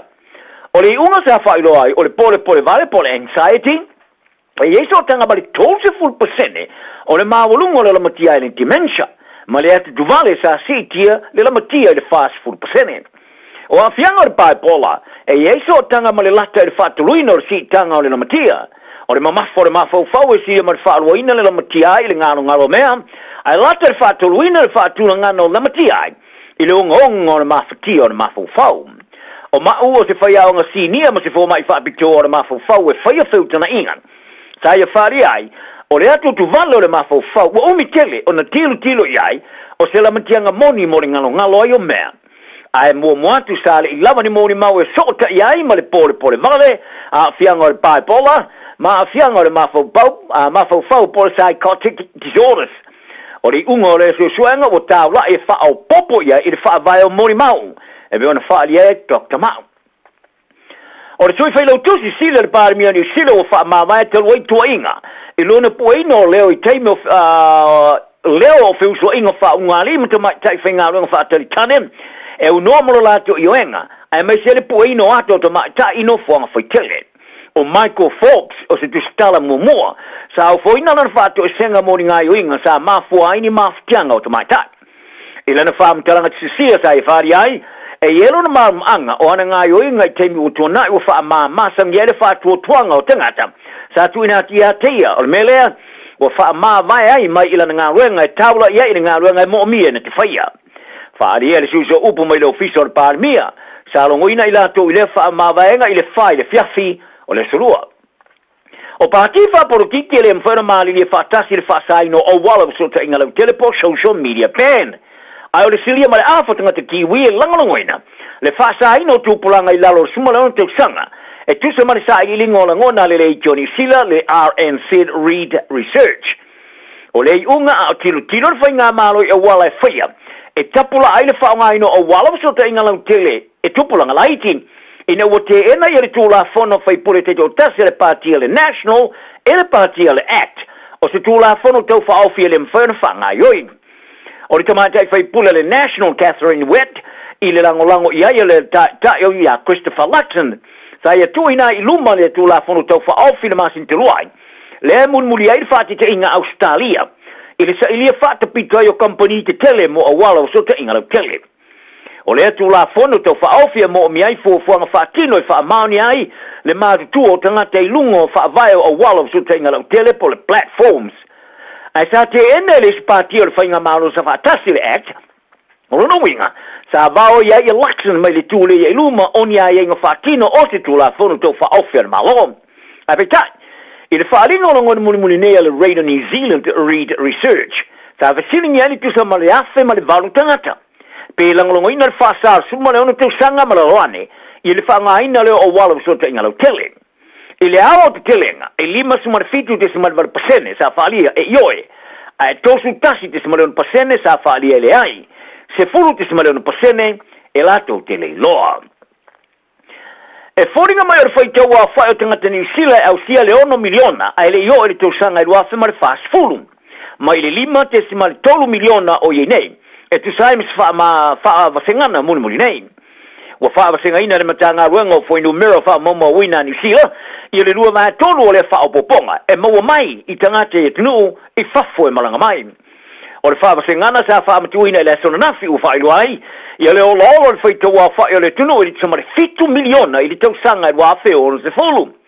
I se tūlanga i whaono ausia i le 2 miliona i le tau whai ungo le vai tusanga a whaivisa lau la lua afe mare fits fulu. E si lia mareivas fulu afe tangata ola, ai whai tau se fulu ma o afe o meola, sa sei nisi tāsanga te te i le langolongoina o le tapu, i le whātau wina lea whala wa i tele, o mea whaapapā po fireworks. O lea tāsanga wa whaingoai o le poor print petition, sa tūli mātu le pālemene matali ai le i whaipula le National Greg Fleming. Whātasi ai masaini dangata soifua, o le tāsanga sa langolongoina ele lata i le vals furuafe o tūranga vai whao popo meola ma solo whanua. Whapea ma whailonga mai tangata popole o naina meola tausi. O i la tau wha mawa poina le tāsanga le animates e tausia meola. O la tu whaalia o le leo te tele o mea wha pāpā e peo na wha ta wina whala wai tele i le pōlas wha manato le Guy Fawkes. E ma foi se matua i atu tu vale, ma li mataita ina i manua, ma mate, ma le misia i o meola. Ma tā uai o le whaasaina o le whaatauina o nei mea whaapapā o tāwo tele i le pui ai o meola ma i le whewhewe atu o tuvale ma fianga. O le tēnor pipisi o le fiva le tenki fiva e leo whaiwhai le mū i le Pasifika. Ai o iei le wha muenga o le asuia a anga iatu le tau i le malulu atu ma mātūtū. Sa whaalia le whaatono o le soifua maroloina sa mo ai ono Dr. Alec Ekeroma. E limas fuluona i matau fō tangata a fia le virasi sa a fia le virasi tolwai. Le lata le tesiwai tolu tangata sa wha mao nia le a fia tolu ma Ian Warren. O sa moa fiti tonga ma le kuki sa tau whai fōra ina uma. Ia le pipisi au le tenki fiva. Ai o motu uma se vanga na ai le kuki sa wha mau ina se tasi sa maliwai. Sa whaari ai ono o lo wha lotu teleina le matanga luenga o le soifua maroloina i tangata. E wha tama ia no whanga i tau tuufua i le namu. E pio na mana na oai, nei lo le whaato sina lea o le whanaina i vaila au. O le presidente o le asosia fō mai a Fiti, Dr. Alipate Wakamotea, ua manatu, o Fiti, ua tūla lata i le ausia le whaatumtumunga o le pipiso le fiva. Mai e tā oai o se fiva e sau whaavai teimi o le teusanga. Ma ua te tawana ngai mai lalo e pio na ai iai le whai numera mai le ofisa o ngāra tonu, ua āmata o na sau i lalo. E tālonga, ua sainia le kapia New Zealand i se lato malienga ma le company insure a le Caracas Insurance. O lea company tele le kelope o le alo miaina le lato ingoa i ofu vai pupu uma e whaonga i tolininga, ma aso tālonga whaavao malo e au la kapia uma whaavao malo New Zealand. E au fiele All Blacks, Black Ferns, Maori All Blacks, ma au la kapia te to fitu. O tilo i le Caracas Insurance, o le lakapia ni sila, o se tūlanga masani, i le whaalau te lenga i leo ana porkalame whaatino ta alonga i le kelope. E tari tonu fo i le power ta alonga e whaavai ai le maru si ango tangata, ma whaafai le leite te inga o le ngā te lunga, ai o whafo fo i o le malae. O le no whanga utu o le Caracas Insurance e whaamautu i Rawlings i Meadows i Amerika. E ta alo le Blacks ma ai alani i Chicago i Amerika i a November. O se vaenga o le malanga ta amilo whaai o le Blacks o le tausanga. E whaono ta alo ilo la kapia le Harrigans e unoma le lato huka le All Blacks a safo o moa. Mo le whasolonga mo le taamarasanga o le pa umnofo le suanga sampino le taamarasanga o le supala kapia Pasifika. O au mua sa fia le turi vai se manua i teme o turi ninga le nofanga o taalonga a le New Zealand Campus of Innovation and Sport i Upper Hutt i Wellington le salua. Sa avesea i au mua se taavale po le kat, ma o le apopole nei i le Hurricanes i le toe maua ato o toro na maosi. A o lumana i le tālonga mua le pa umanofo ma le Brumbies i le stona i Canberra, Australia. E le tālo i au mua le tālonga i le stona i taluai, le sa manu maluai i le moana Pasifika on su fasfulua i Wellington. Ono le teia lo naulu, ma le manua muni nei e whaau no le mautonu ai oia ma le tālo i tālonga o sua ngā champini. O le tamasa mo ta alo le tulanga huka le Astrodway Jacob Devery ma Raymond Tuputupu. Sa whaale o leo o whaate oto e ta alo pe a whai e le mawhai o ne ta alo e au moa. O le tamafusu kiwi David Niika o whaate oto e te stebu li tono le maia mo lana urai fusu anga moa. Tenu mai, lana whaia ina sa whaataunga ai e tai o peteia. O le tamasa pine apa mea i talonga no limpeka. Whaalua na manu malo i champini talonga malo le tau pulenga. O le afusu malista ma kiwi journeyman lea Nick Taramapose i Sydney, Australia. i le masina fou. O le fusuanga o le isi o panga whaopopo le fusuanga tele le vao Sonny Bill Williams ma Paul Galland i lasas fulu ono Iulai. O ni ika sa vea sa la vea li tu ioti o petaya li tamarasanga e wha mo le la fusuanga i le champina le IBF i le au panga le cruiserweight i Ian Warren. O sana uruai whaia i nai lea na fusuanga wha professor ma ia whaari ai walava ta pena. Ma o lana wholonga o le atoe amatai le po ma ia ta wain. I le whea le ia o petaya. O se tamafusu sa siriato na le leile po le la fusuanga. Ai o sa champini moni e toi tu lunga pe a follow ai lalo. O le se whaale e tonu o le manatu le tau le leo le a vema champini ro langi. O Charan Pous e lusu tolu ana fusuanga. Ono whaia ina ai lua dusa o ia whaalia. O ni ika o se tamai la le lei o ovakele le whaavivi ina. Tala na le yaso maua le file mu tantauma manu ia le so. Talofa, we're the Katinas, and you're listening to Radio Samoa on 1593 AM.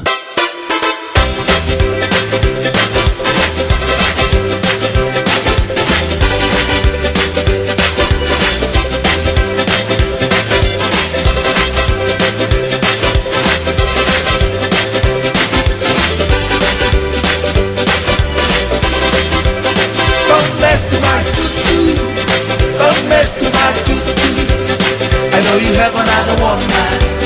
Don't mess to my tutu. Don't mess to my tutu. Don't mess to my tutu.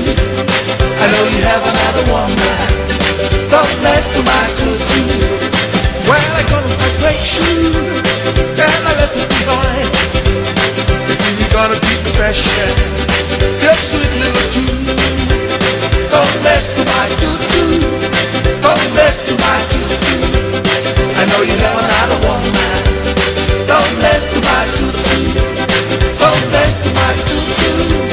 Don't mess to my tutu. I know you have another one man. Don't mess to my tutu. But the thing is too much, but it's much as that. I know you have another one man. Don't slip your face. Don't mess to my tutu. Don't mess to my tutu. I know you have another one mind. Don't mess to my tutu. Don't mess to my tutu. Don't mess to my tutu. I know you have another one mind. Don't mess to my tutu. Tutu. Yeah, yeah. Tutu. Yeah, yeah. Tutu. Yeah, yeah. Tutu. Yeah, yeah. Tutu. Don't mess to my tutu. Don't mess to my tutu. I know you have another one man. Don't mess to my tutu.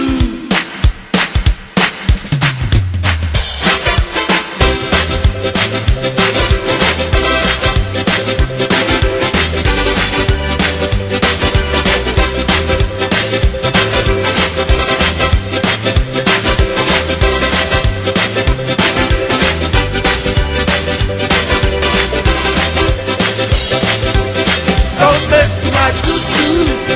Don't mess to my tutu. I know you have another one man. Don't mess to my tutu. Don't mess to my tutu. Don't mess to my tutu. I know you have another one man. Don't mess to my tutu. Well, I got my great shoe and I left it behind. You think you're gonna be fresh, your sweet little tune. But the thing is too much, but as much as cash. I know you have another one man. I must love your face. Don't mess to my tutu. Don't mess to my tutu. I know you have another one man. Don't mess to my tutu. Don't mess to my tutu. Don't mess to my tutu. I know you have another one man. Don't mess to my tutu. Don't mess to my tutu. Don't mess to my tutu. I know you have another one man. Don't mess to my tutu.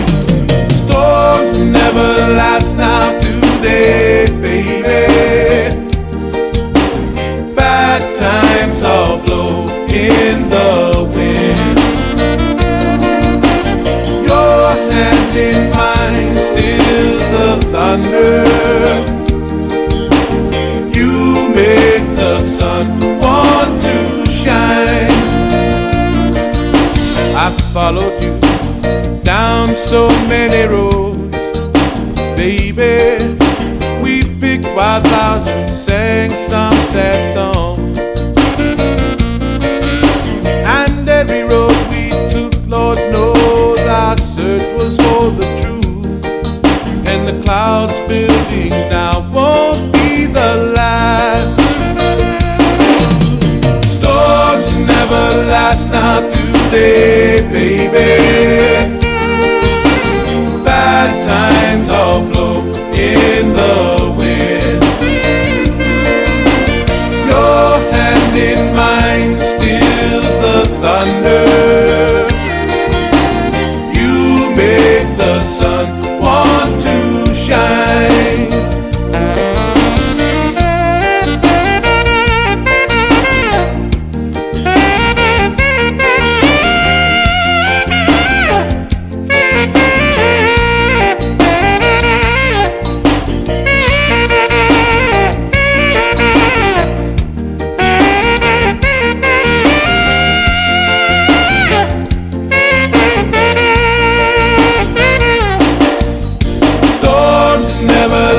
Now do they, baby? Bad times all blow in the wind. Your hand in mine stills the thunder. You make the sun want to shine. You followed me down so many roads, baby. We picked wildflowers and sang some sad songs. And every road we took, Lord knows our search was for the truth. And the clouds building now won't be the last. Storms never last, now do they, baby? Bad times all blow in the wind. Your hand in mine, it stills the thunder. You make the sun want to shine. Storms never last, now do they, baby? Bad times all blow in the wind. Your hand in mine stills the thunder. You make the sun want to shine. Storms never last, now do they, baby? Bad times all blow in the wind. Your hand in mine, it stills the thunder. You make the sun want to shine. Storms never last, now do they, baby?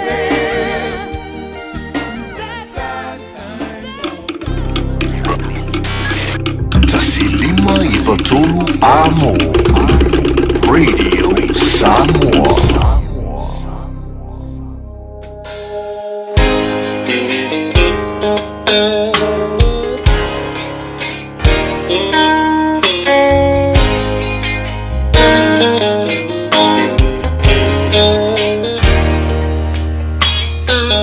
Langa oini usila Malitala etumaupia Olo famua wa esulia ita Ayutifa amangalo iule angana faalia Uila vana matui tui ma o nalini Oteinu Bafetailo lelofa Le tue foi Esili aile aina moli Ai oteinu Bafetailo lelofa Le tue foi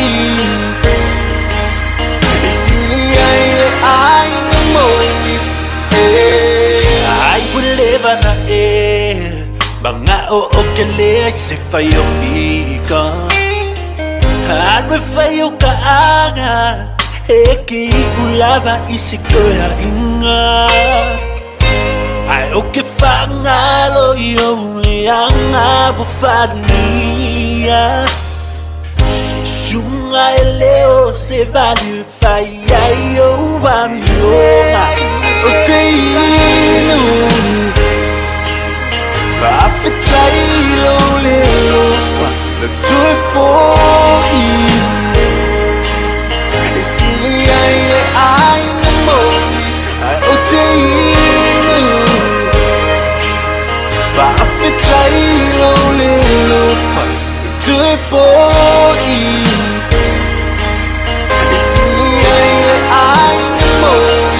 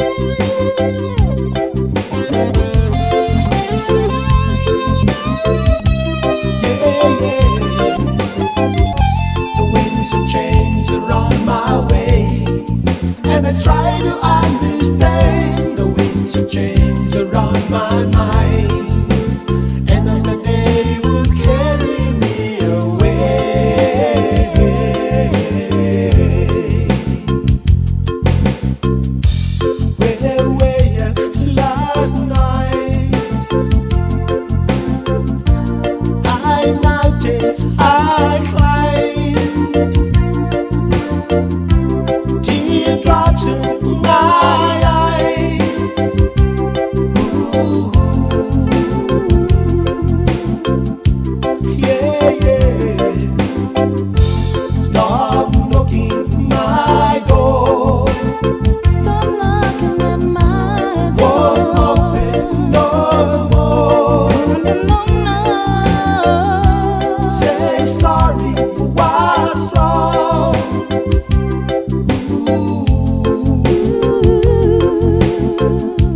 Yeah, yeah. Winds and chains around my way, and I try to understand the winds and chains around my mind, and on the day will carry me away. Carry me away. Where were you last night? My mountains I climb, teardrops in my eyes. Ooh, yeah, yeah.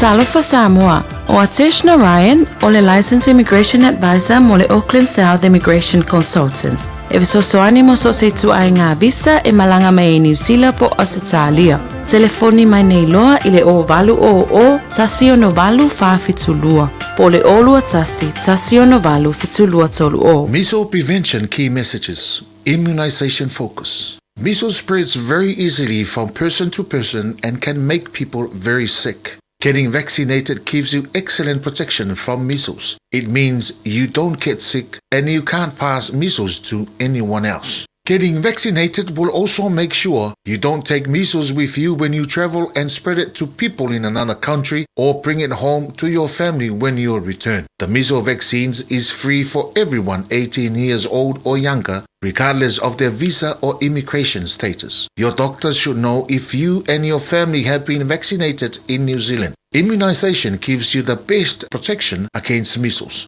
If you are not in quarantine, you are feeling well and you haven't been immunized, now is a good time to do it.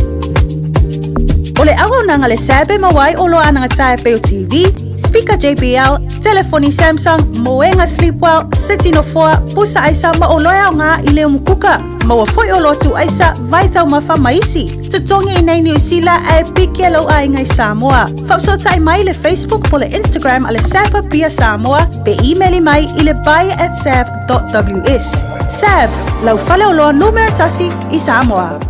24 hours a day, 7 days a week, Radio Samoa streaming live on www.radiosamoa.co.nz.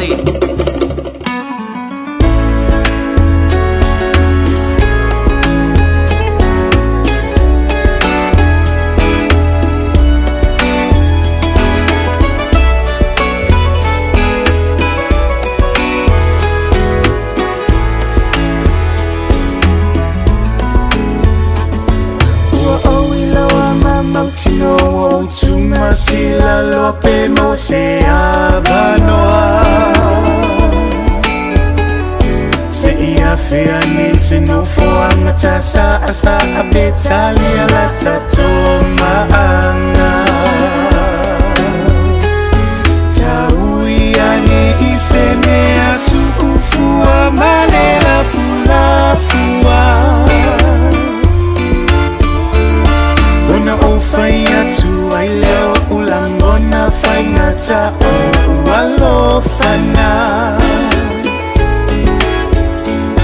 Va ai o fofo ngalo te ena ulangona ile po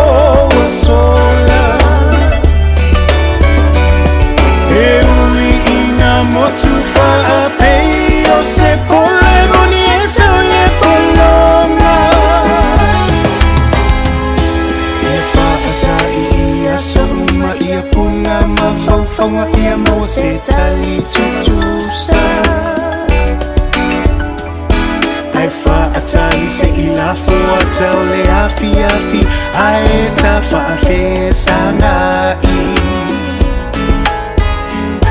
Aulu nana mwilo ufatu eliule pope yo fetu pupula Ona ofai atu aileo ulamona fai ngata o ualofana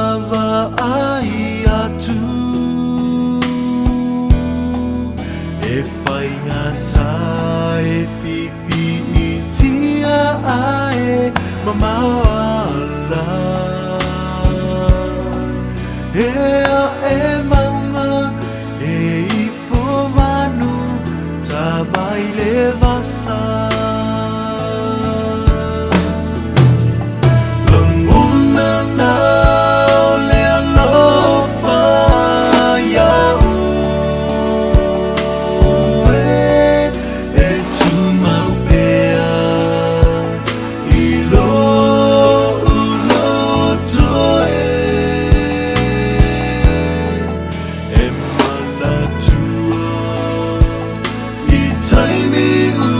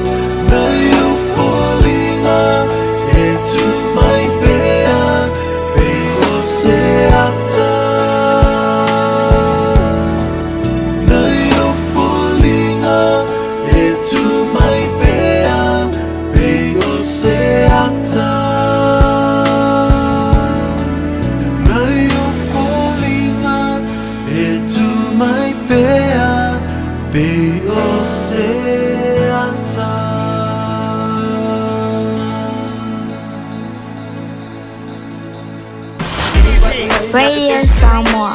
Taslima Ivatolu. Amo.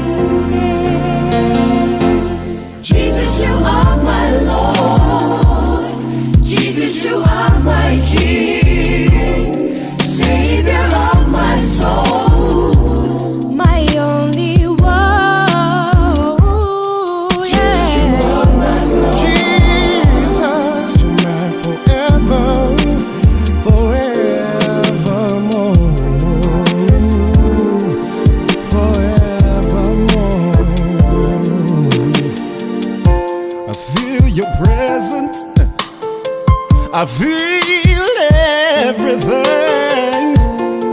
You make my life so good. You give me what I want. Oh, Lord, I come into your presence, Lord, 'cause I need you more now than ever before. Ooh, Jesus, you are my Lord. My Lord. Jesus, you are my King. You are my King. Savior of my soul. Savior of my soul. I need you now than ever before. You are my Lord. My forevermore.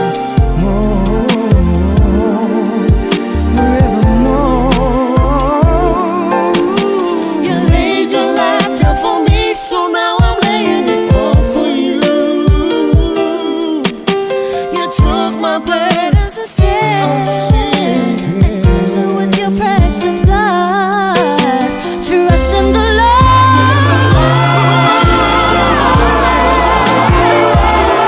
Jesus, you are my King. You are my King. Savior of my soul. Savior of my soul. I need you now than you are my forever, forever, my Lord. Hey, you are my Lord.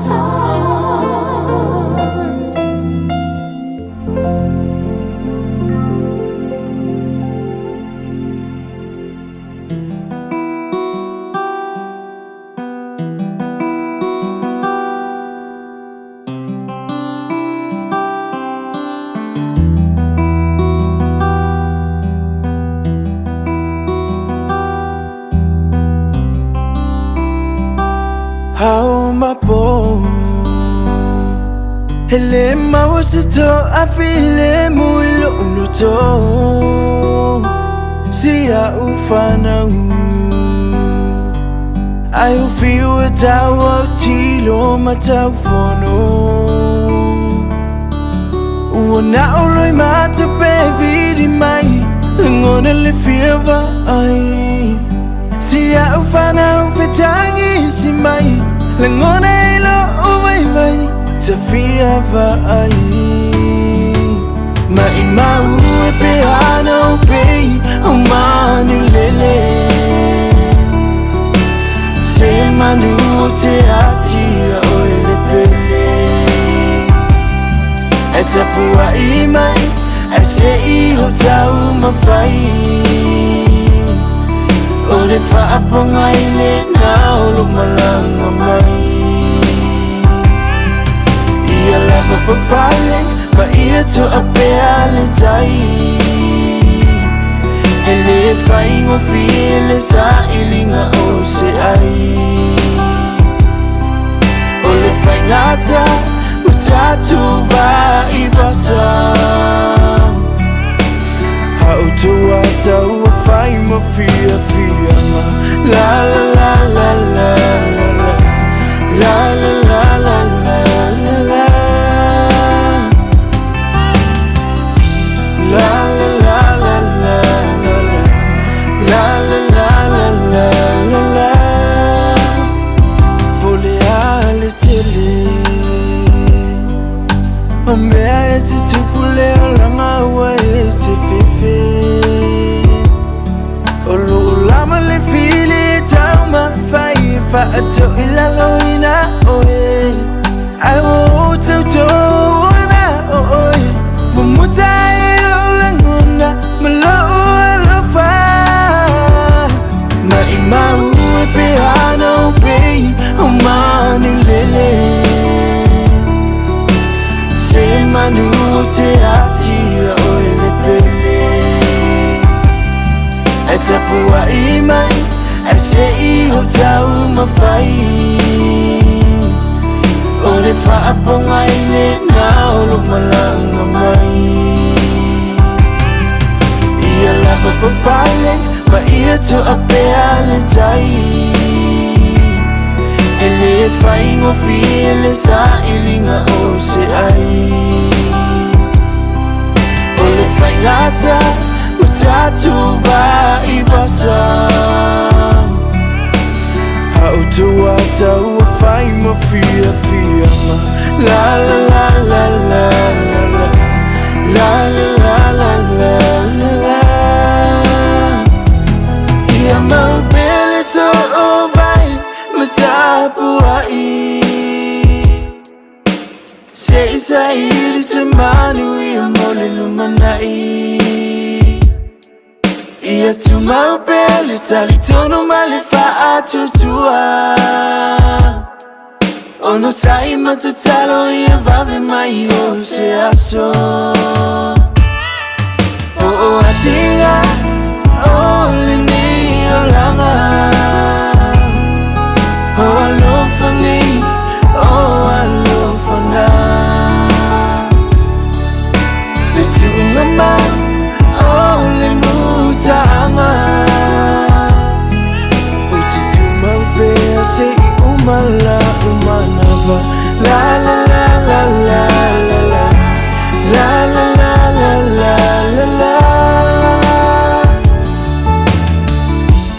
La la la la la la la La la la la la la la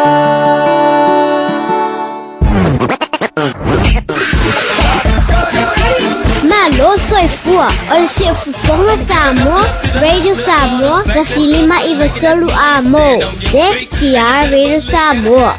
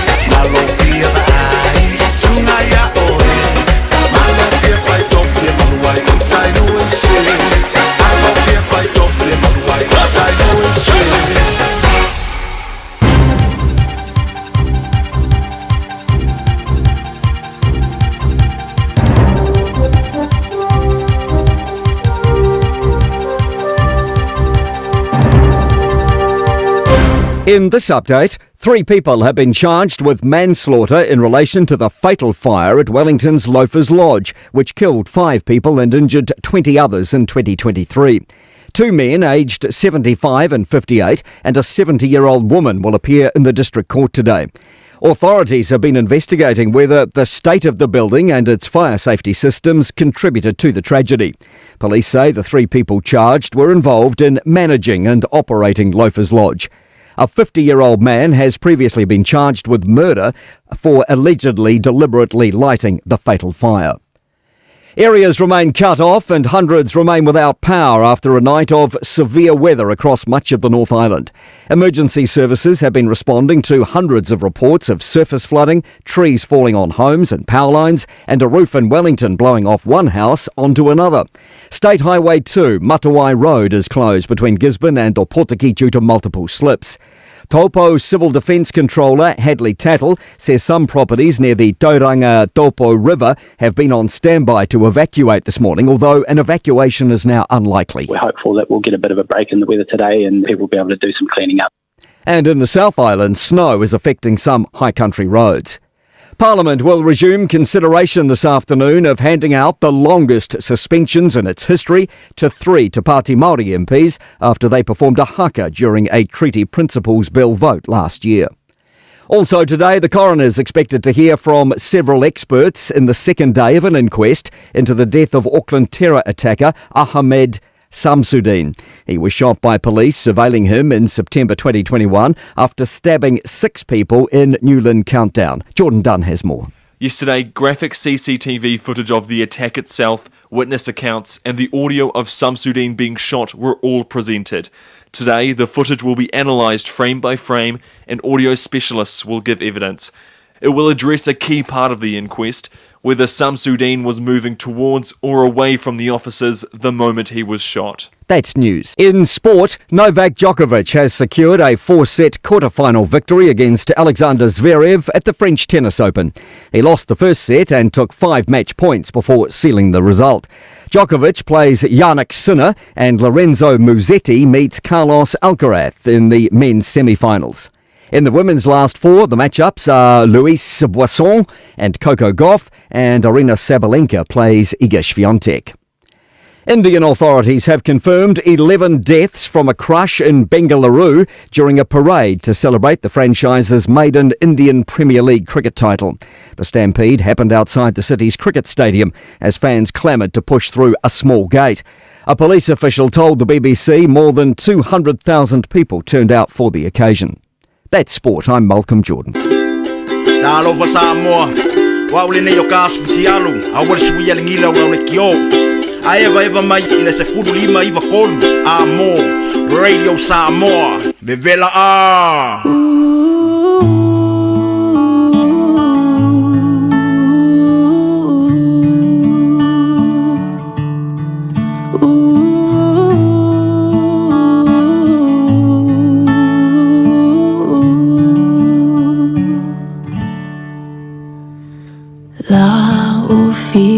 Feelinga ile toea mataina ole tama futanga inaia mawasewinga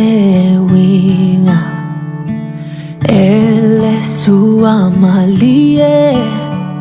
pea faingofie pea tutusata